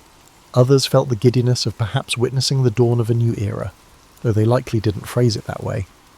For his part, Columbus maintained a controlled composure, but one can imagine the swirl of thoughts in his head. What if the critics were right, and Asia lay much farther than he had predicted? What if the currents were too treacherous, or the men mutinied out of fear? Despite the swirling uncertainty, Columbus pressed on. In the context of the times, Caution often yielded smaller gains, while boldness, especially in exploration, could reshape kingdoms and redefine maps. And so, in August of 1492, with the last fleeting gusts of summer wind, he led his ragtag armada out of Palos de la Frontera. Spain's coastline faded behind them under a brilliant sky, and all that remained was the emptiness of the Atlantic. No one aboard those 3 ships fully grasped the magnitude of what they were about to set in motion. Columbus was convinced that on the other side of that endless horizon lay a gateway to Asia. What he actually found would ripple through history in ways neither he nor his patrons could have envisaged. Yet that departure day, so often depicted in simplified paintings, was anything but routine. The tension on deck, the unspoken prayers of the men, the spectre of turning back if storms threatened, it all brewed a potent mix of hope and dread. Columbus, unwavering, stood near the ship's helm, mentally rehearsing his route, likely feeling the weight of his deal with Spain's monarchy on his shoulders. But as a faint breeze pushed them out to open sea, he also might have felt an intoxicating rush of possibility. Sailing into the unknown demanded more than bravado. It demanded an unspoken agreement among the crew that they would trust Columbus's instincts, for better or worse. For weeks, the men heard nothing but the wind snapping the sails and the hull creaking under the pressure of the open sea. Fears of sea monsters and bottomless whirlpools circulated in hushed conversations. Each day, Columbus measured the sun's position with the astrolabe, jotting figures in a logbook he kept hidden from prying eyes. Rumour has it he maintained 2 sets of records, one genuine, one skewed to soothe anxious sailors. As time wore on, their diet, initially bread, onions, salted meat, became stale and monotonous. Water turned brackish, tempers flared as frustrations boiled over. The sense of distance from any known shore was paralysing for some. A few men muttered that they should force Columbus to reverse course. Yet each evening, Columbus delivered a kind of pep talk, reminding them of the wealth rumoured to be waiting just beyond the horizon, of the possibility that each day's sail brought them closer to Asia's spice markets. From a modern perspective, such promises might seem manipulative, but within their historical context, Columbus was playing the necessary role of morale builder. Along the voyage, certain signs stirred fleeting moments of optimism: floating clusters of seaweed, stray birds overhead, even the faint smell of unfamiliar vegetation on the breeze. Sailors latched onto these clues like lifelines, interpreting them as evidence that land must be near. Some historians argue that these were the crucial threads holding the expedition together when minds threatened to unravel. Columbus, however, rarely displayed his own doubts. His journals hint at the internal turmoil he felt when days stretched into weeks and no solid coastline materialized. But to the men, he projected unwavering determination. Then came a fateful night in October, when the cry of "Tierra, tierra" finally broke the silence. The men scrambled to the sides of the ship, eyes scanning the dark horizon. Shrouded in moonlight was a low, dark outline that could only be land. Relief, excitement, and a twinge of disbelief shot through the crew. They had survived the dreaded emptiness. When morning came, they saw a lush island, beaches gleaming under the sun. Columbus, convinced he was near Asia, unfurled the Spanish flag and claimed the land for the crown. In his diary, he described the island's inhabitants as friendly, curious, and naive about European ways, though he likely wrote with the tinted lens of an outsider imposing his own worldview. The early interactions between Columbus and the indigenous people, often referred to as the Taino, began with gestures of goodwill. Small gifts of glass beads and trinkets were exchanged for parrots, cotton, and rudimentary gold ornaments. Columbus interpreted these gestures in a context shaped by centuries of European feudal and mercantile culture. He wrote excitedly about the potential for future riches and the ease with which Spain might extend its reach across these lands. That initial moment of wonder, 2 distinct worlds meeting for the first time, held a fragile promise of mutual discovery. Yet history shows us how illusions can fracture under the weight of greed and cultural misunderstanding. Columbus recorded that some of the islanders directed him farther to the south and west, mentioning places with greater wealth. So, he pressed on, navigating among the islands of what we now call the Caribbean. The further he travelled, the more he convinced himself that the Grand Khan's palaces might lie just around the next coastline. He heard stories, interpreted them through his own lens, and wrote letters back to Spain brimming with excitement. However, the land was not the Asia of silks and spices he had imagined. The mistake was largely geographical. The world was far bigger than he had presumed. Unwittingly, Columbus had stumbled upon a separate continent that was new only to Europeans, though not to the millions who already lived there. The seeds of future conflict were sown in these early encounters. The Spanish crown's policy was expansionist, steeped in an ideology of superiority, and Columbus's reports about malleable islanders only fueled the monarch's ambitions. He built a makeshift fort on Hispaniola, leaving some men behind while he returned to Spain with captured islanders as evidence of his discoveries.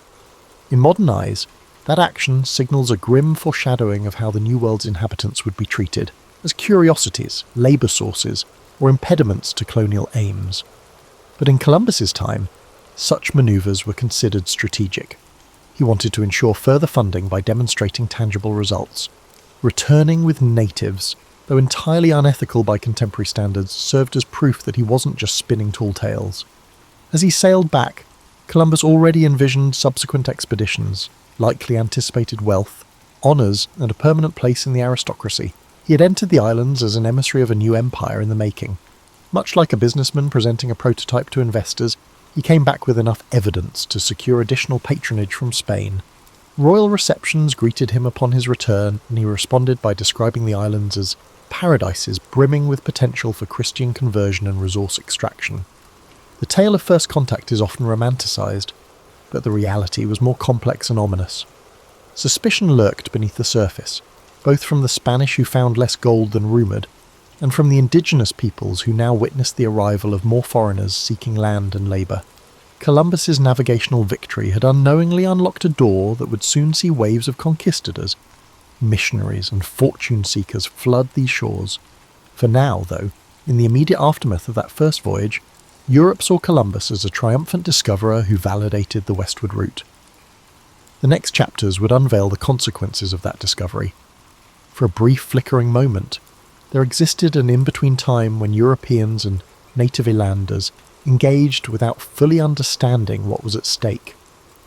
The aura of curiosity pervaded their interactions, but behind the curiosity lay a chasm of cultural difference and the looming possibility of violence. Columbus, for all his zeal and cunning, remained somewhat oblivious to the Pandora's box he had pried open.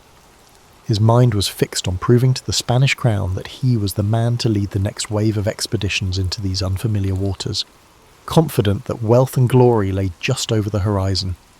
Not long after Columbus's celebrated return to Spain, word spread throughout Europe about the new lands. The name Indies stuck, reflecting Columbus's ongoing misbelief that he had neared the outskirts of Asia. In response, the Spanish crown organised a second expedition on a much grander scale. Columbus would no longer command a modest trio of ships, but rather a flotilla aimed at establishing a permanent foothold. Soldiers, settlers, and clergy accompanied him, each with their own agenda. What was the ultimate objective? Transform these islands into profitable colonies for the Spanish realm. The spectacle of this second voyage contrasted sharply with the tentative nature of the first. Resources flowed in: cannons, livestock, seeds for European crops. The monarchy envisioned these distant shores as an extension of Spanish civilization. In Columbus's eyes, the project was both an opportunity and a test. He welcomed the chance to govern as a viceroy of sorts, but the weight of responsibility also rested heavily on his shoulders. He had to turn uncharted islands into functioning colonies, maintain favour with the crown, and keep the natives from slipping out of Spanish control. Upon arrival back in Hispaniola, the atmosphere was palpably different. Where before there had been curiosity, now there was tension. The men Columbus had left behind in the makeshift fort had engaged in violent conflicts with locals, straining relations. The Taino were not a monolithic group. They had their own leadership, alliances, and internal politics, but collectively, they recognised that these foreigners sought to claim land and resources as their own, ignoring existing structures. Discontent and confusion spread, on both sides, often fueled by the language gap. Columbus tried to govern, but the role required more than just navigation skills. Administering a settlement demanded diplomacy, patience, and foresight. Pressed by the Spanish crown for gold, He imposed demands on the Taino for tribute. This policy alienated them, transforming a guarded tolerance into outright hostility. Rebellions flared, and the Spanish met them with harsh reprisals. Columbus found himself caught between his promise to Spain, that these territories would yield wealth, and the reality that extracting riches from these communities required force or, at the very least, intimidation. Meanwhile, friction also arose among the Spanish settlers themselves. Not everyone respected Columbus. Aristocrats resented taking orders from a Genoese outsider.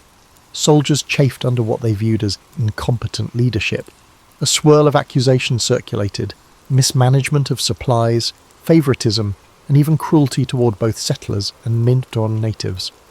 Columbus strove to maintain a grip on the situation, but as ships came and went, they carried back to Spain letters and rumours that cast him in a questionable light. People who once heralded him as a visionary began to wonder if he was a tyrant. And yet, Columbus managed to launch further exploration from these colonial footholds. He navigated around Cuba, ventured into Jamaica, and glimpsed more of the Caribbean's island chain.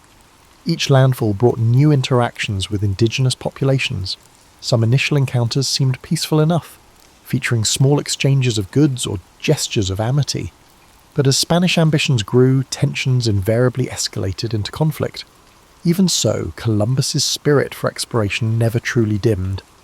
He continued sketching rough maps, confiding in his journals about how these islands might connect to the broader Asian continent. One underappreciated dimension of Columbus's second voyage was the attempt to introduce European agriculture and husbandry to the New World. Horses, pigs, and cattle unloaded from Spanish ships trotted across Caribbean shores for the first time. Wheat and sugarcane seeds were planted with the hope that they would thrive. These experiments would eventually reshape local ecosystems, though Columbus and his contemporaries didn't foresee how foreign plants and animals could disrupt native habitats. They also didn't foresee the profound demographic collapse that would befall the Taino due to disease, forced labour, and armed confrontation. Amid the daily swirl of colonial administration, Columbus also wrestled with personal disappointment. Precious metals seemed less abundant than he had hinted in his early letters. The dream of easy gold faded, forcing him to tighten the screws on both colonists and native populations to meet Spain's expectations. This pressure fueled further discontent. Some settlers plotted against him, drafting scathing reports to royal officials. Columbus responded with imprisonments and strict measures, hoping to maintain order and prove he could handle the responsibilities vested in him. He was not entirely oblivious to the unravelling situation. Letters he penned to the Spanish crown reveal a weary individual, pleading for more support, complaining that rebellious colonists undermined his policies, and defending his harsh treatment of natives as necessary under the circumstances. Historians continue to debate whether these pleas stemmed from genuine concern or a desperate attempt to preserve his authority. Possibly it was both. By this stage, Columbus was no longer just the triumphant mariner who had revealed unknown islands to Europe. He was an embattled governor, pinned between colonial demands, rebellious factions, and indigenous resistance. Eventually, the tensions reached a point where the Spanish crown could no longer ignore the colonial chaos. The Spanish crown dispatched officials across the Atlantic to conduct an investigation. Columbus's name, once applauded in royal halls, started to be whispered with skepticism. The monarchy needed order and profit, not unending complaints and allegations of brutality. Columbus, for his part, insisted he remained steadfast in his loyalty, that his measures were misrepresented, that others were sowing discord against him. But the drumbeat of criticism was relentless. These were pivotal years in which the promise of new lands collided with the practical realities of conquest. The idea of finding a paradise was replaced by the harsh realities of colonization. Columbus's navigational achievements could not shield him from the complexities of trying to rule a far-flung colony under the watchful, profit-hungry eyes of the Spanish crown, and so, amid fractious settlers and indigenous communities on the brink, the stage was set for a reckoning. The once celebrated admiral, whose unwavering conviction had brought him so far, found himself ensnared in the bureaucracy and violence of empire building, an empire that demanded more than a dreamer's spirit could easily deliver. When people talk about Christopher Columbus today, they often reduce him to a single act, that of discovering America. In that narrative, the nuance of his multiple voyages and the complexities of his tenure as a colonial administrator often vanish. Yet it's precisely in the aftermath of these voyages that the full dimensions of his influence and his failures come into stark relief. As Columbus initiated further journeys, some leading him toward the coasts of Central and South America, he found himself increasingly marginalized by Spanish bureaucracy. This shift manifested most dramatically in the arrival of Francisco de Bobadilla, a royal commissioner tasked with investigating complaints about Columbus's governorship. The new bureaucrat, carrying the weight of royal authority, wasted little time in gathering testimony. Both Spaniards and local islanders recounted episodes of cruelty, nepotism, and questionable decisions. Bobadilla was apparently so appalled that he arrested Columbus and his brothers, sending them back to Spain in chains. Legend has it that Columbus wore his shackles defiantly, even when given the chance to remove them on the ship. He saw them as a symbol of injustice, proof that his loyalty and service were being repaid with humiliation. It was a potent image for someone who once stood triumphant before the same crown that now authorized his imprisonment. The question of guilt remains tangled in historical debate. Some accounts suggest that Columbus, overwhelmed by the labyrinth of colonial politics and the pressure for gold, resorted to extreme measures. Others argue Bobadilla's actions were also politically motivated, using Columbus as a scapegoat to appease the crown's dissatisfaction with the colony's performance. Upon returning to Spain in disgrace, Columbus managed to secure an audience with Queen Isabella. Accounts from the time suggest that he pleaded his case with tears in his eyes, lamenting how he had been treated. The Queen, who once supported him so fervently, was moved enough to release him. However, his authority over the New World territories would never be fully restored. The monarchy recognised his contributions as an explorer, but deemed his administrative methods unacceptable, or at least too fraught with controversy to continue under his leadership. Despite these setbacks, Columbus managed to mount a fourth voyage, albeit with far fewer resources and a more modest mission, to find a passage to the Indian Ocean. He skirted the coasts of Central America, enduring hurricanes, shipwrecks, and near mutinies. This journey carried a distinct sense of desperation. Columbus remained convinced he could unstumble upon a maritime strait that would vindicate his original thesis, that these lands were indeed part of Asia's outskirts. He found no such passage, of course, and ended up stranded in Jamaica for a time, relying on the uneasy goodwill of local communities to survive. During that ordeal, Columbus famously exploited his knowledge of an upcoming lunar eclipse to secure provisions from the indigenous people. By predicting the moon would turn dark as a sign of divine displeasure if they withheld supplies, he manipulated the local population.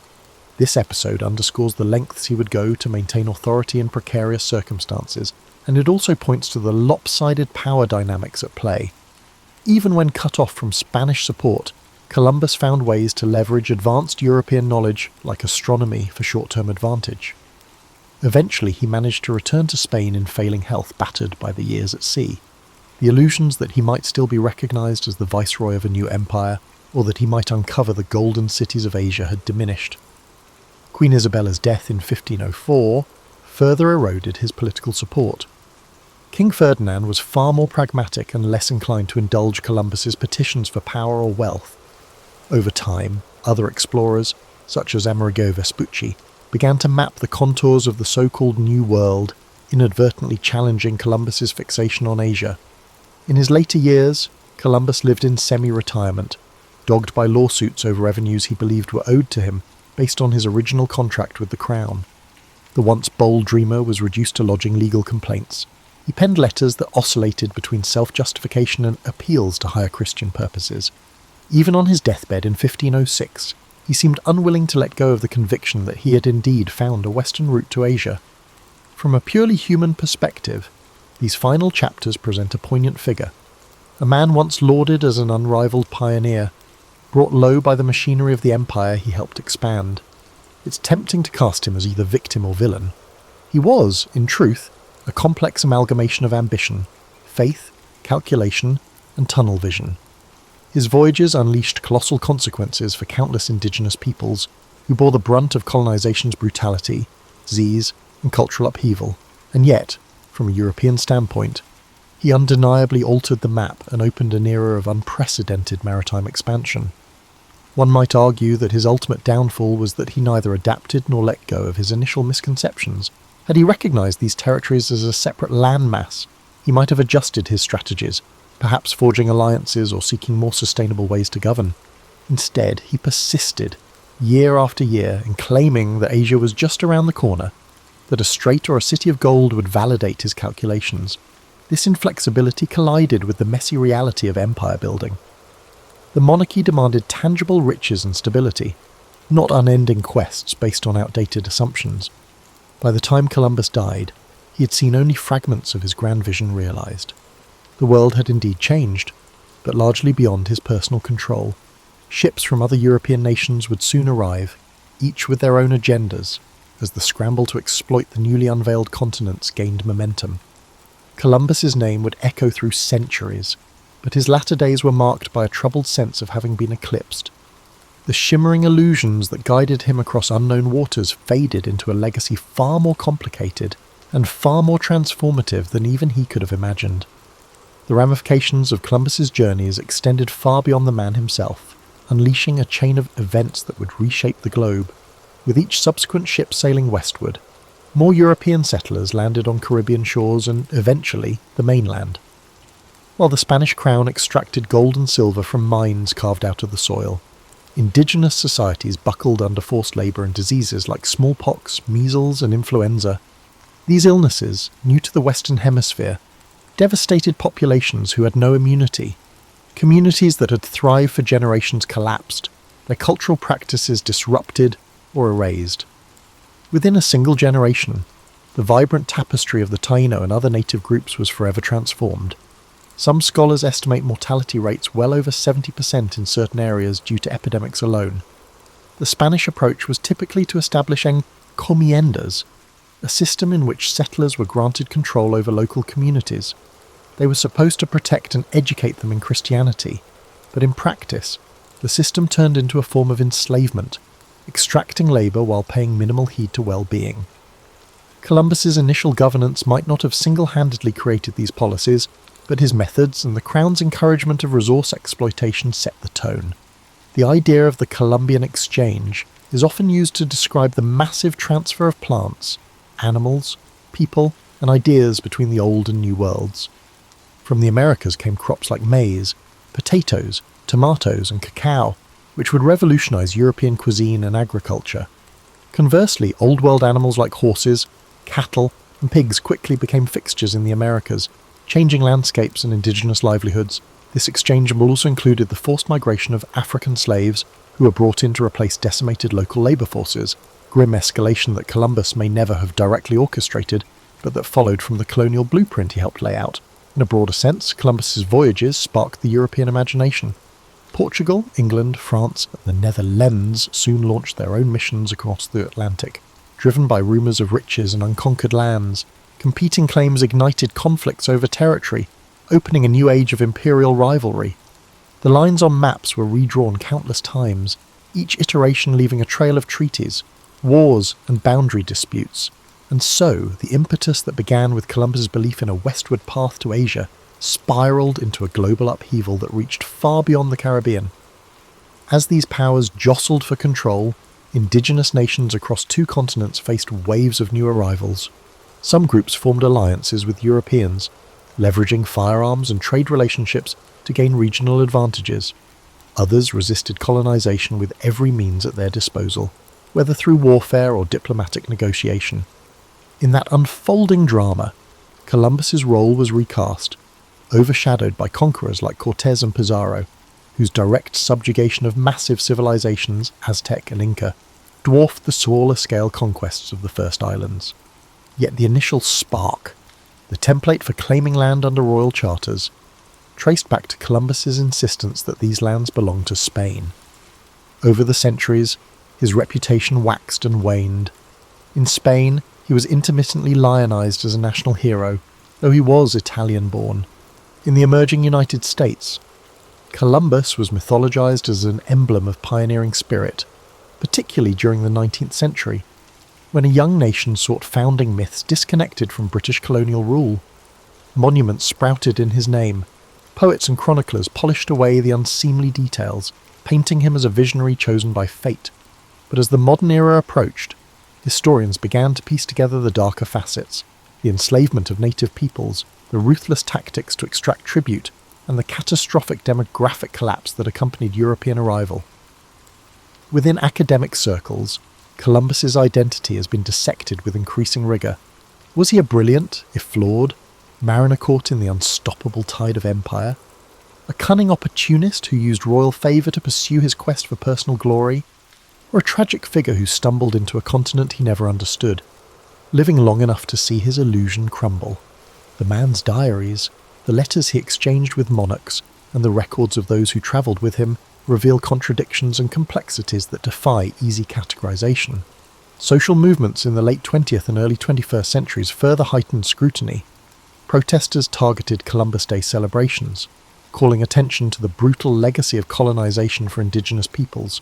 Statues were defaced, public debates raged, and local governments declared alternative holidays like Indigenous Peoples' Day. The conversation shifted from glorifying Columbus's navigational triumphs to examining the price others paid for his endeavours.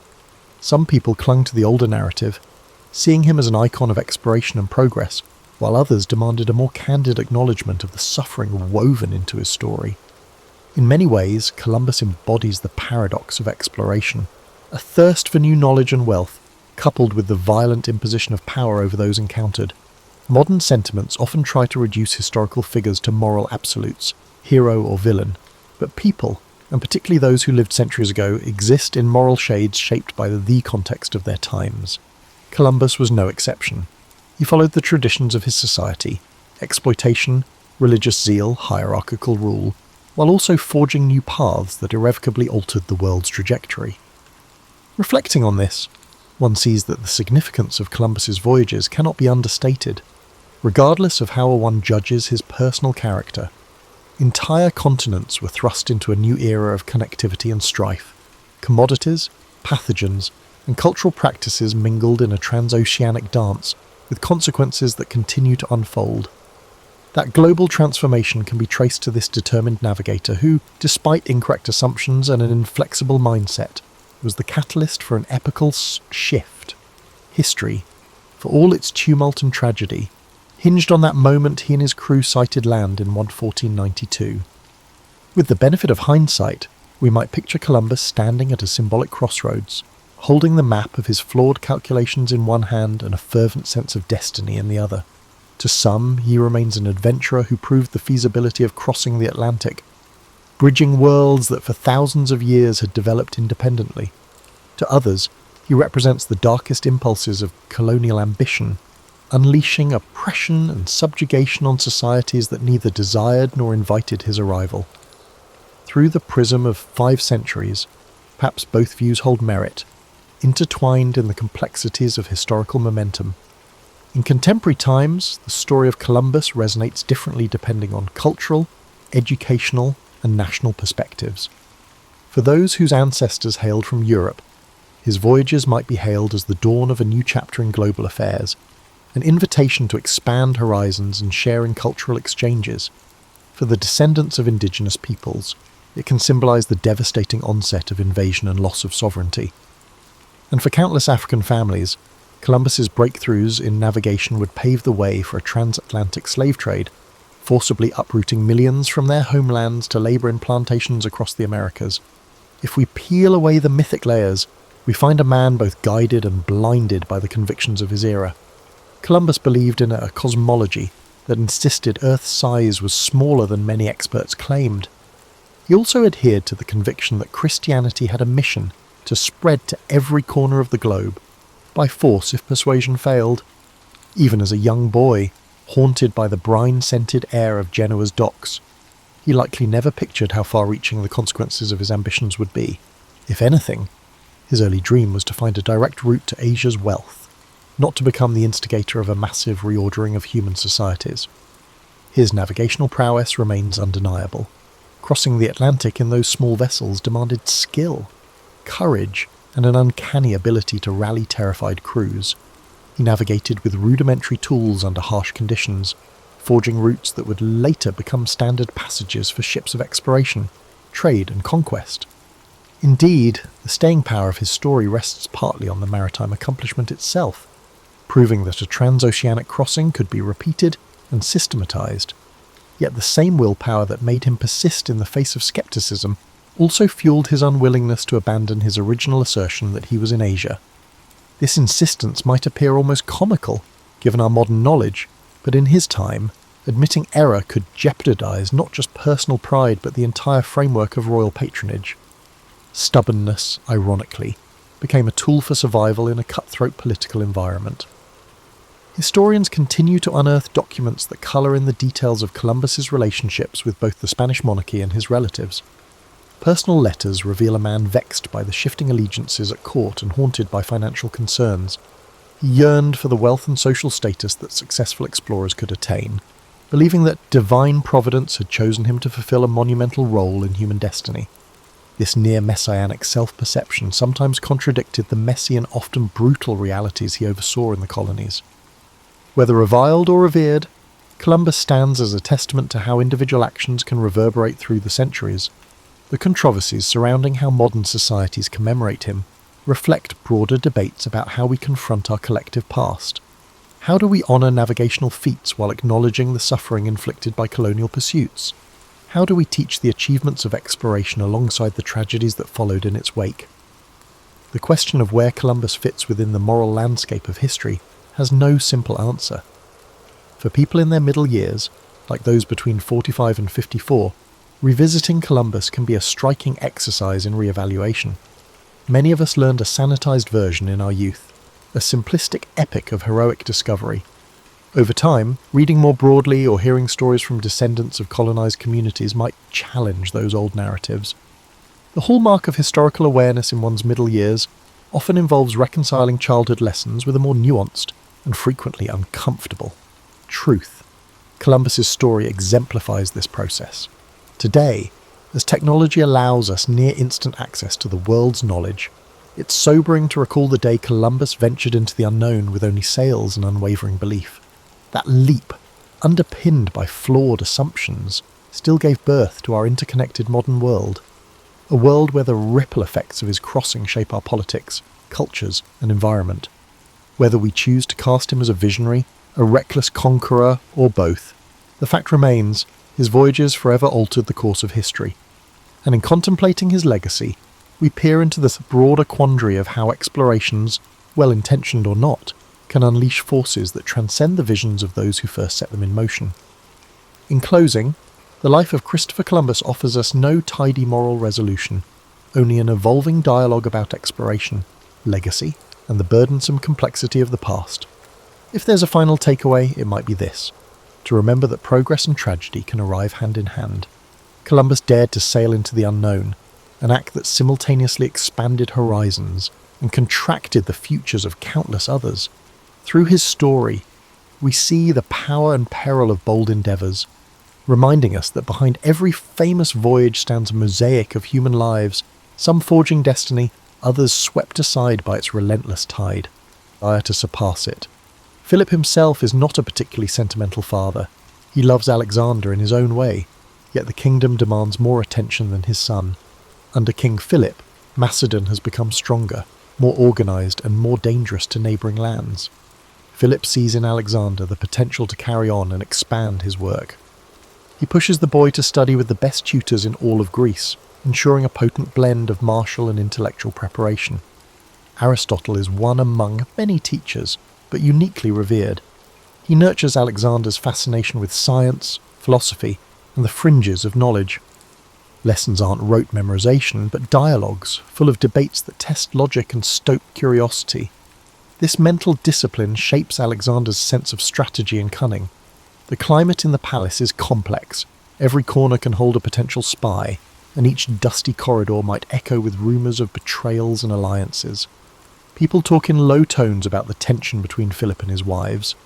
Alexander's mother, Olympias, is as formidable in her own right as any soldier. Devout worshipper of the god Dionysus, she's rumoured to participate in midnight rituals involving serpents, drums, and an ecstatic communion with the divine. Some say she is cunning, even a dangerous influence on Alexander. Yet to him, She is not the mysterious priestess, but the unwavering pillar of maternal warmth.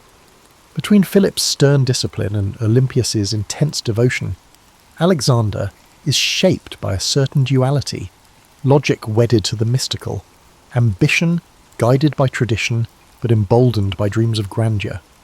From an early age, Alexander's thirst for the glory finds its first real test in the stables of his father. Legend has it that when he encounters a spirited black stallion named Bucephalus, the horse refuses to be tamed by any of Philip's most capable men. They try, they fail, and the beast is ready to be dismissed. But young Alexander notices the animal's fear of its own shadow. Patiently, he coaxes Bucephalus to face the sun, away from the silhouette that spooked him. In minutes, the horse is calm, and Alexander rides him without protest. Observers watch, stunned, as the boy demonstrates a combination of empathy and ingenuity that even seasoned horsemen lack.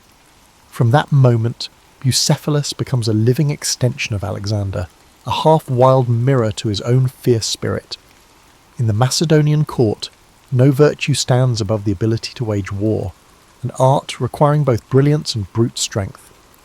Alexander's basic training begins, filled with the typical rigours, sprinting uphill, wrestling in dusty arenas, and drilling with weapons under the unrelenting heat of the summer sun. Yet his father insists he also master oratory. The skill to sway hearts with words is as valuable in forging alliances as a sharpened spear is in battle. Philip knows that to conquer new lands, you need to win people's faith or kindle their fear. Alexander, even as a teenager, shows promise in both realms before he ever lifts a sword in earnest combat. He has already convinced many of his peers he is destined for greatness. At night, after the strenuous training and political chatter, Alexander retreats to the palace library. He pores over scrolls describing the achievements of legendary heroes, Achilles most of all. When Alexander reads these stories, he doesn't see them as dusty relics, but as signposts of what is possible. Every triumph of Achilles, every cunning manoeuvre of Odysseus, becomes a clue to his own destiny. Yet he's not content to just mirror these heroes. He wants to eclipse them, to inscribe his own feats into the tapestry of myths. In his private moments, he contemplates the ephemeral nature of life. He wonders how many will remember him after centuries have passed. His conclusion is always the same: only through extraordinary deeds can one transcend mortality. So, from the vantage point of Pella's palace, we see the formative years of a conqueror in the making. The forces shaping Alexander's character are as varied as the lands he will one day traverse. The unwavering discipline from King Philip, the fierce spiritual intensity from Olympias, the philosophical grounding from Aristotle, and the burning ambition stoked by legends of warriors past. Already, he's begun forging a path that few in the Greek world, indeed, the entire known world, can envision. He's not simply an heir to a throne. He sees himself as the living manifestation of a myth destined to break the boundaries of what Macedon, or any kingdom, believes is possible. Life in Macedon, even for a prince, is precarious.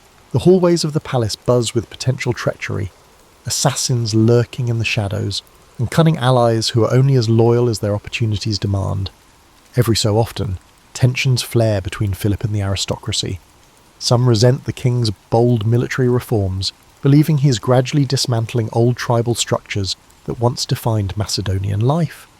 Others fear that while building alliances with Greek city-states, Philip risks losing the distinct identity of Macedon itself. Young Alexander, absorbing these concerns, learns early that power can be fickle. Even the mightiest monarchy can topple under the weight of ambition, both from within and beyond the palace walls.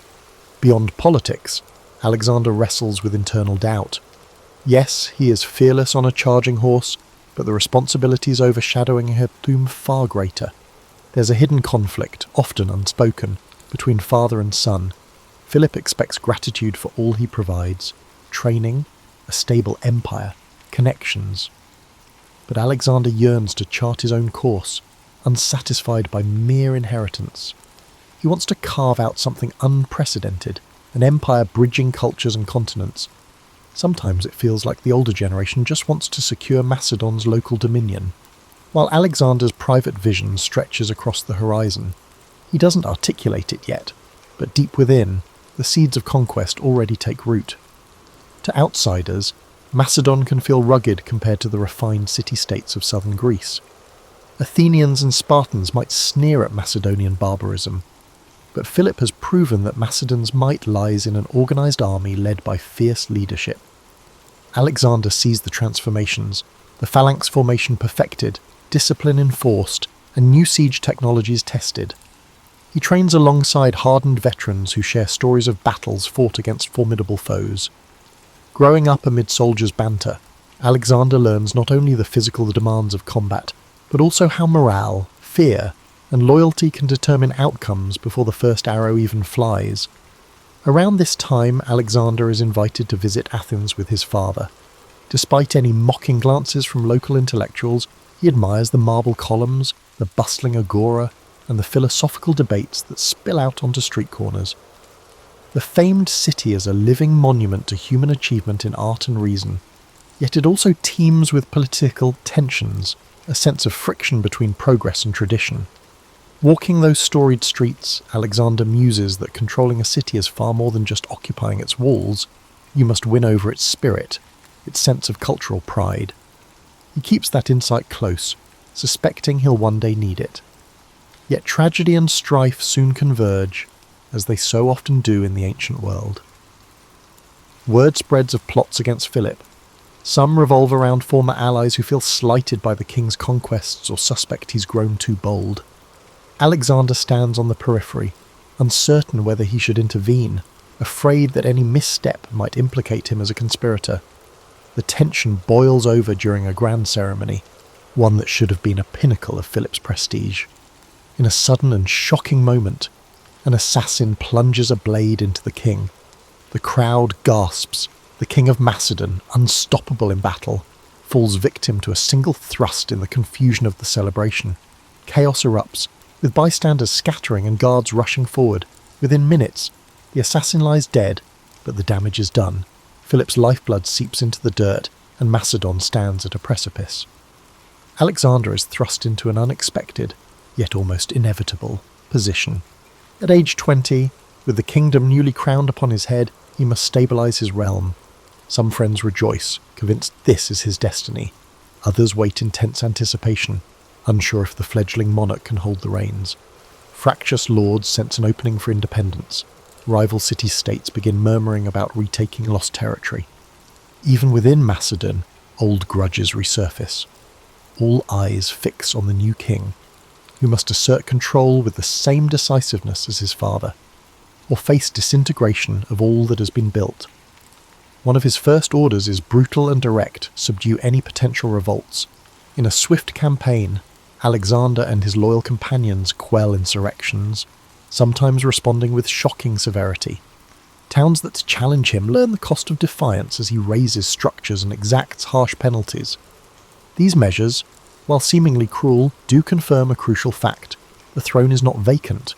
Alexander wields power with an iron determination that matches, and at times surpasses, Philip's. Yet behind the stern facade, there's a flicker of deeper purpose. Alexander doesn't want to be the typical monarch who rules merely out of fear. He yearns to unite, to be recognised not just as a conqueror, but as a visionary leader who can guide disparate peoples towards something grander. In the midst of stamping out rebellions, Alexander turns his eyes back to the Greek city-states. Many think him too young to command their respect, until he arrives at Thebes. The city had rebelled, perhaps assuming the new king was inexperienced. In an audacious move, Alexander's troops storm Thebes quickly, unleashing severe punishment. While horrific to watch, it cements a realization across Greece. This is no malleable successor. If Alexander is tested, he will respond forcefully. The punishment also sends a cautionary note to Athens and others tempted to break alliances. Diplomacy, Alexander understands, can be built on intimidation as well as flattery. By the time the dust settles, the name Alexander already rings with fear across rebellious enclaves and resonates with respect among loyal allies. In fewer than 2 years, he consolidates Macedonia's hold over Greece, earning recognition as the de facto hegemon of the region. Yet rather than rest on these laurels, Alexander looks east, where the vast Persian Empire sprawls. The memory of previous Greek-Persian conflicts looms large, but Alexander imagines more than a retaliatory strike.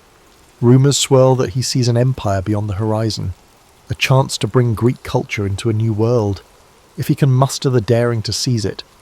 And so, in the hush of late evening, he prepares to set in motion one of the most extraordinary military campaigns recorded in the annals of history. The war drums beat in the hearts of those who follow Alexander eastward. It's more than just ambition or revenge for past Persian aggression. For many, it feels like a holy cause to punish the empire that once threatened Greek freedom. But Alexander's goals surpass mere retribution. Standing at the Hellespont's edge, where Europe meets Asia, he performs symbolic rituals before crossing. Tossing a spear onto the Asian shore, he allegedly proclaims the land to be won by the spear. It's a blend of theatre and conviction, carefully calculated to unite his troops with the sense that destiny itself beckons them forward. The Persian Empire, stretching from the Aegean Sea to the Indus Valley, has wealth beyond imagination. Its roads, like lifelines, connect distant provinces governed by satraps. Alexander's army, though battle-hardened, pales in sheer numbers compared to the Persian forces, but he counts on something intangible, the belief that each Macedonian soldier is part of a historical quest. Logistics become the silent partner of this ambition. He organises supply lines, secures local alliances where possible, and ensures his men remain disciplined, rewarded, and mindful of the stakes. A loosely knit coalition of Greek allies joins him, some out of genuine admiration, others out of fear of retribution should they refuse. The first major engagement, a confrontation at the Granicus River, tests Alexander's mettle against Persian satraps. Cavalry charges, spears glinting in the sun, churn the muddy banks on the battlefield. Alexander fights at the forefront, disregarding the protective distance that many generals maintain. He trusts in his skill and the loyalty of the men around him. Though pinned down at one point, he narrowly escapes a fatal blow thanks to a timely intervention by a commander. The Macedonians push forward, turning the tide. The Persians, momentarily disorganised, retreat. Their swift defeat rattles the empire's western flank. The rumour spreads that Alexander's boldness on the battlefield is as fearsome as his father's had been in the realm of politics. Victories follow in rapid succession. Alexander's strategy is not merely about smashing through defences, but also about presenting himself as a liberator to Greek cities under Persian rule. He spares those willing to cooperate, displaying a surprising level of mercy towards some towns. This balanced approach undercuts Persian authority and encourages local populations to accept his leadership with fewer rebellions. It also cultivates a sense of moral justification among his troops. They aren't mere invaders, others. They are freeing these territories. At least that's the story told in Macedonian campfires and official proclamations. Still, there are instances of calculated cruelty. When a city defies him, he doesn't hesitate to unleash the terror of siege warfare, employing advanced siege engines learned from Philip's campaigns. Walls crumble, families flee. If the defenders still refuse to surrender, the aftermath is dire. The memory of Thebes resonates. Disobedience to Alexander carries a dire cost, yet what emerges is a pattern of caution among local rulers, and increasingly they weigh submission as the safer path. While forging ahead, Alexander exemplifies a curious mind. Local environments, flora and fauna fascinate him. He consults with his retinue of scholars, describing new animal species in letters to Aristotle.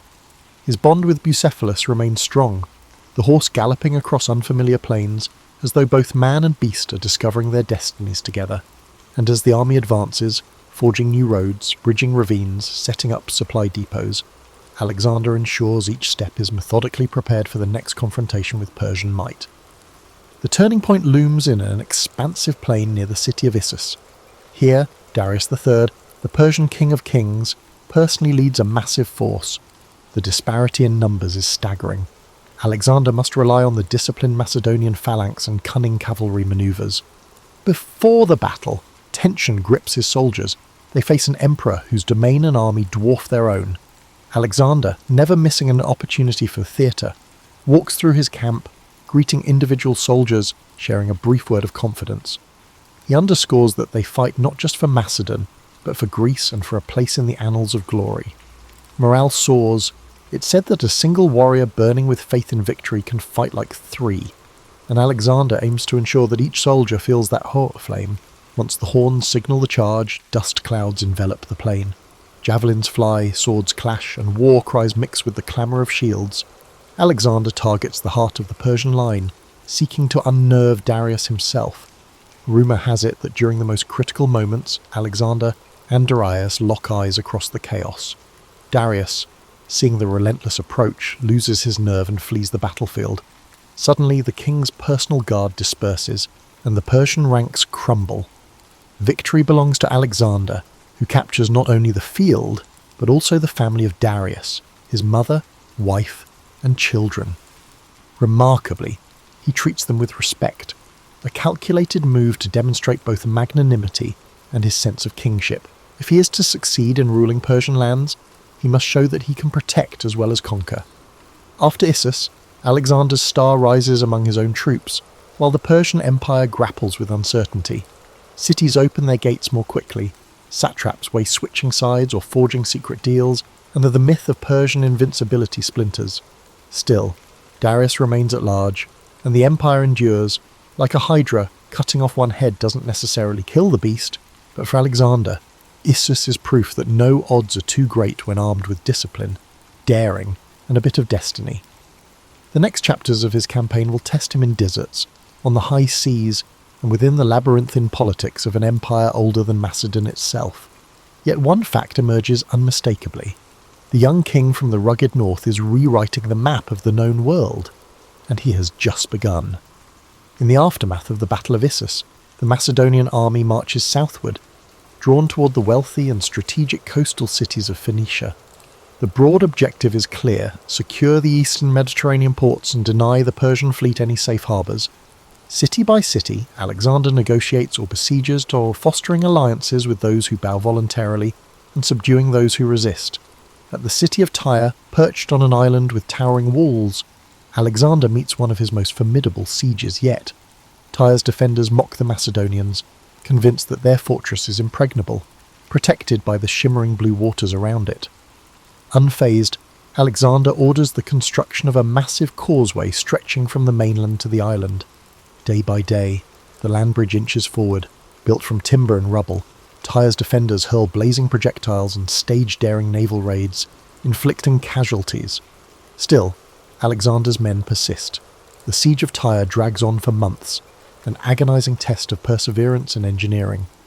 To motivate his frustrated troops, Alexander personally joins them at the construction, shoulders loaded with materials as though he were an ordinary labourer, sweat mingling with dust on his brow. This spectacle of shared hardship stiffens their resolve, forging a deeper bond. Eventually, Macedonian siege engines batter Tyre's walls. The city falls, unleashing a bloody aftermath that once again underscores Alexander's ruthless approach when denied a swift victory. The causeway, left behind in the sea, stands as a testament to his unbending will to succeed. From Tyre, Alexander's gaze shifts to Egypt. The Egyptians, long subjugated by Persia, see an opening in the young conqueror's approach.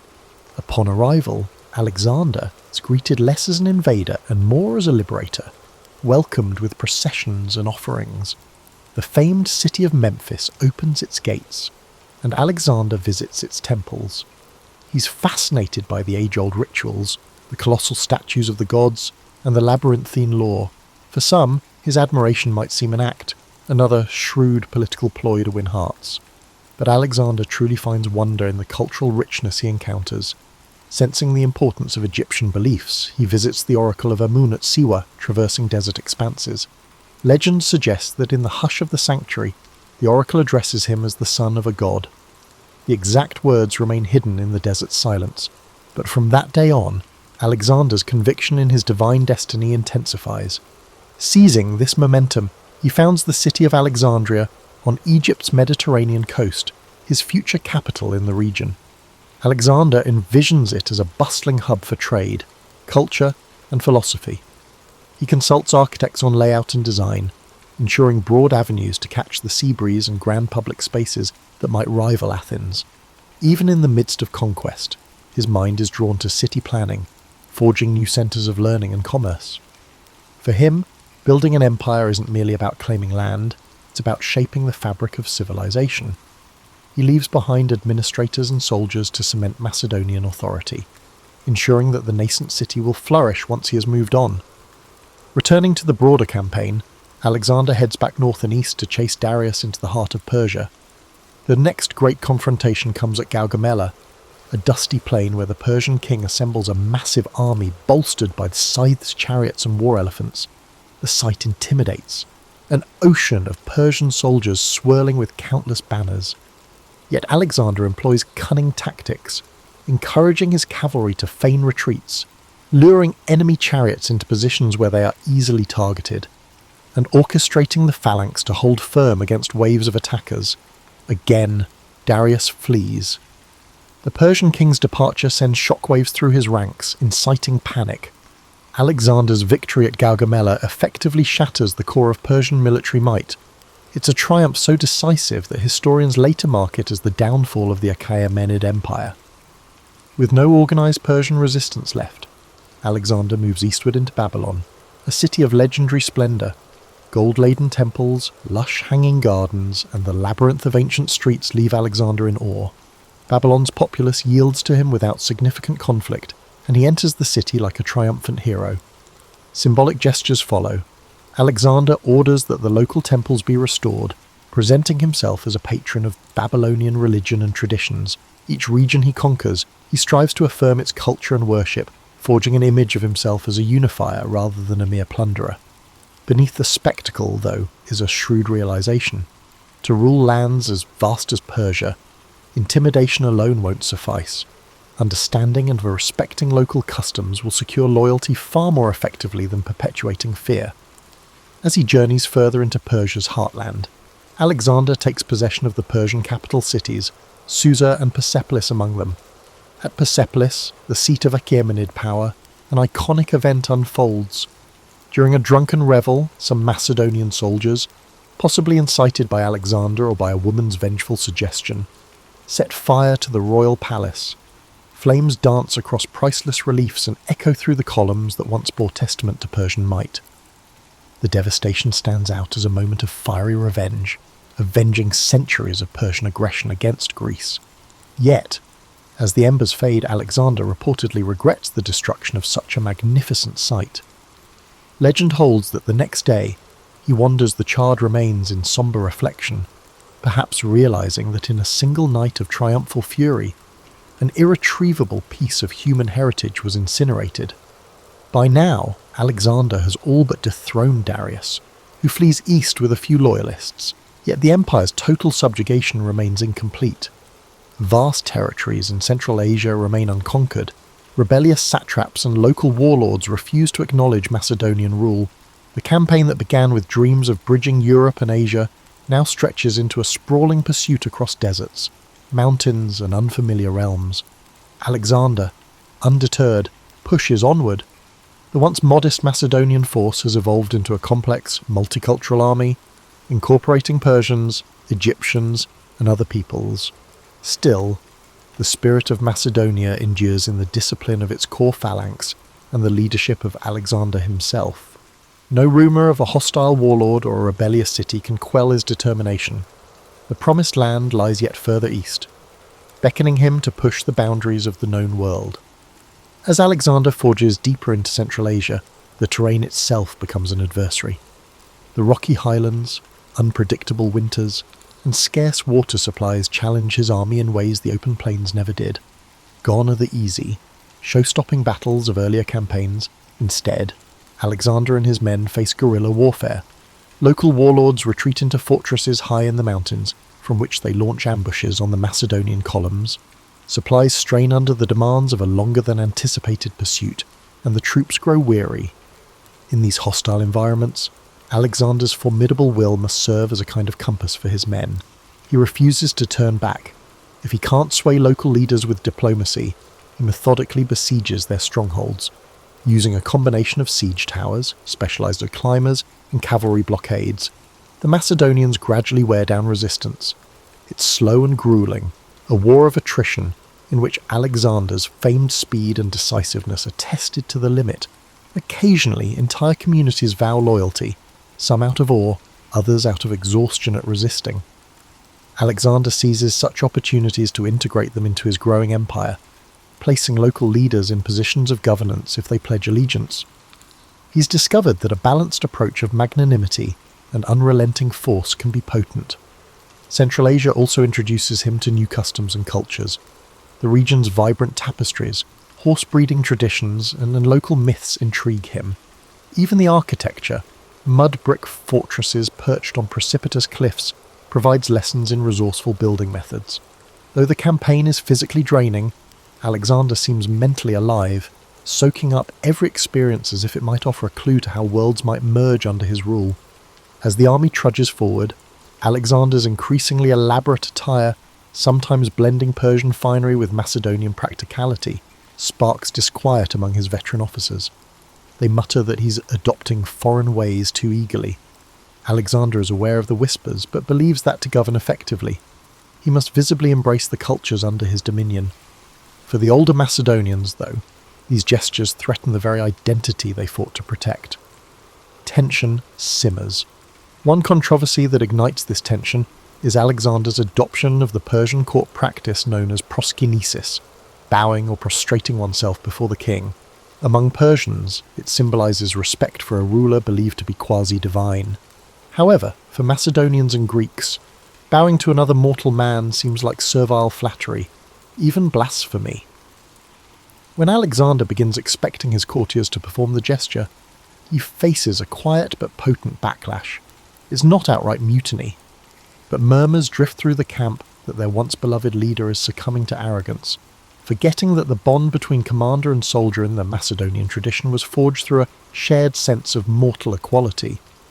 Alexander, for his part, sees proskinesis as a means to unify the traditions of East and West under a single court protocol, but the friction underscores the growing distance between him and the rank and file who once found him so relatable. Adding to this strife is the case of Philotas, a high-ranking officer and son of Alexander's cherished general, Parmenion. Accusations arise that Philotas is embroiled in a conspiracy to assassinate Alexander. Whether real or fabricated, Alexander reacts swiftly.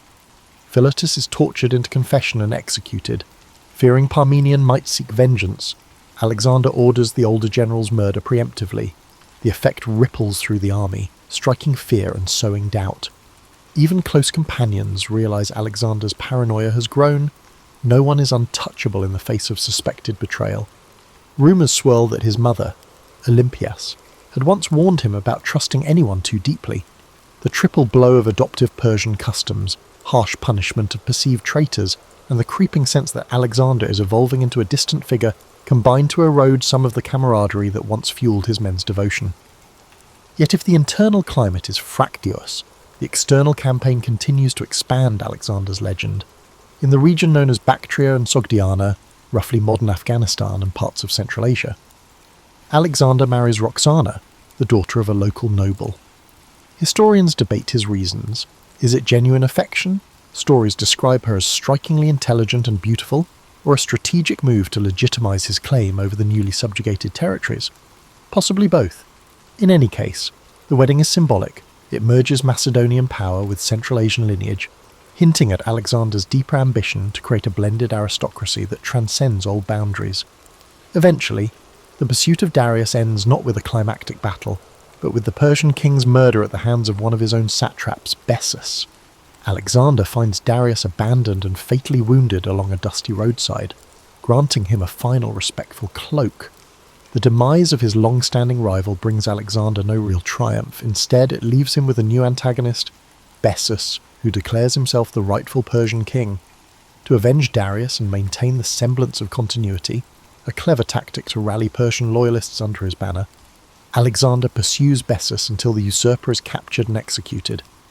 It's a twist of fate that Alexander, originally the nemesis of Persia, now punishes those who harm the Persian royal family, positioning himself as the legitimate heir to the empire.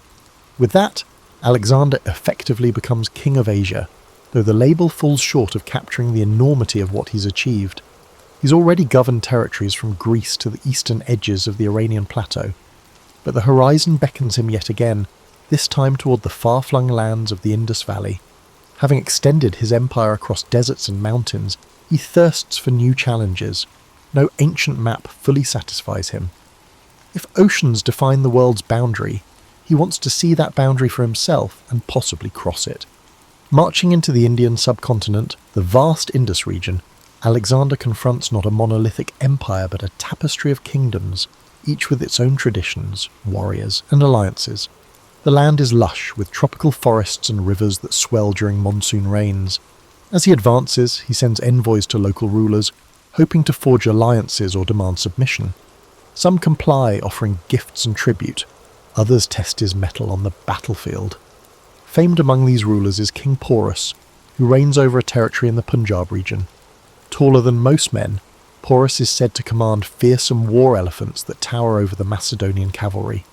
When Alexander's scouts bring back tales of the beasts' trumpeting roars and the sight of their sweeping trunks used like living battering rams, it sparks both fascination and anxiety among the troops.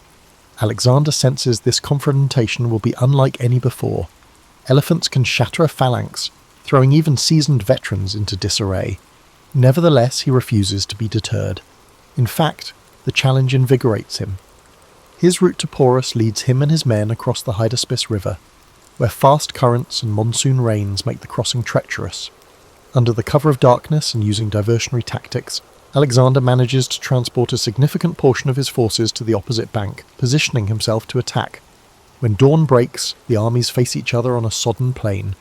Porus, astride an elephant, appears regal and unflinching. Alexander, on his trusty Bucephalus, readies his cavalry to harry the flanks. As the battle commences, the thundering of the elephant shakes the ground, sending tremors through the Macedonian lines. Yet Alexander employs cunning. He directs archers to focus on the elephant mahouts, drivers, creating confusion among the beasts, and positions horsemen to strike from multiple angles.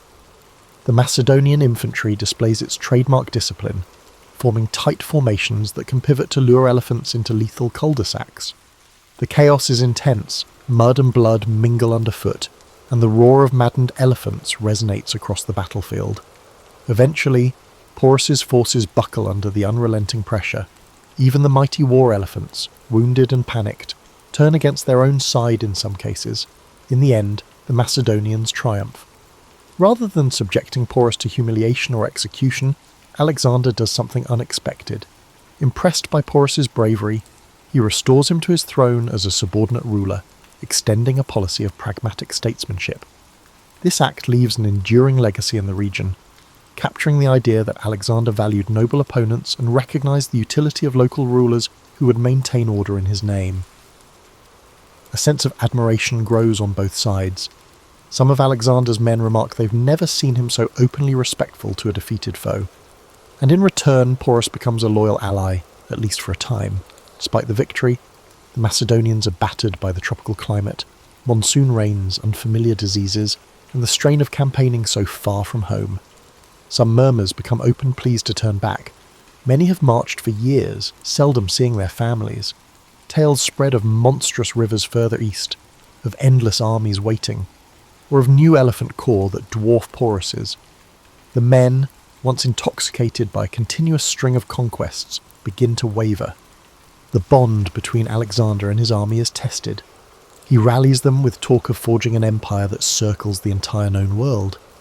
Yet even as he speaks, the weariness in their eyes is palpable. At the Hephaestus River, they finally balk, refusing to go any further. Alexander is outraged. This is the first time his men openly defy him en masse. He tries all his powers of persuasion, calling upon their shared glory, reminding them of the unswerving loyalty they once showed under the scorching sun of Persian deserts. But the tired, homesick soldiers refuse to yield. The standoff is deeply emotional. At last, Alexander relents, perhaps realizing that an empire without an army to maintain it would collapse anyway. He constructs large altars at the boundary, symbolically marking the furthest point of his march and dedicating them to the gods. It's a gesture that provides him a sense of closure, even as frustration roils in his heart. The retreat begins. Though it's hardly a straightforward journey home, Alexander splits his forces, sending part by river while he leads the remainder through the harsh Gedrosian desert, modern-day southern Pakistan and Iran. This route is fraught with scorching heat, water scarcity, and sandstorms that obscure the sun. Many men succumb to thirst, exhaustion, and disease, leaving their bleached bones on the barren dunes. The retreat, in a way, becomes more of a trial than any of the battles waged. Alexander shares in the hardships. He famously pours out a helmet of offered water onto the sand rather than drinking it himself when his men have none. Such acts rekindle a measure of respect, though no one can forget the scale of the suffering they endure. At length, the battered army reunites near the Persian heartland. In place of triumphal parades, there is subdued relief. They have conquered more territory than any Greek or Macedonian ever dreamed possible. Yet the human toll is devastating. Alexander now stands at the apex of his power, in theory the ruler of everything from the Ionian Sea to the fringes of India. He has tested the boundaries of the world as known to him, but he can't escape an inevitable question. What does one do after conquering so much? There's an unease in the air, a sense that the unstoppable force of Alexander's ambition might have reached its outer limit. In the final years, Alexander's empire is vast yet fragile. He understands that simply conquering land doesn't guarantee permanence. Cracks appear among his generals, each harbouring personal ambitions. Ethnic tensions flare between Macedonians, who consider themselves the rightful rulers, and Persians, who resent foreign occupation, but also resent each other. Alexander attempts a radical solution. He pushes for a fusion of the races, encouraging mass marriages between Macedonian officers and Persian women, even presiding over a grand ceremony in Susa. Thousands of couples wed under lavish canopies, the event choreographed to signal unity. While it's a breathtaking spectacle, it doesn't fully ease the undercurrents of distrust. Many marriages end as soon as the official feasts conclude. The shift in Alexander's personal demeanour also causes unease. He drinks more heavily, at times losing the composure that once set him apart. Gone is the simplicity that marked his early campaigns. Now he's surrounded by an entourage of courtiers, many eager to flatter or manipulate. Some suspect that guilt over the killing of old friends haunts him. That the war-weary ghosts of campaigns past weigh on his conscience. Anger flares unpredictably. In one infamous episode, during a heated argument, he fatally stabs Clytus the Black, the same officer who once saved Alexander's life at the Battle of the Granicus. Immediately remorseful, Alexander is inconsolable for days, shutting himself away in anguish. But the damage is done. The old Macedonian veterans now see their king as a dangerous blend of paranoia and absolute power. Despite these tensions, Alexander doesn't abandon governance. He plans administrative reforms, carving the empire into provinces run by both Macedonian and local officials. He invests in roads, trade routes, and the expansion of cities. Alexandria in Egypt blossoms into a vibrant metropolis, a beacon of Hellenistic culture. Similar foundations or refoundations across Asia create a network of Alexandrias, each intended as a focal point of Greek influence entwined with local customs. Scholars travel these routes, exchanging knowledge from Athens, Babylon, and beyond. Alexander envisions a cosmopolitan tapestry, though whether such a vision can survive him remains uncertain. He even contemplates new campaigns. Rumours swirl that he wants to press into the Arabian Peninsula, that he might return to India with a fresh army, or sail around Africa to find a western sea route. The man who once stood restless in the courtyard of Pella still cannot resist the siren call of uncharted horizons. Yet fate intervenes. While residing in Babylon, his chosen administrative centre, Alexander falls ill after a prolonged banquet. High fever grips him. Some whisper it's the result of poisoning.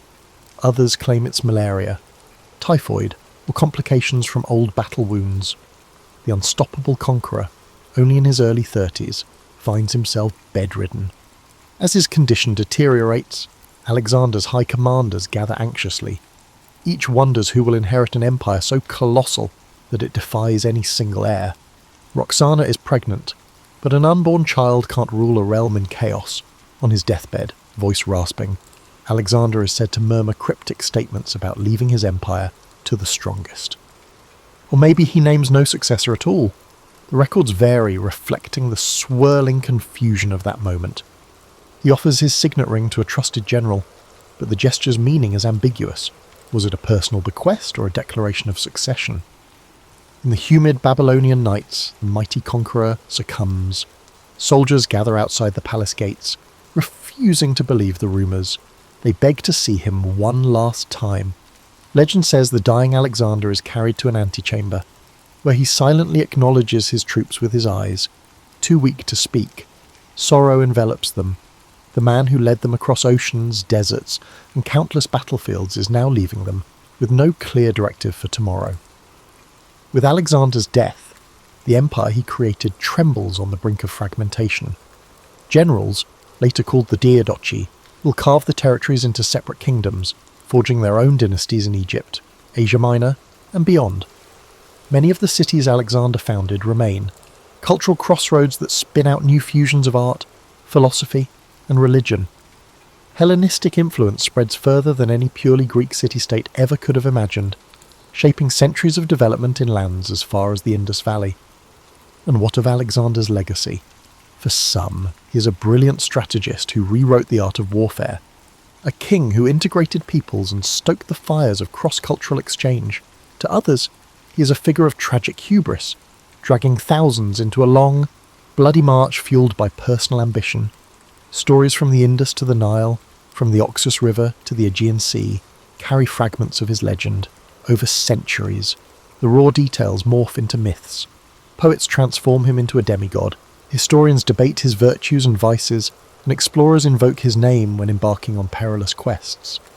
But above all, Alexander remains the restless soul of antiquity, a leader who, from his first steps on Macedonian soil, dreamed not of limiting horizons but of breaking them. His life stands as a testament to the sheer, and sometimes terrifying, force of will, forever leaving questions about how one man's drive can alter the course of nations for good or ill. Thus concludes our tapestry of Alexander the Great, a story woven from dusty paths, rivers of conflict, lavish banquets, and fleeting triumphs. He was shaped by powerful parents, guided by philosophers, tested on countless battlefields, and enthralled by the promise of immortality through conquest. Whether or not he had achieved that immortality remains for us to judge. As long as human curiosity thrives, his name echoes. Alexander, the man who sought to see, to rule, and to understand the edge of the known world, only to find that the world is always larger than we dare imagine. As the 16th century dawned, Italy stood as one of the most vibrant and culturally rich regions in Europe. It was the heart of the Renaissance, its cities alive with art, science, and intellectual thought. Yet beneath this brilliance lay a fragmented political landscape that would spark decades of turmoil. Unlike the unified kingdoms of France and Spain, Italy was a collection of fiercely independent city-states and kingdoms, each vying for dominance. From the maritime might of Venice to the artistic hub of Florence, from the papal states wielding both spiritual and temporal authority to the militarized Duchy of Milan, the Italian peninsula was a patchwork of ambition and rivalry. This division made Italy uniquely vulnerable. The city-states frequently clashed over territory and trade routes, expending resources and forming unstable alliances. Instead of uniting against external threats, they often sought outside powers as allies in their internal disputes. France, Spain, and the Holy Roman Empire, each with their eyes on Italy's wealth and strategic importance, were quick to exploit these divisions. To them, Italy was not just a cultural treasure trove, it was a gateway to greater influence in Europe and the Mediterranean. Adding to this complex web of politics was the immense power of the papacy.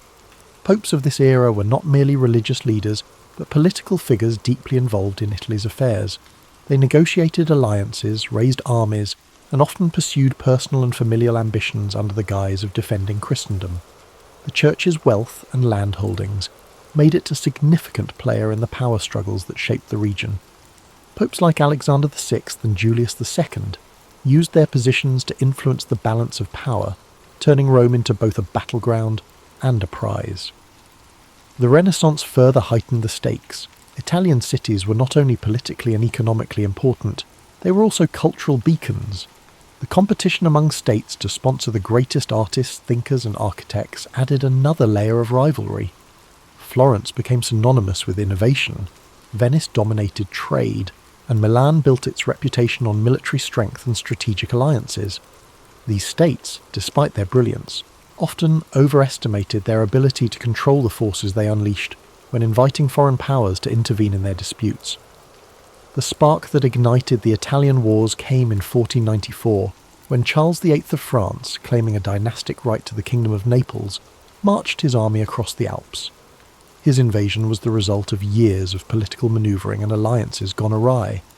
Florence, Naples, and Milan had all played roles in drawing France into Italian affairs, hoping to use Charles's ambitions to their advantage. Instead, they unleashed a force far greater than they anticipated. The French army, with its modern artillery and disciplined soldiers, overwhelmed local defences, setting off a chain reaction that drew in Spain, the Holy Roman Empire, and eventually even the Ottoman Empire. The Italian wars were not a single conflict, but a series of battles and campaigns lasting over 6 decades. They were fought not just for territorial control, but for dominance over Europe itself. Italy became the battleground where the ambitions of France, Spain, and the Holy Roman Empire clashed, with Italian city-states caught in the middle. The fragmented nature of the Italian peninsula, once a source of cultural diversity and wealth, now became its greatest vulnerability. As you reflect on this intricate political landscape, imagine the bustling cities of Renaissance Italy, filled with life and brilliance, yet shadowed by uncertainty. Picture the delicate balance of power, like a fine thread stretched too tightly, waiting to unravel. Let the rhythm of this story settle over you, its complexity and beauty easing your mind as you relax further into a state of calm. The first act of the Italian Wars began in 1494 when Charles VIII of France launched his invasion of Italy, claiming his dynastic right to the Kingdom of Naples. This campaign marked the first time a major European power would openly stake its claim to Italian lands, setting off a chain reaction that would embroil the continent in conflict for over 60 years. The decision to invade was driven by a combination of ambition, opportunity, and the fractured political state of Italy itself. Charles VIII saw Italy as a land of immense wealth and prestige, its city-states filled with treasures that could bolster his power and finance his ambitions in Europe. Yet his claim to Naples was not entirely self-driven. He had been encouraged by Ludovico Sforza, the Duke of Milan, who sought to use French support to consolidate his own power and counter his rivals in Florence and Venice. This invitation would prove a double-edged sword, for while Charles's army marched with incredible strength, it also disrupted the delicate balance of power that had kept Italy relatively stable. The French army was unlike anything Italy had faced before. Equipped with advanced artillery and professional soldiers, it swept through northern Italy with alarming speed. The city-states, unprepared for such a modern force, quickly capitulated or offered little resistance. Florence, long a hub of Renaissance brilliance, was forced to submit to Charles's demands, its leader Piero de' Medici attempting to placate the French with territorial concessions. This sparked outrage among the Florentine people, leading to the ousting of the Medici family and a period of tumult in the city. As Charles pressed southward, his campaign continued to unsettle Italy. The Papal States, under Pope Alexander VI, faced immense pressure to negotiate with the French king, who posed a direct threat to Rome itself. Ultimately, Alexander chose diplomacy over confrontation, allowing Charles to pass unimpeded. The French army reached Naples in 1495, capturing the city with relative ease. Yet the ease of their victories belied the challenges that lay ahead. The rapid success of the French invasion alarmed the rest of Europe. Ferdinand II of Aragon, whose Spanish crown had claims to Naples, saw the French presence as a direct threat to his interests. He joined forces with the Holy Roman Empire, Venice and Milan in the formation of the League of Venice, a coalition designed to expel the French and restore balance to Italy. This alliance marked the beginning of a prolonged and complex series of conflicts that would characterize the Italian Wars. Charles VIII's return journey to France was fraught with difficulty. At the Battle of Fornovo in 1495, the League of Venice confronted the French forces in a fierce engagement. Though Charles managed to escape with most of his army intact, his dream of holding Naples dissolved as Spanish forces moved to reclaim the city. This marked a turning point. While the French had demonstrated their military might, their inability to sustain control over Italy revealed the limits of their power.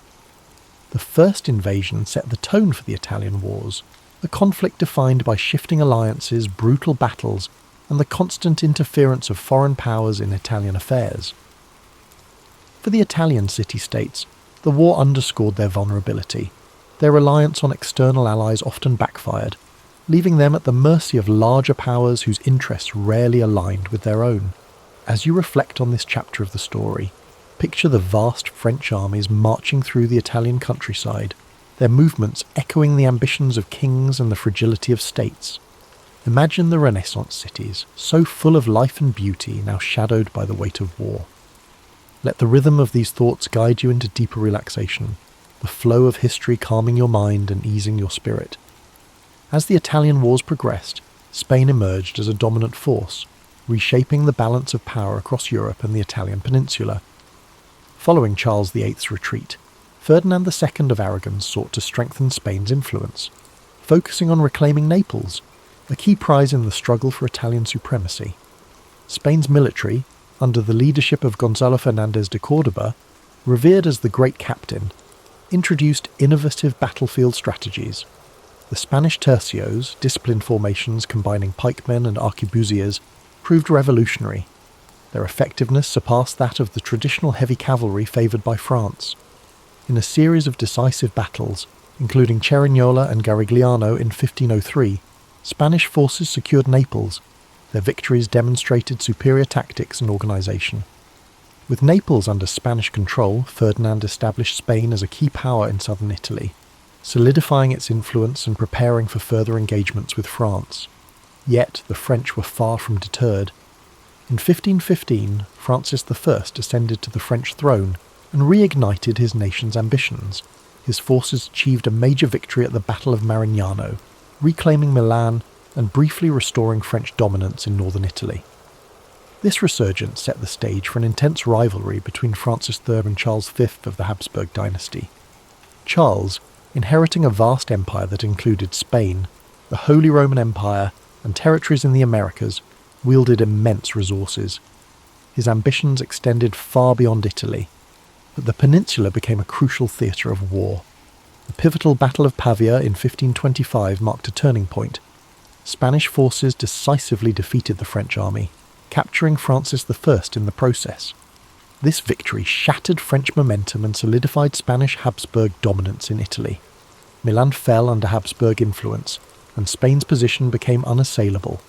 Despite these triumphs, the Italian wars were far from settled. France continued its efforts to reclaim lost ground. However, Spain's wealth from its burgeoning empire in the Americas provided the resources needed to sustain prolonged campaigns. This economic advantage, combined with strategic alliances and military innovation, ensured Spain's supremacy.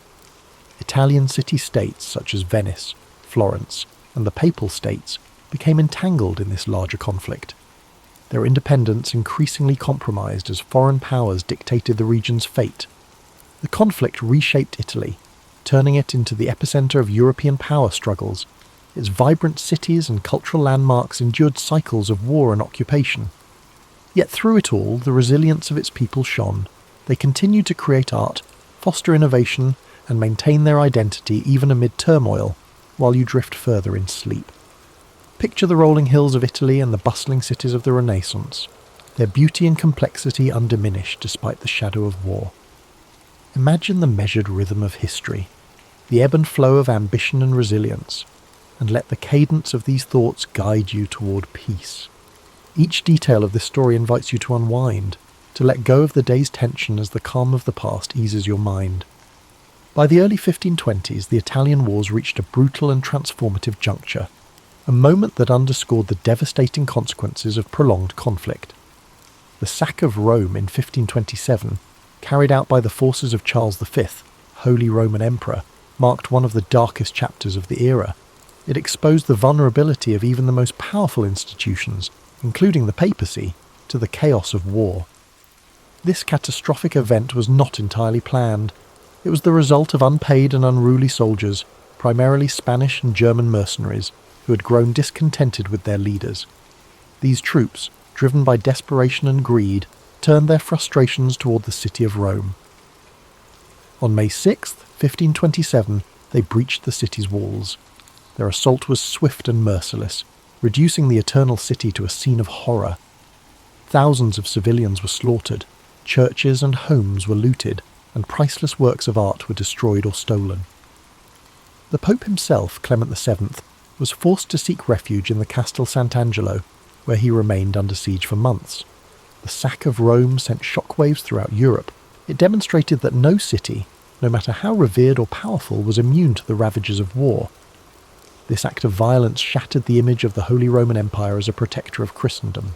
Instead, it revealed the unpredictable nature of power struggles when greed and chaos overtook strategic planning. The symbolic heart of Catholicism had been desecrated, leaving a lasting scar on the Italian wars and a sobering reminder of the stakes involved. The fallout from this event led to a re-evaluation of alliances and power dynamics. The Pope, who had previously aligned with France and other anti-Habsburg factions, was forced to reconcile with Charles V. This uneasy alliance reshaped the political landscape of Italy, placing the papacy firmly under Habsburg influence. For the French, the sack represented another setback in their ambitions to dominate Italy. The devastation of Rome weakened their potential ally, leaving them increasingly isolated in the conflict. As the dust settled, the sack of Rome came to symbolise the broader toll of the Italian wars. The conflict had begun as a battle for territorial control, but it had evolved into a far-reaching struggle that disrupted the cultural, economic and political fabric of Italy. The Renaissance ideals of beauty, innovation and humanism were overshadowed by the relentless march of armies and the ambitions of rulers. Even amid this devastation, Italy's resilience persisted. The people of Rome began to rebuild their city, reclaiming their identity and striving to restore its former glory. Artists, writers and thinkers carried forward the flame of the Renaissance, their works a testament to the enduring spirit of a land caught in the crossfire of history.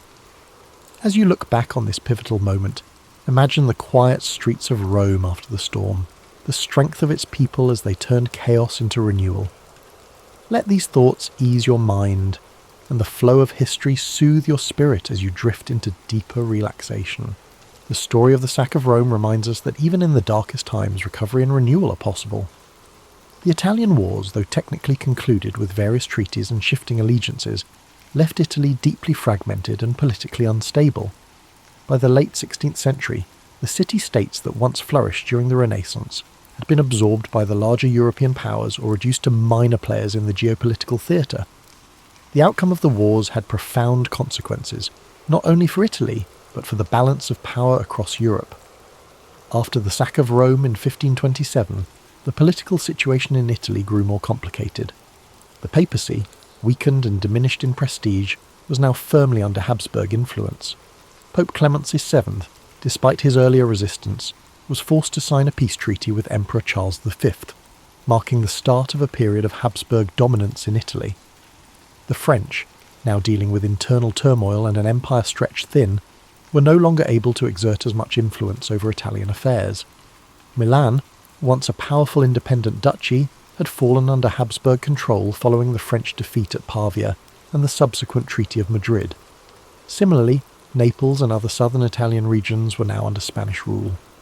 Venice, though still a powerful republic, found itself increasingly isolated, unable to maintain its former influence in the face of Habsburg and French competition. Florence, once the heart of the Renaissance, experienced a dramatic shift in power. The Medici family, exiled during the wars, were restored to power with the help of the papacy and the Habsburgs.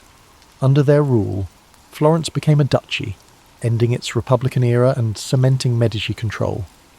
This marked the end of an era for the city, which had once been a beacon of artistic and political independence.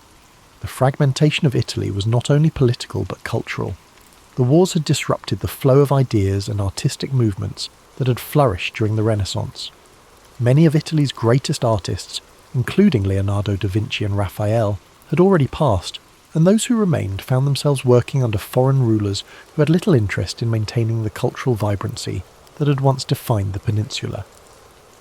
The wars also set the stage for future conflicts.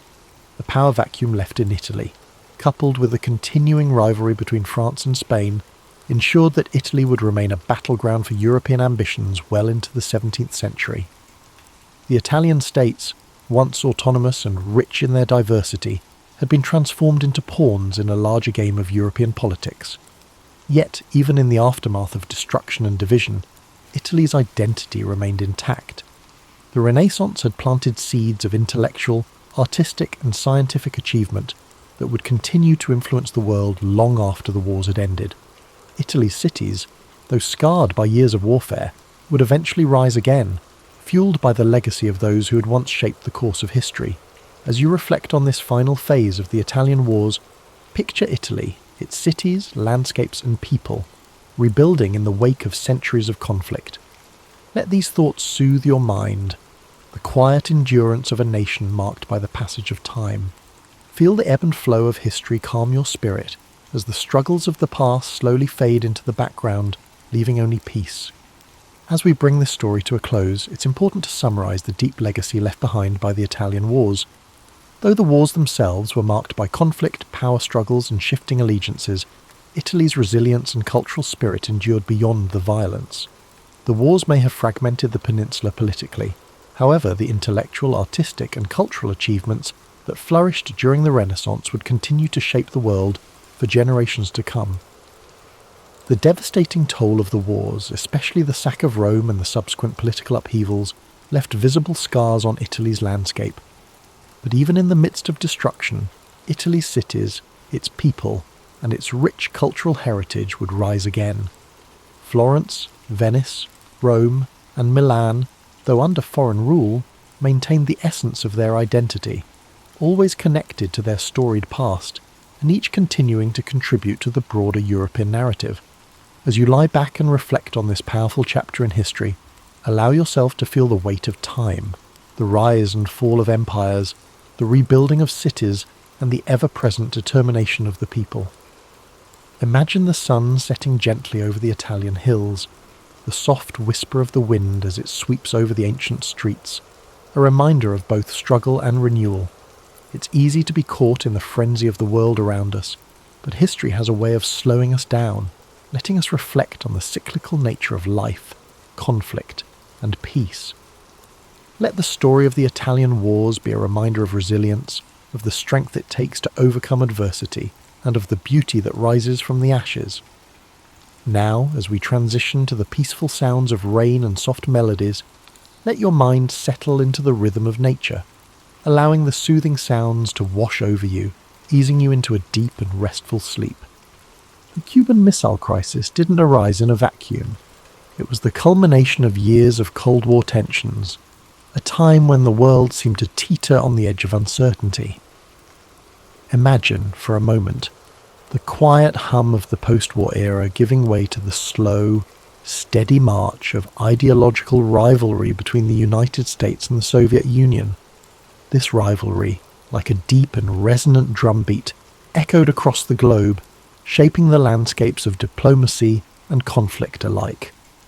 The United States, with its vision of democracy, and the Soviet Union, determined to spread communism, found themselves locked in a careful and delicate dance, their every move calculated, every gesture weighted with significance.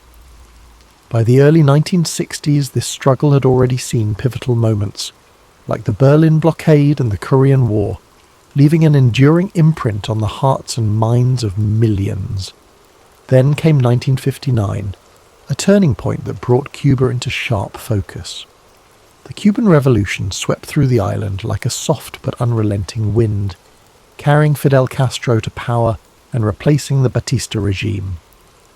Under Castro, Cuba aligned itself with the Soviet Union, transforming into a communist stronghold just 90 miles from American shores, a distance so short it might as well have been a whisper across the ocean. This proximity brought with it a quiet but undeniable unease, a tension that settled in the minds of US leaders like a lingering shadow. The hum of covert operations soon followed, culminating in the failed Bay of Pigs invasion in 1961. This misstep, like a ripple in still water, spread embarrassment for the Kennedy administration and deepened the chasm of mistrust between the US and Cuba. At the same time, Soviet Premier Nikita Khrushchev, ever watchful and calculating, saw an opportunity to exploit this growing divide. He began to weave a plan that would take full advantage of Cuba's location, creating a web of uncertainty and anticipation that seemed to stretch endlessly across the calm skies.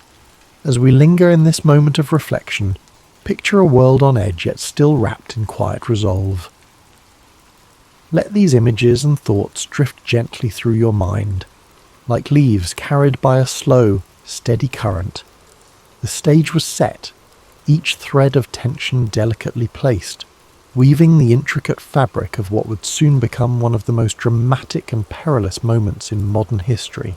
In the quiet skies of October 14th, 1962, something extraordinary unfolded, something that would ripple through time like a soft, endless wave. High above the peaceful landscapes of Cuba, an American U-2 reconnaissance plane glided effortlessly, its sleek form cutting through the stillness of the heavens.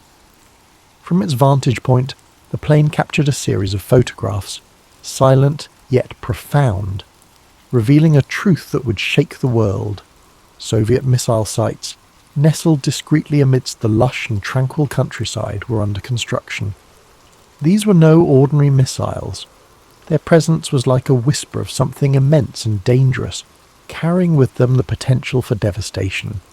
Capable of reaching the heart of the United States within mere moments, these medium and intermediate range ballistic missiles carried the weight of a silent, looming threat.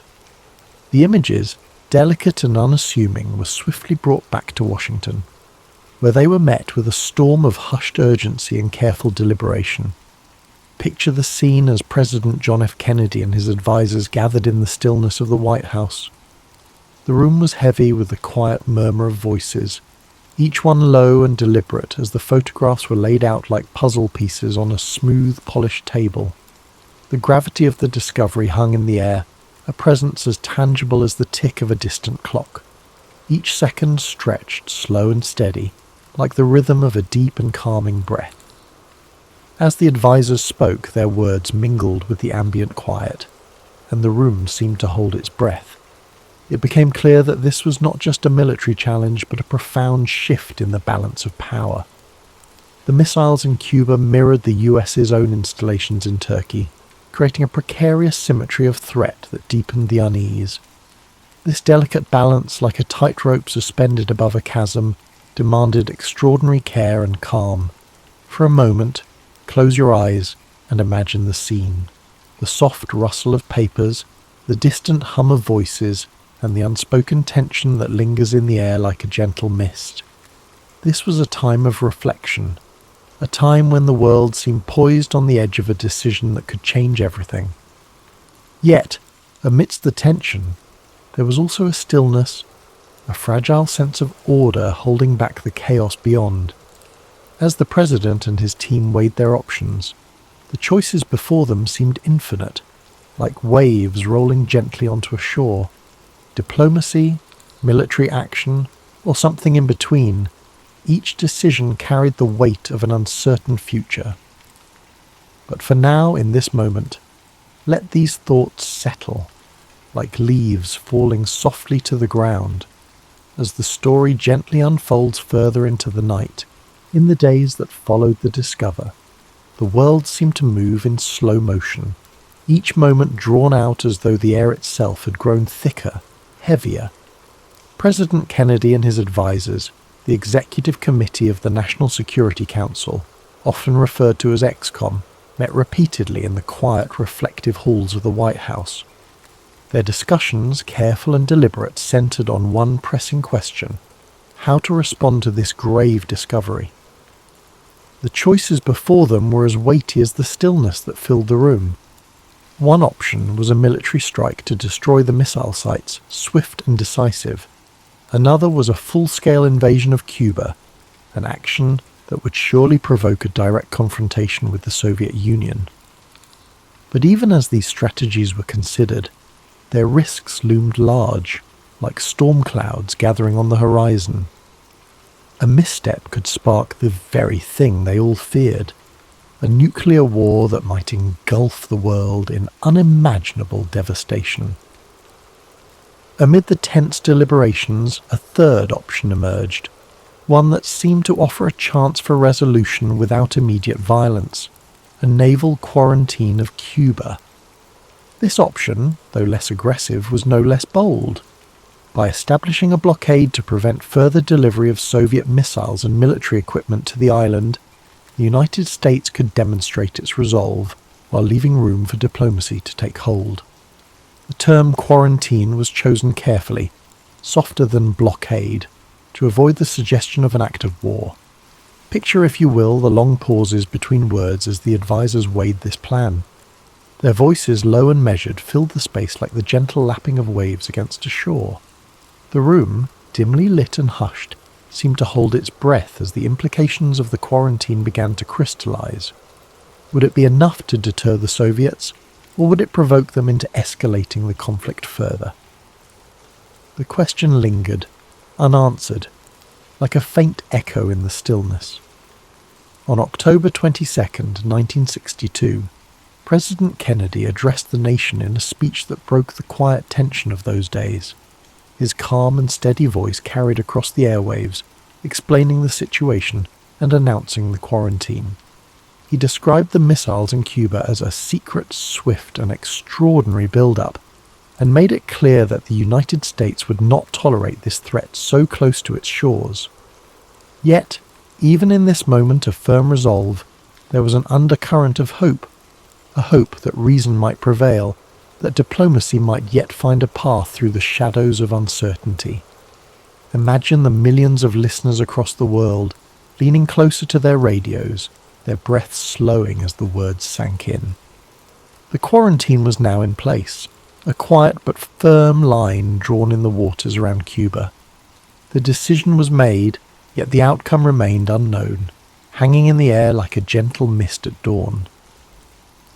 As we move forward, let these thoughts rest gently in your mind, like whispers carried on a cool, soothing breeze as we drift deeper into this unfolding story. Take a moment, breathe deeply, slowly, and imagine the calm before a storm, the kind of quiet that hums with anticipation when time seems to stretch and every second feels longer than the last. This was the atmosphere as the United States naval quarantine of Cuba went into effect on October 24, 1962. The blockade was not just a line drawn in the water, it was a test of wills between two superpowers. American warships moved into position, forming a silent, steady wall in the ocean, ready to intercept any Soviet vessels attempting to deliver more missiles or military supplies to Cuba. These ships, though distant from the shorelines, carried with them the weight of a global audience's gaze as the world watched and waited, holding its collective breath. Far away in the stillness of the Kremlin, Premier Khrushchev faced his own moment of reflection. Soviet ships were already en route to Cuba, some carrying cargo that would challenge the blockade directly. Would they stop or press on? To retreat might signal weakness. To advance might spark open conflict. The tension was palpable, an invisible thread pulling tighter with each passing hour. Imagine the seas, vast and unyielding, their surface calm but concealing a profound sense of unease beneath. The American ships floated silently, their crews ready but motionless, listening to the soft rhythm of the waves and the low hum of the engines. Across the Atlantic, the Soviet vessels continued their approach, the space between them shrinking slowly, steadily, like the narrowing of a great and ominous gulf. Back in Washington, the ExComm held near-constant meetings, their discussions now carrying the gravity of the quarantine's first test. Reports from the blockade zone came in, each one met with careful deliberation. The tension in those rooms was thick, almost tangible, as though it might spill out into the world beyond. Every voice was measured, every pause significant, as the weight of their decisions pressed down like a blanket of still and heavy air. Then, on October the 25th, an eerie moment of calm arrived. The Soviet ships stopped just short of the blockade line. This pause, this single moment of restraint, was both a relief and a reminder of how precariously balanced the situation remained.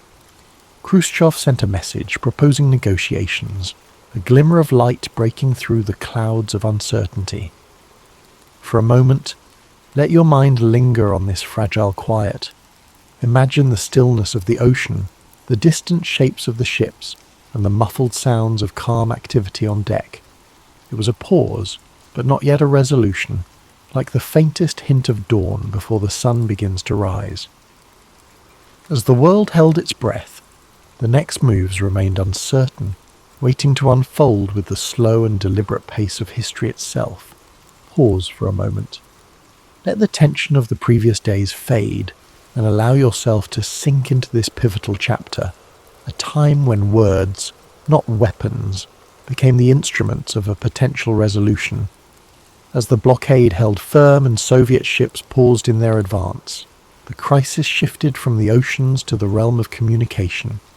It was now a battle of letters and messages, where every word carried the weight of the world. On October 26th, Premier Khrushchev sent the first of 2 letters to President Kennedy. It was a message of emotion and urgency, filled with words that seemed almost pleading, like whispers carried on a breeze. Khrushchev proposed a resolution. The Soviet Union would withdraw its missiles from Cuba if the United States would promise not to invade the island. The tone was personal, almost vulnerable, as if Khrushchev sought to reach Kennedy not as an adversary, but as a fellow human standing on the precipice of disaster. The next day, however, brought a second letter, different in tone, harsher, more calculated. This one demanded that the United States also remove its Jupiter missiles from Turkey, an escalation that added a new layer of complexity to the already delicate negotiations. These letters, arriving like waves in succession, left Kennedy and his advisers navigating treacherous waters. Which message represented Khrushchev's true intent? Was this a sincere offer or a ploy to gain an upper hand? In the stillness of the White House, Kennedy and the ex-com deliberated late into the night. Their discussions were careful, deliberate, each word spoken slowly, as if to avoid disturbing the fragile balance they were trying to maintain. The question lingered in the air like the soft echo of distant footsteps. How could they accept the first offer without appearing weak, while also avoiding a direct confrontation that might spiral into war? Imagine the quiet of those rooms, filled only with the faint rustling of papers and the low hum of thought. It was a moment of immense pressure, but also one of profound restraint, as though the weight of their decisions was held aloft by a delicate and invisible thread. Finally, Kennedy made his choice. He responded to Khrushchev's first letter, agreeing to the proposal of a non-invasion pledge in exchange for the removal of the missiles from Cuba. The Jupiter missiles in Turkey were not mentioned in this reply, a deliberate omission meant to simplify the path to resolution. At the same time, Robert Kennedy, the president's brother and attorney general, quietly met with Soviet ambassador Anatoly Dobrynin to discuss the removal of the Turkish missiles as a separate, unofficial arrangement. As the letters were exchanged, the world waited in silence. Imagine millions of hearts beating slowly, steadily, as the fate of humanity seemed to hang in the balance. This was diplomacy at its most fragile, like a fine thread spun across an open void. And yet, in that fragility, there was also hope, a faint but growing light at the end of a long and shadowed tunnel. Let this, though, drift gently through your mind as we move toward the final chapter of this remarkable story, where the crisis finds its resolution and the world begins to exhale. As the sun rose on October 28, 1962, the world awoke to a glimmer of relief. Premier Khrushchev announced that the Soviet Union would dismantle and remove its missiles from Cuba. His decision, conveyed in a public radio broadcast, marked the end of the 13-day standoff that had brought humanity to the brink of nuclear war. The missiles, he declared, would be taken apart and the weaponry returned to the Soviet Union under United Nations supervision. For President Kennedy, this was a moment of cautious triumph. The US quarantine had succeeded in forcing a peaceful resolution without resorting to violence. The secret agreement to remove the American Jupiter missiles from Turkey added a layer of complexity but remained undisclosed to the public, allowing both nations to save face in the eyes of the world. In the following days, work began to de-escalate the situation. Soviet personnel in Cuba started dismantling the missile sites. and American reconnaissance planes confirmed the progress. Meanwhile, the US ships maintained their positions until the removal was complete, standing as quiet sentinels of the fragile peace that now settled over the Caribbean. The resolution of the Cuban Missile Crisis was hailed as a victory for diplomacy, but it left an enduring impact on both nations. In the United States, Kennedy emerged as a skilled leader who had successfully navigated the most dangerous crisis of the Cold War. For Khrushchev, the crisis was a humbling moment that exposed the limits of Soviet power and, in part, contributed to his eventual removal from office. Yet, the aftermath also brought reflection. The sheer proximity to disaster prompted both superpowers to reconsider their approach to conflict and diplomacy. In 1963, the two nations established the Moscow-Washington Hotline, a direct communication link designed to prevent misunderstandings and delays in future crises. It was a small but significant step toward reducing the risk of nuclear confrontation. Imagine the stillness of those post-crisis days. The world, so recently shadowed by the threat of annihilation, now seemed quieter, calmer, as if holding its breath in gratitude. The Cuban Missile Crisis had shown how close humanity could come to its own destruction, and how essential it was to step back from the edge. In the years that followed, the crisis became a symbol of both the dangers of the nuclear age and the power of restraint and diplomacy. It remains a reminder of the delicate balance that sustains peace and the courage required to preserve it. As we reflect on the Cuban Missile Crisis, we realize its profound significance in shaping the trajectory of history. These 13 days in October 1962 were more than just a tense standoff between two superpowers. They were a moment when humanity stood on the edge of a precipice, where the future of the world hung in the balance.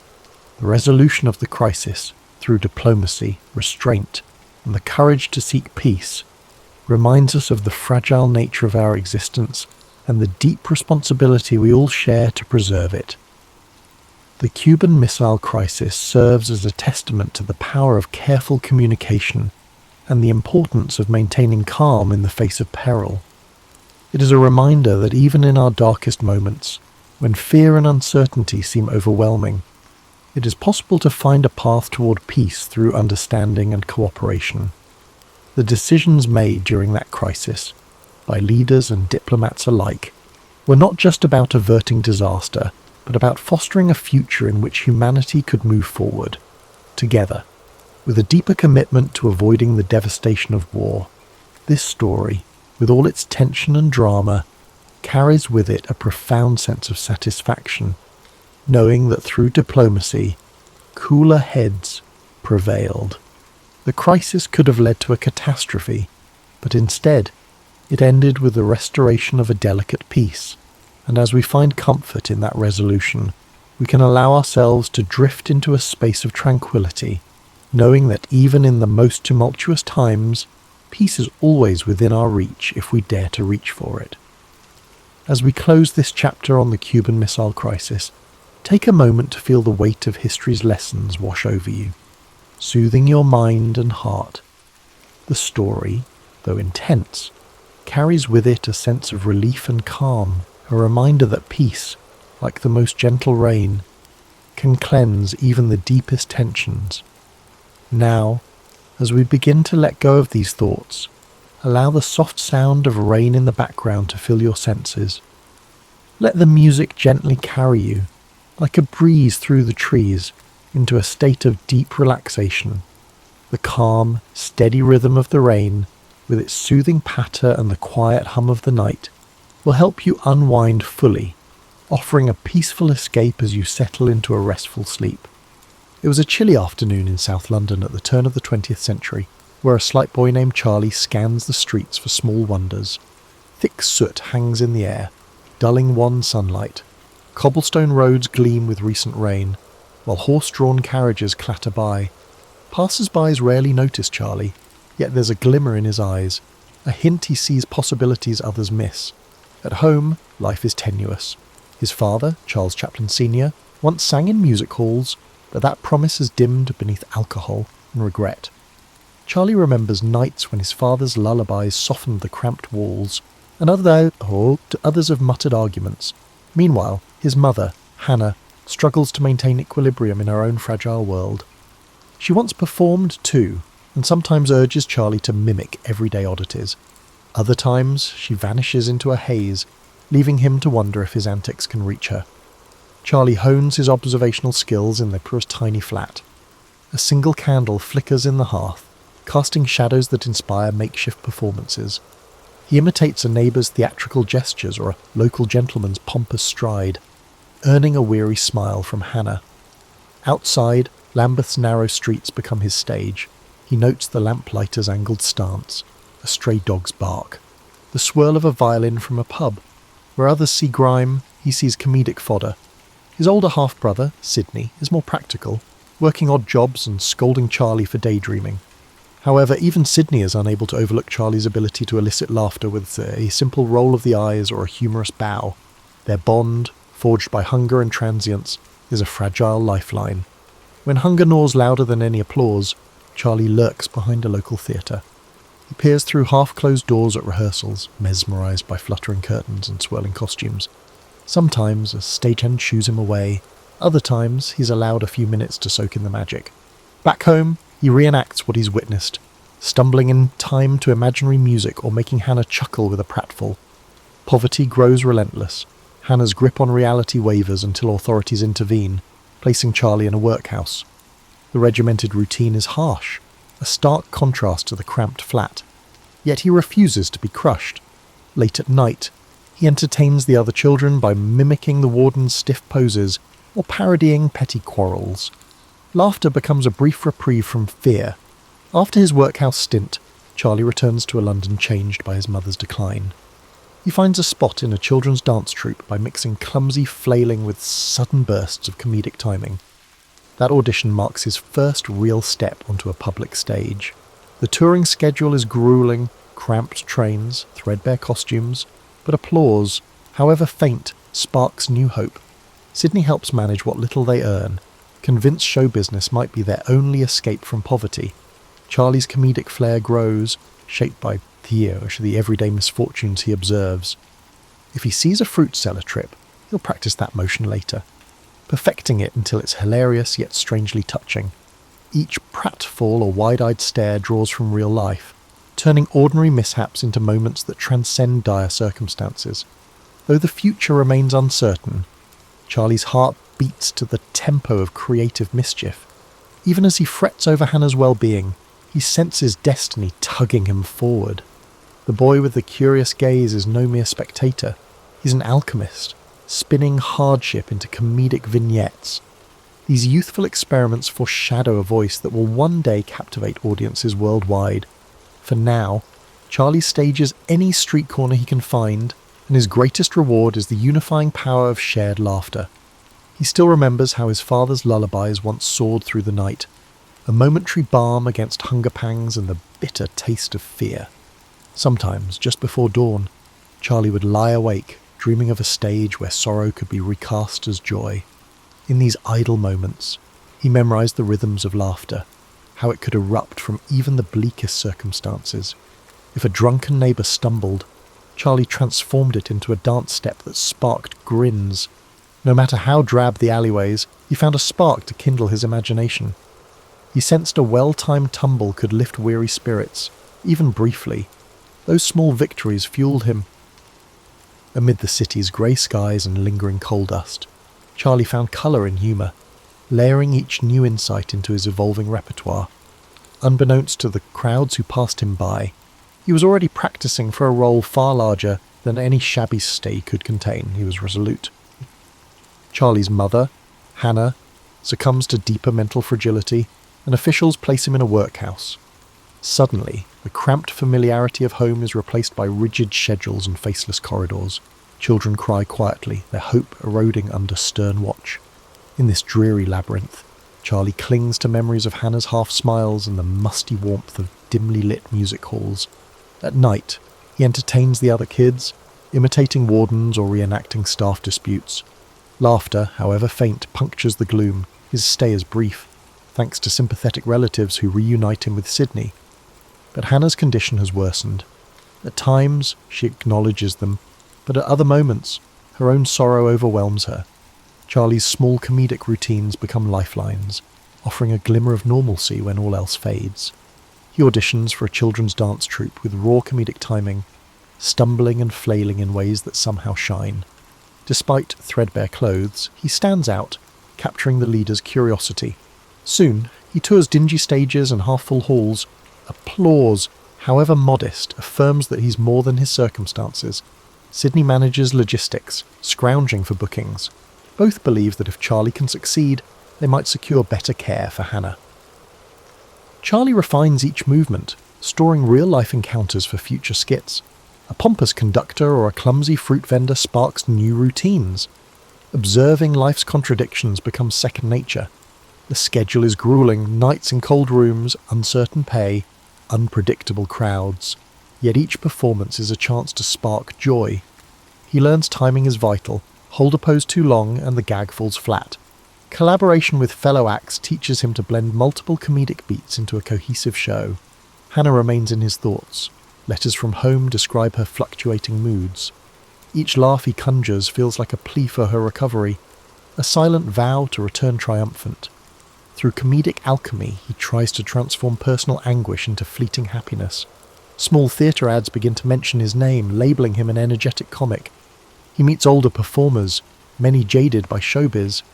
Seeing their cynicism, Charlie resolves to remain hopeful. Performance, he believes, can be more than a paycheck. It can be an escape from bleakness. Though still young, he feels pressure to evolve. As the troupe's childlike novelty wears off, he adapts, weaving physical comedy into more refined sketches. He notices audiences respond to sincerity, even amid pratfalls. He aims to bridge the gap between comedic caricature and heartfelt empathy, so that wealthy patrons and struggling labourers alike find a piece of themselves in his act. A fresh uncertainty lingers. Adolescence creeps in, and he wonders how long he can play the endearing child. Yet each new show steels his resolve. He's tasted the rush of approval and the ache of indifference. Both drive him forward. Through it all, Hannah's plight remains the quiet drumbeat beneath every routine. Sydney's unwavering faith helps Charlie persevere. It's not just ambition fueling him, it's a sense of responsibility that has him perfecting pratfalls long after others stop rehearsing. If performance can grant even a fleeting reprieve from misery, Charlie is determined to seize it. By the close of this chapter, he stands at a threshold. Show business offers a path he can't fully envision, yet its promise glows brighter than any alternative. Each time he stumbles on stage, the audience's laughter reassures him that life need not be defined by poverty and sorrow. He's found a portal to possibility, one that might lift Hannah from her despair and validate the dreams he cradles. Without fanfare, Charlie ventures onward, believing in the subtle power of laughter to reshape a fate long overshadowed by hardship. He meticulously observes how a silence can intensify a punchline, or how a single raised eyebrow can convey a powerful message. During dreary train rides, he imagines new scenarios that blend humour with pathos, each crafted to nudge the audience's hearts.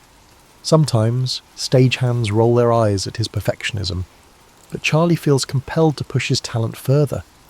He learns to spot a crowd's energy from the wings, guessing whether they crave slapstick or subtler pantomime. During these early years, he begins to understand the transformative power of comedy. It serves as a comfort against fear and a subtle jab at life's harsh realities. Even the simplest gag can spark unity among strangers. What began as a mere means to eat and survive now feels like a calling that transcends the drabness of London's underbelly. For Charlie, each new routine is a promise that better days might lie ahead. He yearns to be a spark, igniting hope wherever shadows. Charlie's teenage years arrive with dizzying changes. His time in small revues and children's troupes evolves into appearances at modest music halls. He expands his comedic repertoire, practicing pratfalls and silent gags in threadbare dressing rooms. In each performance, he earns an uncanny ability to mimic life's quirks, be it the haughty nod of a station master or the timid shuffle of a stray dog. Every odd job or peculiar encounter in London's streets provides him with new material to refine. Money remains scarce, and Hannah's health teeters, yet Charlie's sense of purpose intensifies. He's drawn to the spotlight, not just for applause, but for the electricity it brings, a fleeting connection between performer and audience that feels transformative. Sydney stays close, offering both fraternal advice and business acumen. They share an unspoken pact to keep Hannah's well-being at the forefront of their ambitions. If Charlie can climb higher in the entertainment world, perhaps there will be funds to secure better care for her. Opportunity soon knocks in the form of a vaudeville act looking for fresh talent. Charlie seizes the chance. Stepping into a larger circuit that promises slightly better wages and exposure, he discovers an industry brimming with eccentric personalities, jaded comedians who cling to worn-out routines, dancers who sparkle on stage but sob in back alleys, and promoters who talk of fame but pay with coins that barely cover a meal. Charlie navigates it all with a mix of wonder and guarded optimism, gleaning hard lessons about showbiz's fickle nature. On stage, he amplifies his comedic style. His routines feature rapid-fire physical antics interspersed with brief moments of pathos, a balance that intrigues audiences. Unlike some comedians who rely solely on slapstick, Charlie finds that a touch of vulnerability elicits deeper laughter, a camaraderie that bridges social divides. Even the rowdiest crowds quiet when he punctuates a bumbling pratfall with a wistful look, as though yearning for a gentler world. This blend of humour and heart gradually becomes his calling card, a nascent hint of what he'll later perfect in silent cinema.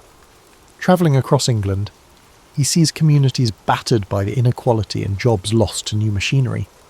It resonates with his memories of squalor and hunger, and he weaves these realities into his sketches. Sometimes, a simple gesture, a battered hat doffed at just the right moment, leaves an audience laughing yet oddly moved. He senses that comedy can highlight life's injustices without preaching. The applause that ensues frequently carries a hint of relief, as if laughter serves as the sole remedy for a chaotic world. Then, the Fred Karno Company beckons. Known for elaborate slapstick sketches and precise comedic timing, Karno's troupe is respected in vaudeville circles. After a swift audition in a cramped rehearsal room, Charlie is hired. Instantly, he steps into an environment where discipline matters as much as inspiration. Rehearsals stretch late into the night, every tumble carefully choreographed. Karno insists on meticulous synchronization. No comedic beat is left to chance. Charlie revels in this rigorous approach, discovering that the best gags require exact timing and intense focus. Karno's ensemble soon prepares to tour America, a land of mythic proportions in Charlie's eyes. Crossing the Atlantic on a crowded steamship, he feels the hum of possibility. The moment he steps onto American soil, he's overwhelmed by the frenetic energy of New York City. Towering skyscrapers, flashing electric lights, and melting pot neighborhoods ignite his curiosity. As Karno's troupe traverses the vaudeville circuit, Charlie devours fresh inspirations, the swagger of street vendors, the lilting drawl in a Mississippi town, and the raucous laughter of Midwestern audiences, performing night after night. He refines his craft under the pressure of instantaneous audience feedback. American theatregoers are rowdier and quicker to judge, but also lavish in their praise if they sense authenticity. Charlie's brand of physical comedy, tinged with empathy, resonates across state lines. He relishes each stage as a blank canvas to test new moves, contort his face into improbable expressions and spark roars of laughter. Here, pantomime transcends language. He doesn't need words to communicate longing, mischief, or sorrow. Between shows, he writes letters to Sydney, who remains in England to watch over Hannah. The updates brim with excitement at his American experiences, yet a thread of worry snakes through every line. Charlie wonders if each successful performance might bring him a step closer to the stability they crave, or if show business is as precarious in the States as it was back home. When the troupe reaches California, sun-drenched and teeming with new film studios, he grows restless. Rumours abound that moving pictures are the future of entertainment. While some older comics scoff, Charlie senses a fresh frontier. If he can convey so much with a simple gesture on stage, imagine what he could accomplish on camera, where expressions can be magnified for all to see. At the conclusion of the tour, Charlie finds himself in a precarious situation. Vaudeville has sharpened his comedic instincts, but the emerging world of film entices him. He's spent years learning how to craft a story with stumbles and glances rather than words. In this new medium, such skills might find their perfect home. Unsure how or when, He clings to the hope that his path will soon lead to film, a place where his silent eloquence might speak volumes. In his pocket, he keeps a note from Sydney detailing Hannah's improving spirits. That alone fortifies him. Each passing show intensifies his sense of a destiny he's just beginning to envision. Fortunately, Max Sennett, the head of the Keystone Film Company, notices Charlie's increasingly captivating stage presence. Intrigued by the wiry comedian who stirs laughter with a twitch of an eyebrow, Sennett offers him a short-term contract. Hesitant yet curious, Charlie steps onto a Keystone set in early 1914, surrounded by banana peels, frenzied chases, and broad slapstick scenes. The chaos is exhilarating, but the film process is unlike anything he's known. There's no native audio or audience to gauge his performance, just a camera that captures every move in stark finality. He soon embraces the novelty of it. Film allows multiple takes and close-ups that highlight his subtle expressions. Where vaudeville demanded exaggerated gestures to reach the back row, the camera reveals nuance, an eye roll, a knowing smirk, a delayed double take. Charlie revels in these details, quickly learning to craft comedic moments that linger. Audiences see these short reels in Nickelodeons across the country, giggling at the ungainly newcomer whose rubbery movements and distinctive moustache leave a lasting impression. Keystone churns out comedies at breakneck speed. The storylines are paper-thin, a love triangle here, a pie fight there, car chases zigzagging through city streets. Charlie, however, suspects that slapstick can be more than mere chaos. When he's given leeway to direct, he experiments, injecting small doses of empathy into the humour. A fleeting moment where his character sighs or appears embarrassed adds emotional texture to the pratfalls. Before long, his bowler hat, oversized pants and cane transform into a recognisable persona, still unnamed but undeniably distinct. He invests it with a humanity that resonates, even in the midst of Keystone's manic energy. Fame creeps up on him. Moviegoers start referring to him as the little fellow or the tramp, enthralled by his comedic oddities. Newspapers run blurbs praising his rubber-limbed antics. Charlie is still young and uncertain, yet he can't deny the sweet rush of public adoration. He sends bigger money orders back home, hoping Sydney can keep Hannah comfortable. Each success feels like a lifeline extended to the mother he fears he may never see fully healed. However, success within Keystone brings friction. The studio has its established methods, fast production, broad comedy, and Sennett grows uneasy with Charlie's desire for more control. Tensions rise when Charlie requests extra time to perfect a gag or begs for an additional shot to highlight a subtle reaction. While Sennett appreciates box office returns, he views Charlie's meticulous approach as disruptive. There are grumblings among the other comedians too, some of whom resent his rapid rise, yet Charlie can't help pushing boundaries. He believes that true comedy emerges from sincerity, not just frantic mano movement. Eventually, lured by a more generous offer, Charlie leaves Keystone for the S&A Film Manufacturing Company. There, he negotiates greater creative freedom. It's at S&A that he refines the tramp persona, melding slapstick with pathos in ways that both tickle and tug at the heart. Films like The Tramp and Work introduce audiences to a bumbling yet noble character who combats life's indignities with resilience. In these shorts, Charlie's comedic set pieces dance hand in hand with quiet moments of longing, ensuring viewers laugh even as they sense a deeper undercurrent of vulnerability. Critics soon hail him as a comedic genius. His paychecks swell, studios scramble to outbid each other, and fans clamour for the next release. Yet behind the scenes, Charlie grapples with isolation. Hollywood's glitz doesn't erase his memories of threadbare clothes, or the heartbreak of seeing Hannah slip away. Private dinners with industry magnates feel hollow, overshadowed by a longing for genuine connection. He writes letters to Sydney, pouring out doubts about whether he's simply dressing up old poverty in new silk, or if he's truly forging a path that matters. When he signs with the Mutual Film Corporation in 1916, the salary is astronomical for its time. More importantly, he secures near total autonomy on set. He directs, writes, stars, and even begins solo composing musical cues. This level of control, unheard of for most entertainers, lets him craft two real comedies that blend clowning with incisive satire. Each short film boldly explores comedic boundaries, all the while retaining an undeniable tenderness at its core. The public, eager for such inventive humour, devours them. By the close of Part 4, Charlie stands not just as a stage performer who dabbled in film, but as a movie pioneer shaping the language of silent comedy. His trademark shuffle, cane twirl, and half smile enchant audiences worldwide. Still, he's restless. The medium brims with unrealized potential, and he wants to test its limits. Even as he savours each new project, a spark in him yearns for something grander, a longer format to explore deeper narratives without sacrificing laughter. The worry that fortunes can change abruptly hovers in the back of his mind.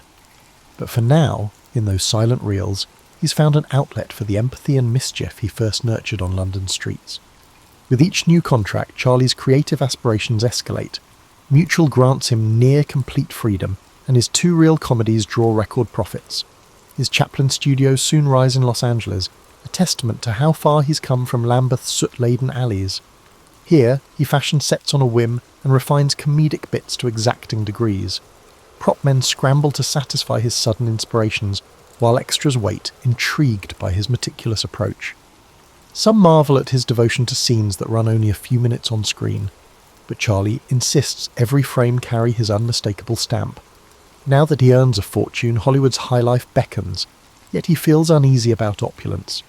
Those who endured real poverty rarely shake its memory. Charlie prefers to pour resources into perfecting each film.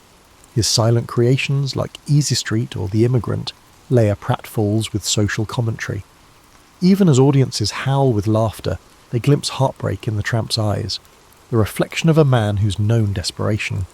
Critics praise his artistry, calling his work a blend of whimsy and empathy, a comedic mirror held up to the tumult of everyday life. However, just as he settles into his routine, a sudden shift occurs. The silent era stands on the verge of a seismic transformation, the invention of talkies. Some studios embrace recorded sound with giddy excitement, certain it will revolutionize film. Others fear it might cheapen the universal language of pantomime. Charlie watches these developments warily. His art relies on expressive gesture. Wouldn't spoken dialogue fragment the broad appeal that made the tramp beloved worldwide? He's torn between clinging to silence and experimenting with sound. For a time, he sidesteps the issue by pushing silent film to new heights. Shoulder Arms, set amid the trenches of World War I, merges slapstick with the wartime satire, resonating with soldiers and families seeking a glimmer of hope in dark times. Audiences hail it as a testament to comedy's power to sustain morale. His studio becomes a bustling creative hive. Carpenters hammer away at elaborate sets, while musical directors work in tandem to ensure that live orchestras can perfectly underscore each comedic beat. As the 1920s roar on, silent cinema flowers, and Charlie stands at its pinnacle. Alongside other legends, he's revered for forging a distinct comedic grammar, close-ups that capture a flicker of pathos, comedic sequences that unfold like orchestrated ballets. Yet the clamour for sound intensifies. Films like The Jazz Singer stun Hollywood by demonstrating that moviegoers will pay to hear performers speak and sing. Investors in Charlie's ventures become restless, doubting his ability to navigate the new sonic storm. Unwilling to jump blindly, Charlie moves cautiously. His next major project, The Circus, remains silent, showcasing the tramp amid lion cages and high-wire antics. The production is fraught. Financial woes, technical snags, and a dissolving marriage all burden Charlie's spirit. However, despite his constant editing and re-editing, the core of the comedy remains unwavering.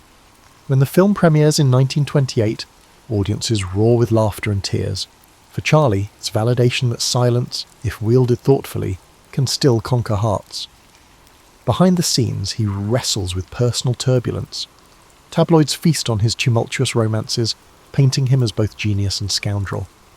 Hollywood thrives on scandal, and Charlie's rising fame makes him a prime target. He yearns for a quiet refuge to develop his ideas without constant scrutiny. Instead, he juggles public expectations, legal entanglements, and the relentless pulse of show business. Though reclusive by nature, he forces himself to mingle at lavish parties, aware that isolation can be as perilous as exposure. Gradually, he warms to the possibilities of sound, provided it can enhance rather than overshadow the silent charms of his tramp. By the end of the decade, he's toying with the idea of partially synchronized scores, using orchestras and effects to accentuate, not replace, pantomime. The talkies persist in their assault, yet Charlie decides to confront them according to his own terms. His worldview insists that laughter needs no translation, that a raised eyebrow or sly grin can transcend barriers words might construct. As the 1930s approach, Charlie contemplates taking bolder risks. Silent shorts have sufficed thus far, but cinematic evolution beckons him to attempt larger, more cohesive stories. Society, too, is in flux, teetering from the affluence of the Roaring Twenties toward ominous economic shadows. If the tramp was once a whimsical figure scrounging for dignity, perhaps now he might speak for an entire generation on the brink of upheaval. Standing atop the industry he helped define, Charlie faces the question: how to keep silent film's poetic essence alive while stepping into a future brimming with sound. The Great Depression grinds the world down, yet Charlie presses on, determined to show that humour can still provide solace. Despite intensifying pressure to produce talkies, he chooses to release City Lights in 1931, nearly silent except for a musical score and a few sound effects. Many in Hollywood consider him foolhardy, warning that audiences now crave spoken dialogue. Charlie ignores them. The tale of the tramp and a blind flower girl unfolds in pantomime, underscored by poignant music. At the premiere, the audience's reaction is electric. Some weep, others cheer, but all rise to applaud a film that reaffirms silent cinema's unique power. Bolstered by City Lights, Charlie attempts a daring encore with Modern Times, released in 1936. Once again, the tramp remains essentially voiceless, caught in a whirlwind of assembly lines, gears, and mechanised modernity. The film skewers industrial dehumanisation, reflecting the anxieties of a workforce battered by the Depression. As comedic as it is, Modern Times bristles with social commentary, drawing on Charlie's own memories of poverty. The final frame, with the tramp wandering an open road, suggests a blend of hope and uncertainty emblematic of the era. Yet the political climate darkens further. Totalitarian regimes rise in Europe and war clouds loom. Charlie, who has always viewed humour as a universal unifier, now feels compelled to act. He pours his energies into The Great Dictator, a bold satire targeting fascism. This time he speaks. Casting himself as both a ruthless dictator and a humble Jewish barber, he delivers monologues that lampoon tyranny and plead for common humanity. Critics wonder if the public will accept him in a role so overtly political. But upon its 1940 release, the film provokes huge debate and garners massive acclaim. The final speech, an impassioned call for empathy, becomes one of cinema's most memorable moments. This newfound outspokenness, however, places Charlie in the crosshairs of an American society entering a period of heightened paranoia. As war escalates, patriotism takes on rigid contours. Charlie's British citizenship and vocal opinions on global affairs spark suspicion. Gossip magazines spin narratives about his private life, labelling him a radical or worse. The FBI, led by J. Edgar Hoover, compiles files on him. His open disdain for bigotry and his sympathy for the underprivileged are recast by some as communist sympathies. Even so, Charlie clings to the belief that laughter can diffuse hatred. He attends charity events, pushes for war relief efforts, and speaks out against discrimination. Meanwhile, personal setbacks mount. Controversial relationships, painful divorces, and grueling legal battles keep him in the headlines. He tries to shield his children from the spectacle, wrestling with the chasm between his comedic persona and the scrutiny that dogs him day and night. His extravagant lifestyle, once a symbol of success, now feeds criticism. Enemies portray him as an out-of-touch celebrity meddling in political issues. With the end of World War II, relief is short-lived. A fresh wave of suspicion engulfs Hollywood as the Cold War dawns. Government committees investigate subversive elements in entertainment, and Charlie's name surfaces repeatedly. He defends himself in newspapers, maintaining his stance that comedy must be free to question authority. Still, the tide of public opinion begins to shift. Audiences that once embraced his universal humour grow uneasy at the glare of controversy, leaving Charlie torn between speaking his conscience and preserving his beloved tramp's image. Under these pressures, he completes Monsieur Verdoux, a dark comedy exploring the ethics of murder for profit. Audiences, expecting playful slapstick, are jarred by the film's biting social commentary. Reviews are mixed, and critics argue over whether Charlie has gone too far. Some hail the film as bold satire, others label it unpatriotic. The box office takes a hit. Charlie notices that for the first time in decades his work struggles to find unqualified acclaim. Compounding his woes, the government questions his moral fitness to remain in the country. Departing for the European premiere of Limelight, He learns mid-voyage that his re-entry permit has been revoked. Effectively exiled from the nation where he built his career, Charlie grapples with the realization that the comedic persona cherished by millions has become politically untenable. Headlines proclaim him a banished provocateur, while supporters decry the move as an injustice. Stunned but unbowed, he settles in Switzerland, left to wonder how the tramp's gentle spirit led to such conflict.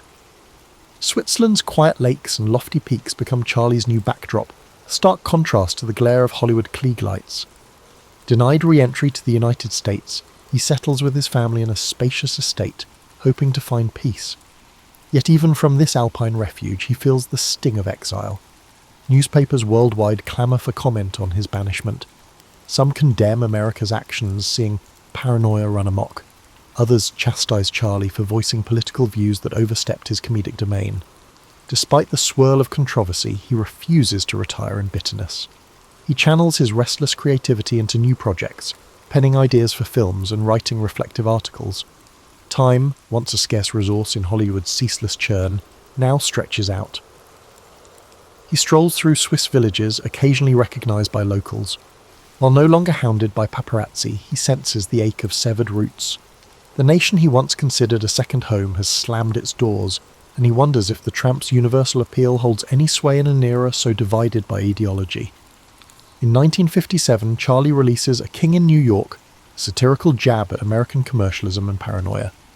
Filmed in Europe, it portrays a dethroned monarch bewildered by a society obsessed with television ads and witch hunts.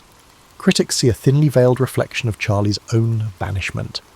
In America, distribution is spotty, with some theatres refusing to show the film. Overseas, it draws praise for its wit, if also sadness at how personal the subject matter feels. Through biting humour, Charlie processes his disillusionment. Meanwhile, his personal life finds stability with his wife, Una O'Neill, 2 decades his junior yet a nurturing presence.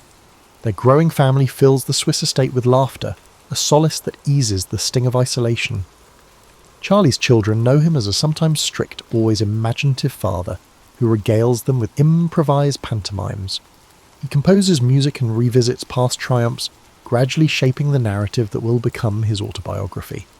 Though ostracised by some, he remains beloved by many abroad, receiving invitations to film retrospectives that hail him as a pioneer of cinematic art.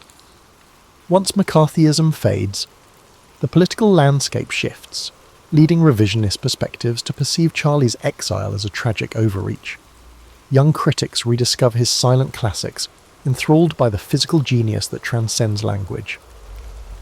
University film clubs screen The Gold Rush and City Lights, sparking debates on how comedy can blend with social insight.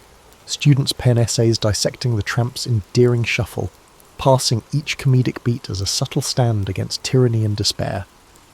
As the 1960s roll into the 1970s, reverence for Charlie Chaplin swells anew. Hollywood, bruised by past fanaticism, grows eager to reconcile. In 1972, the Academy of Motion Picture Arts and Sciences extends an olive branch, an honorary Oscar for his immeasurable contributions to film. Nervous yet touched, Charlie ventures back to the United States for the first time in 2 decades. Stepping onto the Oscar stage, he receives a prolonged standing ovation.